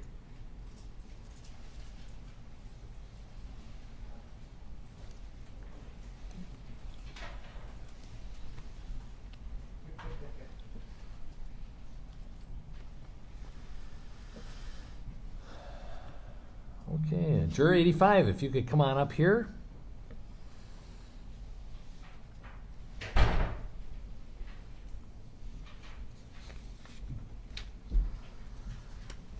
And good afternoon, have a seat. A few things before I turn you over to the attorneys for some questioning. First is I'm going to swear you in so that all your answers are under oath. If you could raise your right hand. Do you swear or affirm, under penalty of perjury, that you will truthfully answer all questions about your qualifications to serve as a juror? Yes, I do. All right, thank you. First of all, there's plexiglass in front of you, plexiglass between us, and the lawyers also have plexiglass in front of them. My point being, if you would feel more comfortable or feel it would be necessary to speak clearly to take your mask off, you may do so. Even though I've had 1 vaccine shot so far, I keep this on no matter what, just to be ultra safe. But whether or not you have it on is totally up to you. Sure. And even if at some point you take it off and you want to put it back on, feel free. In either case, mask on or mask off, I ask that you, and that's probably about perfect on being close to the mic, because we want to be able to hear you. So don't get too worried about it, because I'll move you if necessary. But I think you're going to be just fine. So with that, let me thank you first for filling out the questionnaire. It gives us a good basis to start from. And is there anything, first of all, was everything true on that questionnaire? Yes. Is there anything on the questionnaire that you wanted to add to or change that you can think of right off the top of your head? I think I called out a couple work concerns. That was based on the previous timing Okay. of it being earlier in March. I don't have those concerns Okay. any longer. So no distractions from work related? Correct. Any other problems with being here for 4 weeks? No. Other than the fact that it's 4 weeks of jury duty. Right. Okay. Well, important case, obviously, and it will take some time. But we want to make sure that you aren't going to be distracted by personal things or financial hardship, anything like that. Correct. You could make it work the 4 Yes. weeks? All right, excellent. Now, getting back to the questionnaire, the attorneys will be asking you more specific questions. And you might realize at some point, it's been a few months, that maybe there are things you should add, or maybe something's even inaccurate. Maybe even some of your opinions have evolved. My point being, make sure you feel comfortable saying something different than what's on the questionnaire. If it's accurate, that's what we want to know more than anything else, okay? Yes. You weren't supposed to read any newspaper articles or see any media about this case, but we realized with the passage of a few months since the questionnaire that inadvertently you might have been exposed to some information. See a headline, see a news blurb on the TV, something like that. What, if anything, have you been exposed to in the time between the questionnaire and today? I did see a couple headlines really about jury selection beginning. Okay. And then I did hear I guess you could call the headline on the recent settlement that was reached. I don't know the result of the settlement. All I heard was record-breaking settlement, but I don't know any of the details. Didn't hear any numbers, or? I didn't. I don't know what the number is. Okay, let's kind of compare those two. I assume that just being told that jury selection has begun and that really doesn't affect your decision as a juror? No. Doesn't affect your partiality? No. When you're finished with the questionnaire, at some point you were just asked, could you be fair and impartial? And you said yes. Do you think that the news about the settlement would move you off that position? No. Okay, tell me about that, why you think it does or does not affect your ability to be a fair juror in this case. I don't know the details of it, okay. Of what the settlement was really even about. And I believe civil suits are often settled. I don't think that declares guilt one way or another. I think people settle for many reasons. All right, and you understand that civil suits have different laws, different legal issues to resolve, different from a criminal case. Would you accept that? Yes. All right, do you think it's going to bear at all in your mind? For example, if a juror were to say in a deliberation room for some reason, well, what about this settlement? What do you think you'd say to a juror who brought that up if it was not part of the evidence? If it wasn't part of the evidence, then it's not something that I would consider. Okay. And that's the bottom line. You've been exposed to information about this case. Some might be accurate, some not. But the bottom line is you have to put aside anything you've heard outside this courtroom and even any opinions you may have formed. It's all right to have those opinions. That's not what we're saying. We're saying as a juror you have to focus on what is said and heard in court, look at all the evidence from what happened in court, and to put everything else aside, including opinions. Can you do that? Yes. All right. Did you recognize any witnesses on the witness list? I did not. Okay. We saved the easiest one for last. So, what I'm going to do is turn it over to the attorneys. But before that, do you have any questions for me? No. Okay. Mr. Nelson, you may inquire as to Juror 85.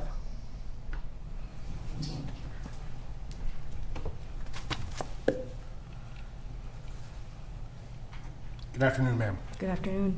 Thank you for being here. Thank you for your patience. And thank you for taking the time to fill out your questionnaire. I just have a few general questions to kind of go through first, and then I'm going to come back and ask you some questions about some of your responses to the questionnaire. Would that be okay? Yep. All right. I just want to, before I do that, I just want to follow up with your work concerns. You indicated that, I know that in your jury questionnaire you had two kind of principal concerns about serving. One had to do with your employment, and the other had to do with your small child. Yes. Okay. So in terms of your employment, one of your concerns was that you weren't going to be paid because you're some type of consultant, not identifying the nature of your job. Is that correct? I personally will be. My company wouldn't be, because I serve clients. Sure. So my hourly bill rate is not going to the company, but I have had conversations around that, and it's not a concern of the partners. So. Okay, so the company is willing to kind of let you go for a while. Yes. Yes. Okay. But you'll still be paid, so you'll be able to pay your bills Yes. and things Mhm. like that. But you do have a small child as well, Yep. Mhm. and you'll be able to kind of make childcare arrangements. Family, friends will help if need be. Yes. Mhm. And it's possible, I guess the question is, we know for sure that during jury deliberations, the jurors would be what's called sequestered, meaning put in a hotel. Mhm. We have no idea how long those deliberations will take. Mhm. Are you okay with that? Yes. All right. It is technically possible that at some point for the trial itself, jurors could be sequestered. It could be 4 weeks, it could be 2 weeks, it could be, we have no idea, right? Mhm. Depends on what happens. How do you feel about that? It would be a challenge, more for my husband, but we'll make do what we have to do. Okay, fair enough. And that's what we just want to make sure is there's not an undue burden on you or your family, Mhm. right? Okay, so let's assume that you and I were to meet in some other circumstance, social event, professional event, and we strike up a conversation. What are a few things I learn about you during that conversation?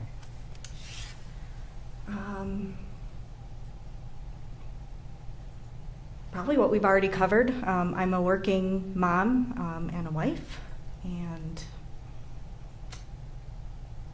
that's probably about all. Okay. Any special interests, hobbies, things of that nature? Or are you just busy with children? Busy, yes. Spending a lot of time at hockey rinks in the wintertime, but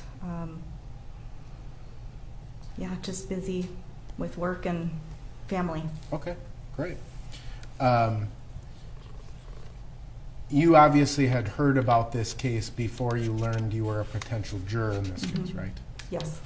And so my question is, when you got this packet and were asked to fill it out and it identified that you may be a potential juror in this case, particularly, what was your initial reaction? Pretty surprised. It was my first time being summoned, and kind of what are the odds of getting on a pretty high-profile case? So surprised, but. All right. Any concerns for your personal safety, safety of your family, COVID-19 concerns, any of that? I would say some concern, for when juror names are eventually released. I don't know the timing of that. That it would be something I'd have to consider. But generally, I don't have safety concerns coming down here today or immediate concerns. Okay. What did you think of the government center when you got down here today? I mean, with military and the fencing and all of that. It was a little unnerving after I found how to get in. It was a little surprising to see that amount of presence, but I understand why. Okay. So when you say a little concerning, I mean, what was concerning about it? I just meant unnerving, not concerning. Just, okay. Just kind of like takes your breath away almost. Right. Mm-hmm. Okay. When the judge told you this afternoon that we're going to do what we can to keep you confidential or your identity confidential, how did that make you feel? Very much appreciated in those efforts. Okay. And do you, as you referenced, your name at some point in the future may be released. Are you okay with that? I am. Again, I'd love to know what kind of time frame that looks like, or how you even go about making a determination of that timing. But it is what it is, and it's how these work. So. Okay. Fair enough. Now I know. Well, let me ask you: in your personal or professional life, have you ever been called upon to resolve a conflict between two people? Yes, probably not in a he said, she said type of fashion, but resolving conflict can be part of my job at times. again, without identifying where you specifically work, but your job is in sort of the reorganization of corporations, right? Correct. All right. And does that mean people have to get fired or potentially laid off? It can, yes. Okay. And sometimes people don't like that, I'm assuming? Correct. All right. And so that can be a pretty heavy burden, right? I mean, Yes. people's well-beings, right? So kind of, your role, if you were to be selected as a juror in this case, is to kind of deal with a pretty heavy burden and resolve some conflict. Do you understand that? Yes. So drawing from your personal or professional experience, what tools do you bring to the table to help, muddle through the evidence and resolve conflict amongst jurors? A lot of listening, obviously, to hearing all sides and all perspectives, all opinions, asking a lot of questions to try to kind of get at the root of differentiating what an opinion is versus what fact might be.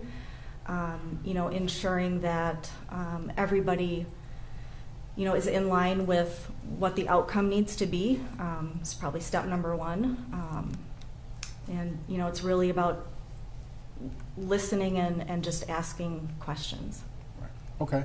Now, let's assume that the conflict is between yourself and another juror, which is different than conflict between two other people. Agreed? How do you approach that? Oh, sure, yes. Because we're taking down it's a normal conversation, but a little more formal in here. Yes. Thank you. So how do you approach a situation if you're involved in the conflict versus an observer or mediator of a conflict? I guess, stating again, what the information I know, explaining why I feel a certain way, using information if it's available to back that up. So, trying to make things more data or evidence driven instead of emotional or opinion based. And then, obviously listening to the other party, again, asking questions, and really just trying to come to a resolution. Ideally, that's the ideal situation is you agree or you agree to disagree. But understanding that, in certain situations, you don't always come to that mutual, agreement. Right. So you understand that one of the rules that would apply would be a unanimous jury verdict. Yes. One way or another. And I guess the question becomes, for you, would you abandon your belief or your principle simply to gain consensus with the group and reach a decision? Or are you the type that's going to kind of dig in your heels and stand your ground? That's a good question. I would probably stand my ground. Okay. Would it depend on what the issue is? Yes. Yeah. But yes, if I'm firmly believing in a situation, that's going to be my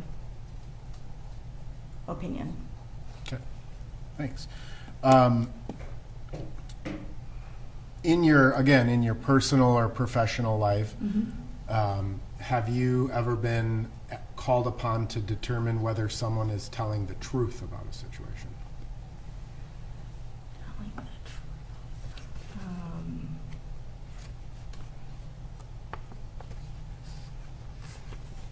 Not in my professional life. Maybe trying to think of a situation with my child that may have come up. Sure. Well, I think that's a good example, right? Someone calls and says your child was involved in this situation, and then you ask your child, did this happen? And your child has a completely different answer, right? how do you determine, is the person reporting the incident telling me the truth, or is my child telling me the truth? In that situation, I again like to ask a lot of questions because I think you can uncover a lot even by asking the same question in different ways. You can get at very different answers. Again, hearing both sides independently, and then putting the puzzle pieces together really based on what you hear. Okay. Can you think of a time that you were 100% convinced you were right about something and later learned you were wrong? Yes. All right. How do you respond to that? I mean, are you kind of blow it off and go, well, lesson learned, or do you take that lesson and apply it to future action? Oh, absolutely. Take it and apply it. That's how we all learn and grow. Sure. Now, ultimately, at the end of the case, the judge will instruct you on what the law of this case is. Yes. And it may be that you think the judge is wrong, or you think the law should change. Can you apply the law as the judge gives it to you, even if you disagree or think it's wrong? Yes. I'm going to just follow up with a few questions on your questionnaire. Again, you had some knowledge about this incident prior to being summoned as a juror, and just like everybody else who's come in, there are varying degrees of what you know, what you heard, what you talked about, right? Yes. So it's perfectly okay, and if you have formed opinions about this case, again, perfectly okay, all right? So I'm not going to try to trick you. I'll read the question. I'll read what you wrote if I have a question about it. And if you want, I may ask you to explain a few things, okay? Yes. First, though, there's some questions on the questionnaire and some reference to a video that was taken. There were several videos that have been released publicly, and I want to make sure which video you're referring to, so we're on the same page. Does that make sense? Yes. There was a video that was taken by a bystander. That video got uploaded to Facebook, I believe, and then from there it went viral, became a news story. That's one video. Then there were some body camera videos that were released from police officers, and then there were some security camera from local businesses that were released. Did you see one of those, all of them, or do you not remember? I do remember seeing them. I don't know the source. So I don't know if it was bystander or security cameras. I don't know what the source was. They were the clips on the news. So okay, that's what I saw. That was kind of my follow-up question, was the videos that you saw, did you see them like in the news, or did you go on to social media and look for like a longer, fuller length version, so to speak? No, just what was shown on the news.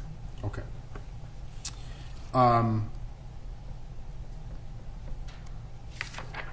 You were asked, I think generally we're probably talking about the same video. It appears to show Mr. Chauvin and Mr. Floyd's arrest, right? Yes. You indicated that you had seen those videos 6 or more times. Is that because you saw it so frequently on the news, or because you watched it intentionally 6 or more times? Due to the news. Okay. Now, you were asked if you had formed a general impression of Mr. Chauvin, and you indicated that it was somewhat negative. And when asked why, you wrote, "They appeared to take little action despite the pleas of George and bystanders." So I guess the question is, what was it that caused you to have this negative, somewhat negative opinion about Mr. Chauvin? It was really just my perception of what I saw on the news. Right. Did you ever do any sort of investigation, kind of look what happened before, what happened after? I did not. And the question ultimately is that, during the course of this trial, evidence will be presented. Witnesses will testify. There may be exhibits. If we're talking about a four-week trial, it's going to be a fairly sizable number, right? Can you put what you saw kind of to the side and judge this case exclusively on the evidence as it's presented in court? Yes, believe so. Okay. Is it a yes or I believe so? Yes. Okay. All right. And you understand under the law, Mr. Chauvin is presumed innocent. Yes, I do. So you can start kind of with a clean slate, ground zero, presume him innocent. Yes. And will you do that? Yes. You were also asked about your general impression of Mr. Floyd. You wrote neutral. And when asked why, you said, I only know that George died as a result of this encounter. I do not know what his actions were prior to this taking place. Did you ever learn anything about what happened before? I did not. Okay. And you indicate that you knew he died as a result of this encounter. Did you form an opinion that Mr. Chauvin was responsible for Mr. Floyd's death? No. I never heard, what a cause of death was. So ultimately I don't know the answer to that question. Okay. And ultimately, much of the evidence that is admitted in this case may center around that very issue. So again, you can listen to the evidence as it's presented in court and make your decision based on that and not any opinions or information you may have learned beforehand? Yes. You were asked whether you or your friends, your family members, or coworkers had discussed this matter, or whether you had posted any opinion online. Do you recall? I've not posted about it online. The only conversations I had with coworkers were really just checking in with how people were feeling, mainly after the riots were happening downtown, just checking in on people, making sure everyone was doing well. Say, do you have friends or coworkers that live in the downtown or in the general area where the riots were taking place? Yeah, a few coworkers. Mm-hmm. And so were you more concerned for their physical safety, and that's what you mean by checking in? Yeah. Okay. Well, that leads into the next question. One of the questions you were asked about whether there was a negative or positive effect as a result of the protests that occurred after Mr. Floyd's death. And you wrote both. I think there are both negative and positive effects that have resulted. Can you tell me what the negative is and what the positive is? Sure. Negative was, obviously there was a lot of damage done to businesses and probably homes, destruction and, fires and that was obviously negative. The positive things that I see that came out of it were, really giving people a voice that maybe didn't feel heard, and getting people rallied around some of the issues that they feel they face today. Okay. And you understand ultimately this trial is not about broader social issues. Yes. And regardless of your opinion on those, do you feel you can be a fair and impartial juror? I do. And you would base your, again, decision on the evidence and not your perception of whatever social issues may exist. Right, yes. You were asked or presented with a series of statements, just sort of blanket statements, and you were asked to rank your opinion from the range of some strongly agree to strongly disagree. Do you remember that generally? Yes. And ultimately, I'm going to just cover a couple of these with you. One of the statements reads, blacks and other minorities do not receive equal treatment as whites in the criminal justice system, and you somewhat agreed with that statement. Can you explain why you somewhat agreed with that statement? It's really just a perception that I have based on, what I hear. I have no data or information to back that opinion up. It's really just, what you hear in the media. Sure. One of the questions was about the media, and it said discrimination is not as bad as the media makes it out to be, and you had no opinion of that. So the media, like, do you think the media conflates it or understates it? I don't know. Okay. You were asked whether police in your community make you feel safe, and you checked that you strongly agree with that. Yes. And you were asked about your position on defunding the Minneapolis Police Department, and you took no opinion. Why? Honestly, I don't know enough about that to have an opinion. I'm not sure exactly what it means. Okay. Or what effect that would have on the police. Okay.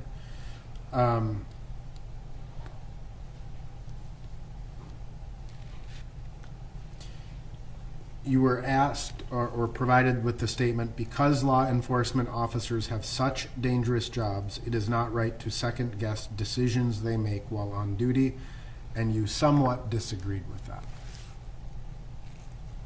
Why? Police officers are human. They're not robots that are programmed to all behave in the exact same way. So I feel like, as humans, they can make mistakes as well. And, if there's a case in which people feel like anyone was mistreated in any way, I think they should be asked about it, and asked to explain why any certain events took place. Okay. You were asked a couple of questions about both Black Lives Matter and Blue Lives Matter. You took a neutral response to both, and you wrote, "I do not know enough information about this cause to have an opinion based on facts." Yes. Do you have an emotional response to either of those causes? I don't. You were asked, or you identified that you have some relatives who work in the medical profession. Mm-hmm. Yes. If you were to be a juror on this case, would you, and you hear medical testimony, would you call your relative and say, "Hey, this is what they're saying, what do you think? Teach me about how this works"? No. Okay. You were asked a series of questions about your opinions regarding the justice system, and one of the questions reads, "Do you believe our criminal justice system works? Why or why not?" And your response was, "I believe it works, but there's room for improvement." Where do you see there's room for improvement?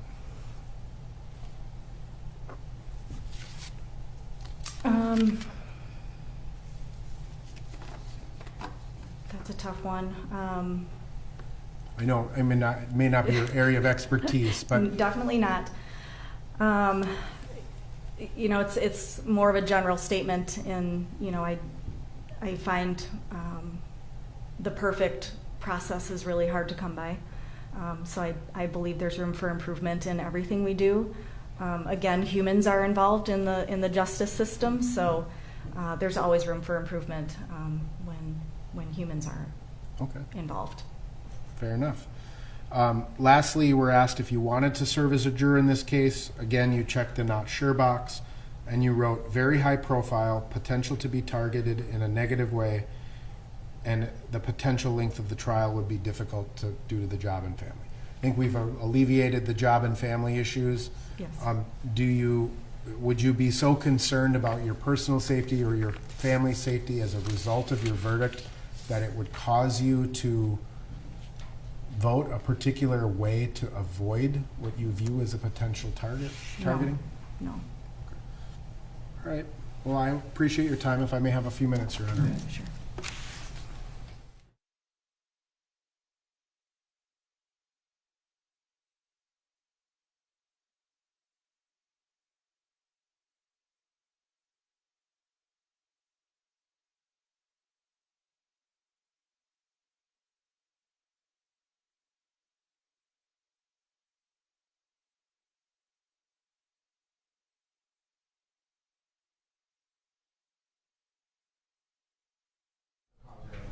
Mr. Slusher.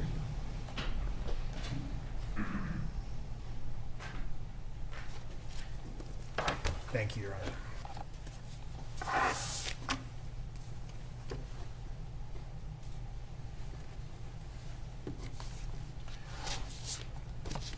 So, juror number 85, you listed that you previously lived 18 years in an unnamed river town.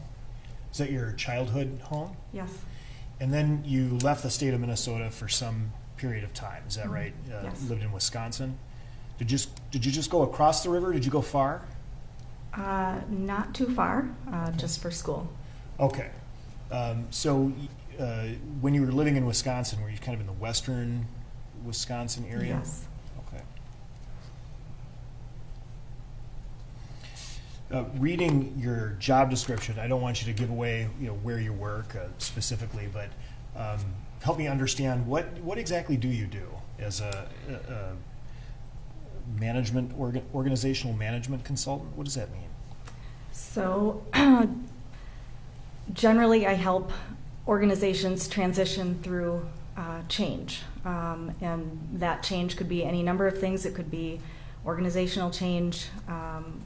It could be large transformations. They could be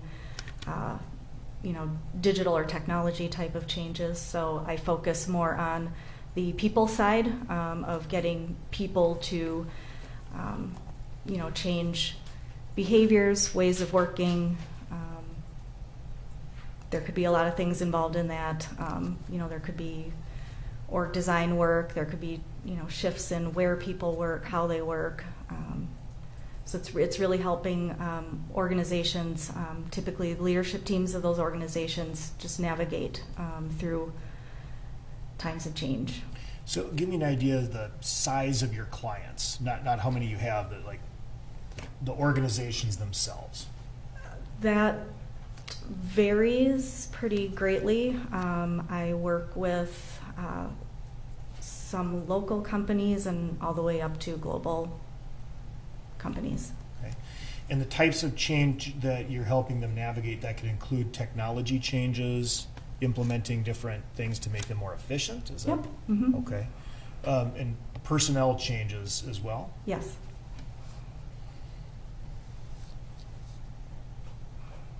What about like corporate culture? If there have been issues with an organization that, say, has experienced some instances of sexual harassment or discrimination, do you help companies navigate through culture changes as well? Yes. Mm-hmm. How do you do that, and how did you get a background doing that? That's a great question. Starting with background, it was kind of an evolution. You start, or my career path anyway, started more in the probably technology side. You kind of get good at that and get good at, making or helping organizations move in a new direction. And then it just evolves over time with experience. You kind of work into more of the complex issues or things that face companies, like culture. It's not, yesterday you press the B button and tomorrow you press F. That's pretty straightforward. But when you're talking about culture, it's pretty significant in getting people to really change their mindsets and how they think about the work they do. And can you just describe a particular challenging culture change climate that you've helped a company navigate? I worked with a company who was not performing, was underperforming pretty significantly to the point where they were looking at closing, which would have affected thousands of employees. And we did a lot of things around, there were obviously a lot of efficiency, things that needed to kind of be implemented. But with that, we also needed to help shape people's thinking around how can we as a company be more efficient? Do I need to do X, Y, and Z? Do I need to always travel to go see various partners? So just really getting people to think more in a cost-conscious, effective manner. Really getting employees even down to what I call line level employees of what can you do in your day-to-day work that can help. What's slowing you down, what's getting in your way, how can we make this more efficient? So really engaging the whole company at all levels. It wasn't just a CEO saying this is what we're going to go do. It was really engaging everybody and having a voice in what that looked like. That actually sounds really hard. It sounds like a hard job. It is. Yeah. So you're trying to, not just have a CEO say, this is what's going to happen. We need an attitude change. Here's what your new attitude is. Right. You're trying to get people to kind of buy in. Yes. Have you then, in a larger organization, I'm assuming you've had to work through areas of diversity and inclusion in order to get buy-in from all members of the organization? Diversity and inclusion in particular as a... Yes. I have not played in a D&I specific work. How are you, I guess, in helping an organization through any kind of change, able to get buy-in from all members of the organization, no matter what their role or background is? It really starts with identifying, who is it that we need to move and how does that impact what they do today. And a lot of times you identify multiple different groups. Not everybody's the same. So you have different groups within a company. You might have people that have been there for 50 years, and changing the mindset at that point is going to be very difficult. You might have someone that's just joined 6 months ago, and it's not going to be as hard for them. So making sure that you understand kind of, I guess, the demographics of the company and the employees we're working with.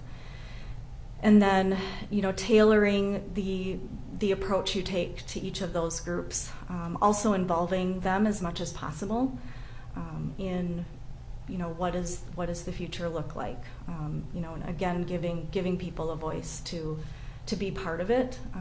And if they're able to be part of something like that and feel like they're heard and are able to, it gives them a sense of ownership in it, and also in seeing it be successful. Thank you.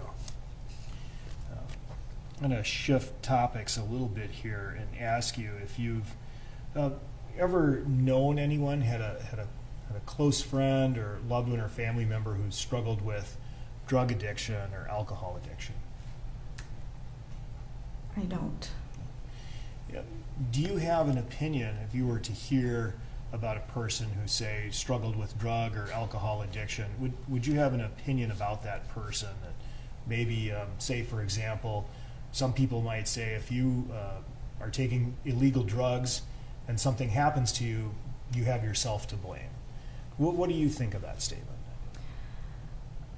I disagree with that statement, and I'm not an expert, but I believe there are addiction is addiction, and I don't think a lot of people necessarily choose to.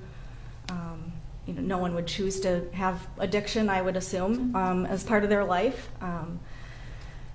So no, I wouldn't make a judgment on that. Okay. You also indicated that you have a pretty strong faith in the police in your community. Yes. You agree? Yet you acknowledge that there are the media has indicated that instances of discrimination, and that maybe in some instances police do not treat people of color the same, or blacks or people of color the same as whites. You agree with that? Yes.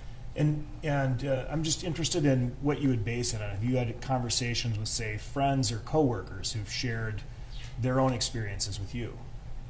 Again, it's mostly what I hear in the media. I don't have a personal experience with a situation like that. So it's mostly what I'm hearing in the news.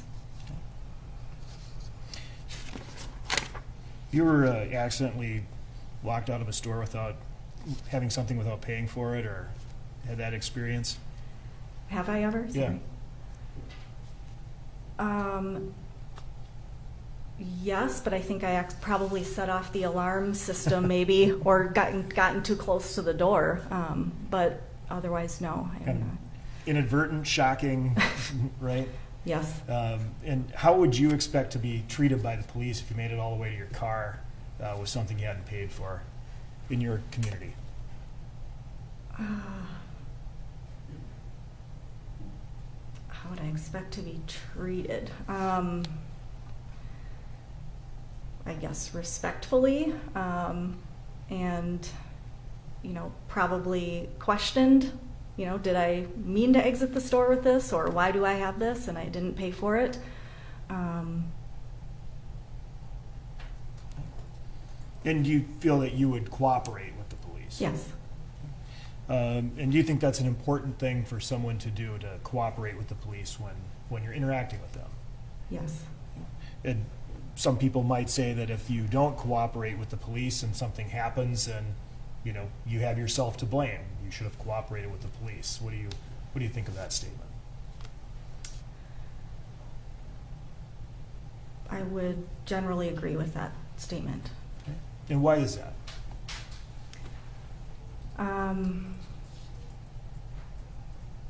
I guess I've probably been taught or learned along the way that you respect police and you do what they ask.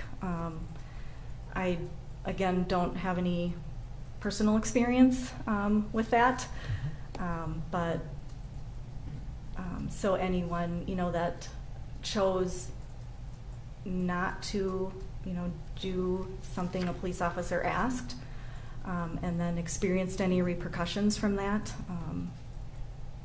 it's the same if I was speeding and I decided not to pull over. If there's a police behind me with his lights on and I decide not to pull over, that's on me. Mm-hmm.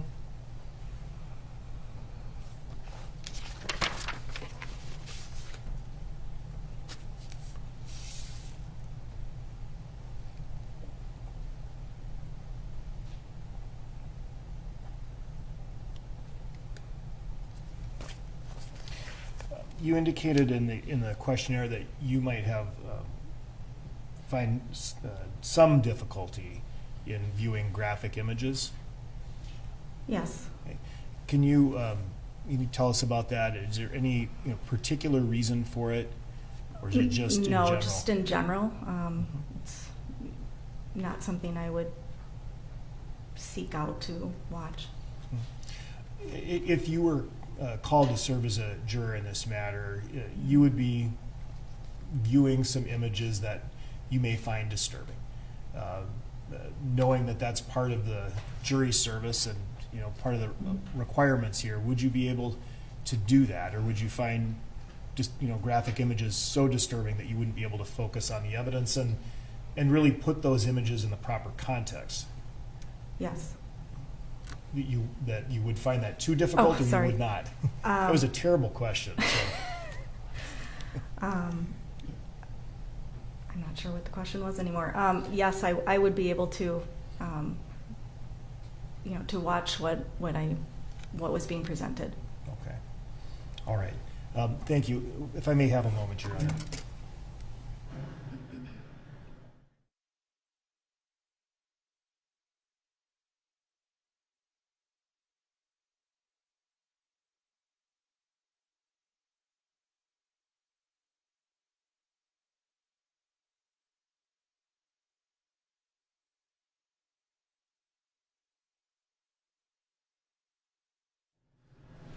Thank you. Oh.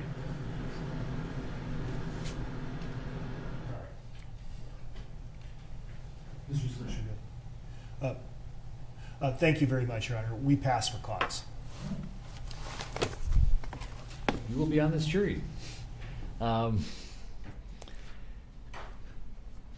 think what I'm going to do is let you go for the day with instructions not to pay attention to any news, at least tonight. Try and avoid the news generally. We've been telling people don't read any articles or pay attention to anything about this case. But I think, given the exposure and the saturation, try and avoid the news generally as much as you can. The deputy will take some paperwork from you. We'll have you report March 29th at 9 a.m. If we contact you, make sure you answer the phone in case there's any change in schedule, but otherwise we'll see you on March 29th. Any questions? No. In fact, we will contact you before then because there might be instructions regarding parking or just generally if there's a time frame difference. But just to remind you if nothing else. Great. Okay, thank you. Thank you.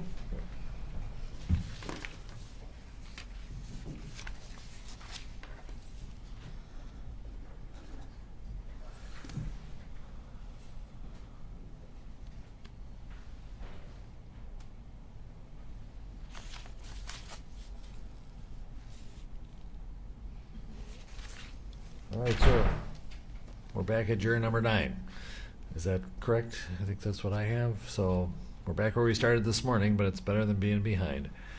So that was the last juror for the day. It's 4:15, so we'll break until 8:30 tomorrow. I will entertain the argument that the state wishes to make regarding Dr. Vinson. The state requested briefing instead of argument on the May 6, 2019 defense Spriegel, so we'll hold that off till Friday. I anticipate just entering rulings. At that time, I still have under advisement the motions for change of venue and continuance. Those I think we will have an answer for you on Friday. In the meantime, I told the defense and the state that at a minimum to deal with some of this new pretrial publicity, this is not indicate a firm decision on the other motions, but at a minimum will allow the defense to have 3 additional peremptory and the state to have 1 to deal with these additional recent pretrial publicity issues that have been created. So, anything else for the record before we recess? Mr. Slisher, anything? Yes, Your Honor. Just for the record, and you did indicate that to defense counsel prior to the questioning of jurors this morning, and so they were aware of that, the extra preempts during the questioning today. And also, Mr. Schaefer has reminded me that we should put on the record that the parties have met and are in agreement on striking the following jurors for cause based on the questionnaire alone: 108, 112, 122, 124, and 125. And I'm reading that from Mr. Nelson's email. I haven't pulled it up yet, but I trust the court. And I read his email yesterday, and that was our accurate rendition of our discussion. All right, great. Is there anything else, Mr. Nelson, that you wish to make of the record? Not for the record, Your Honor. Okay. I think we'll have a chambers conference on some administrative and other matters. So with that, we stand in recess until 8:30 tomorrow morning. Thank you.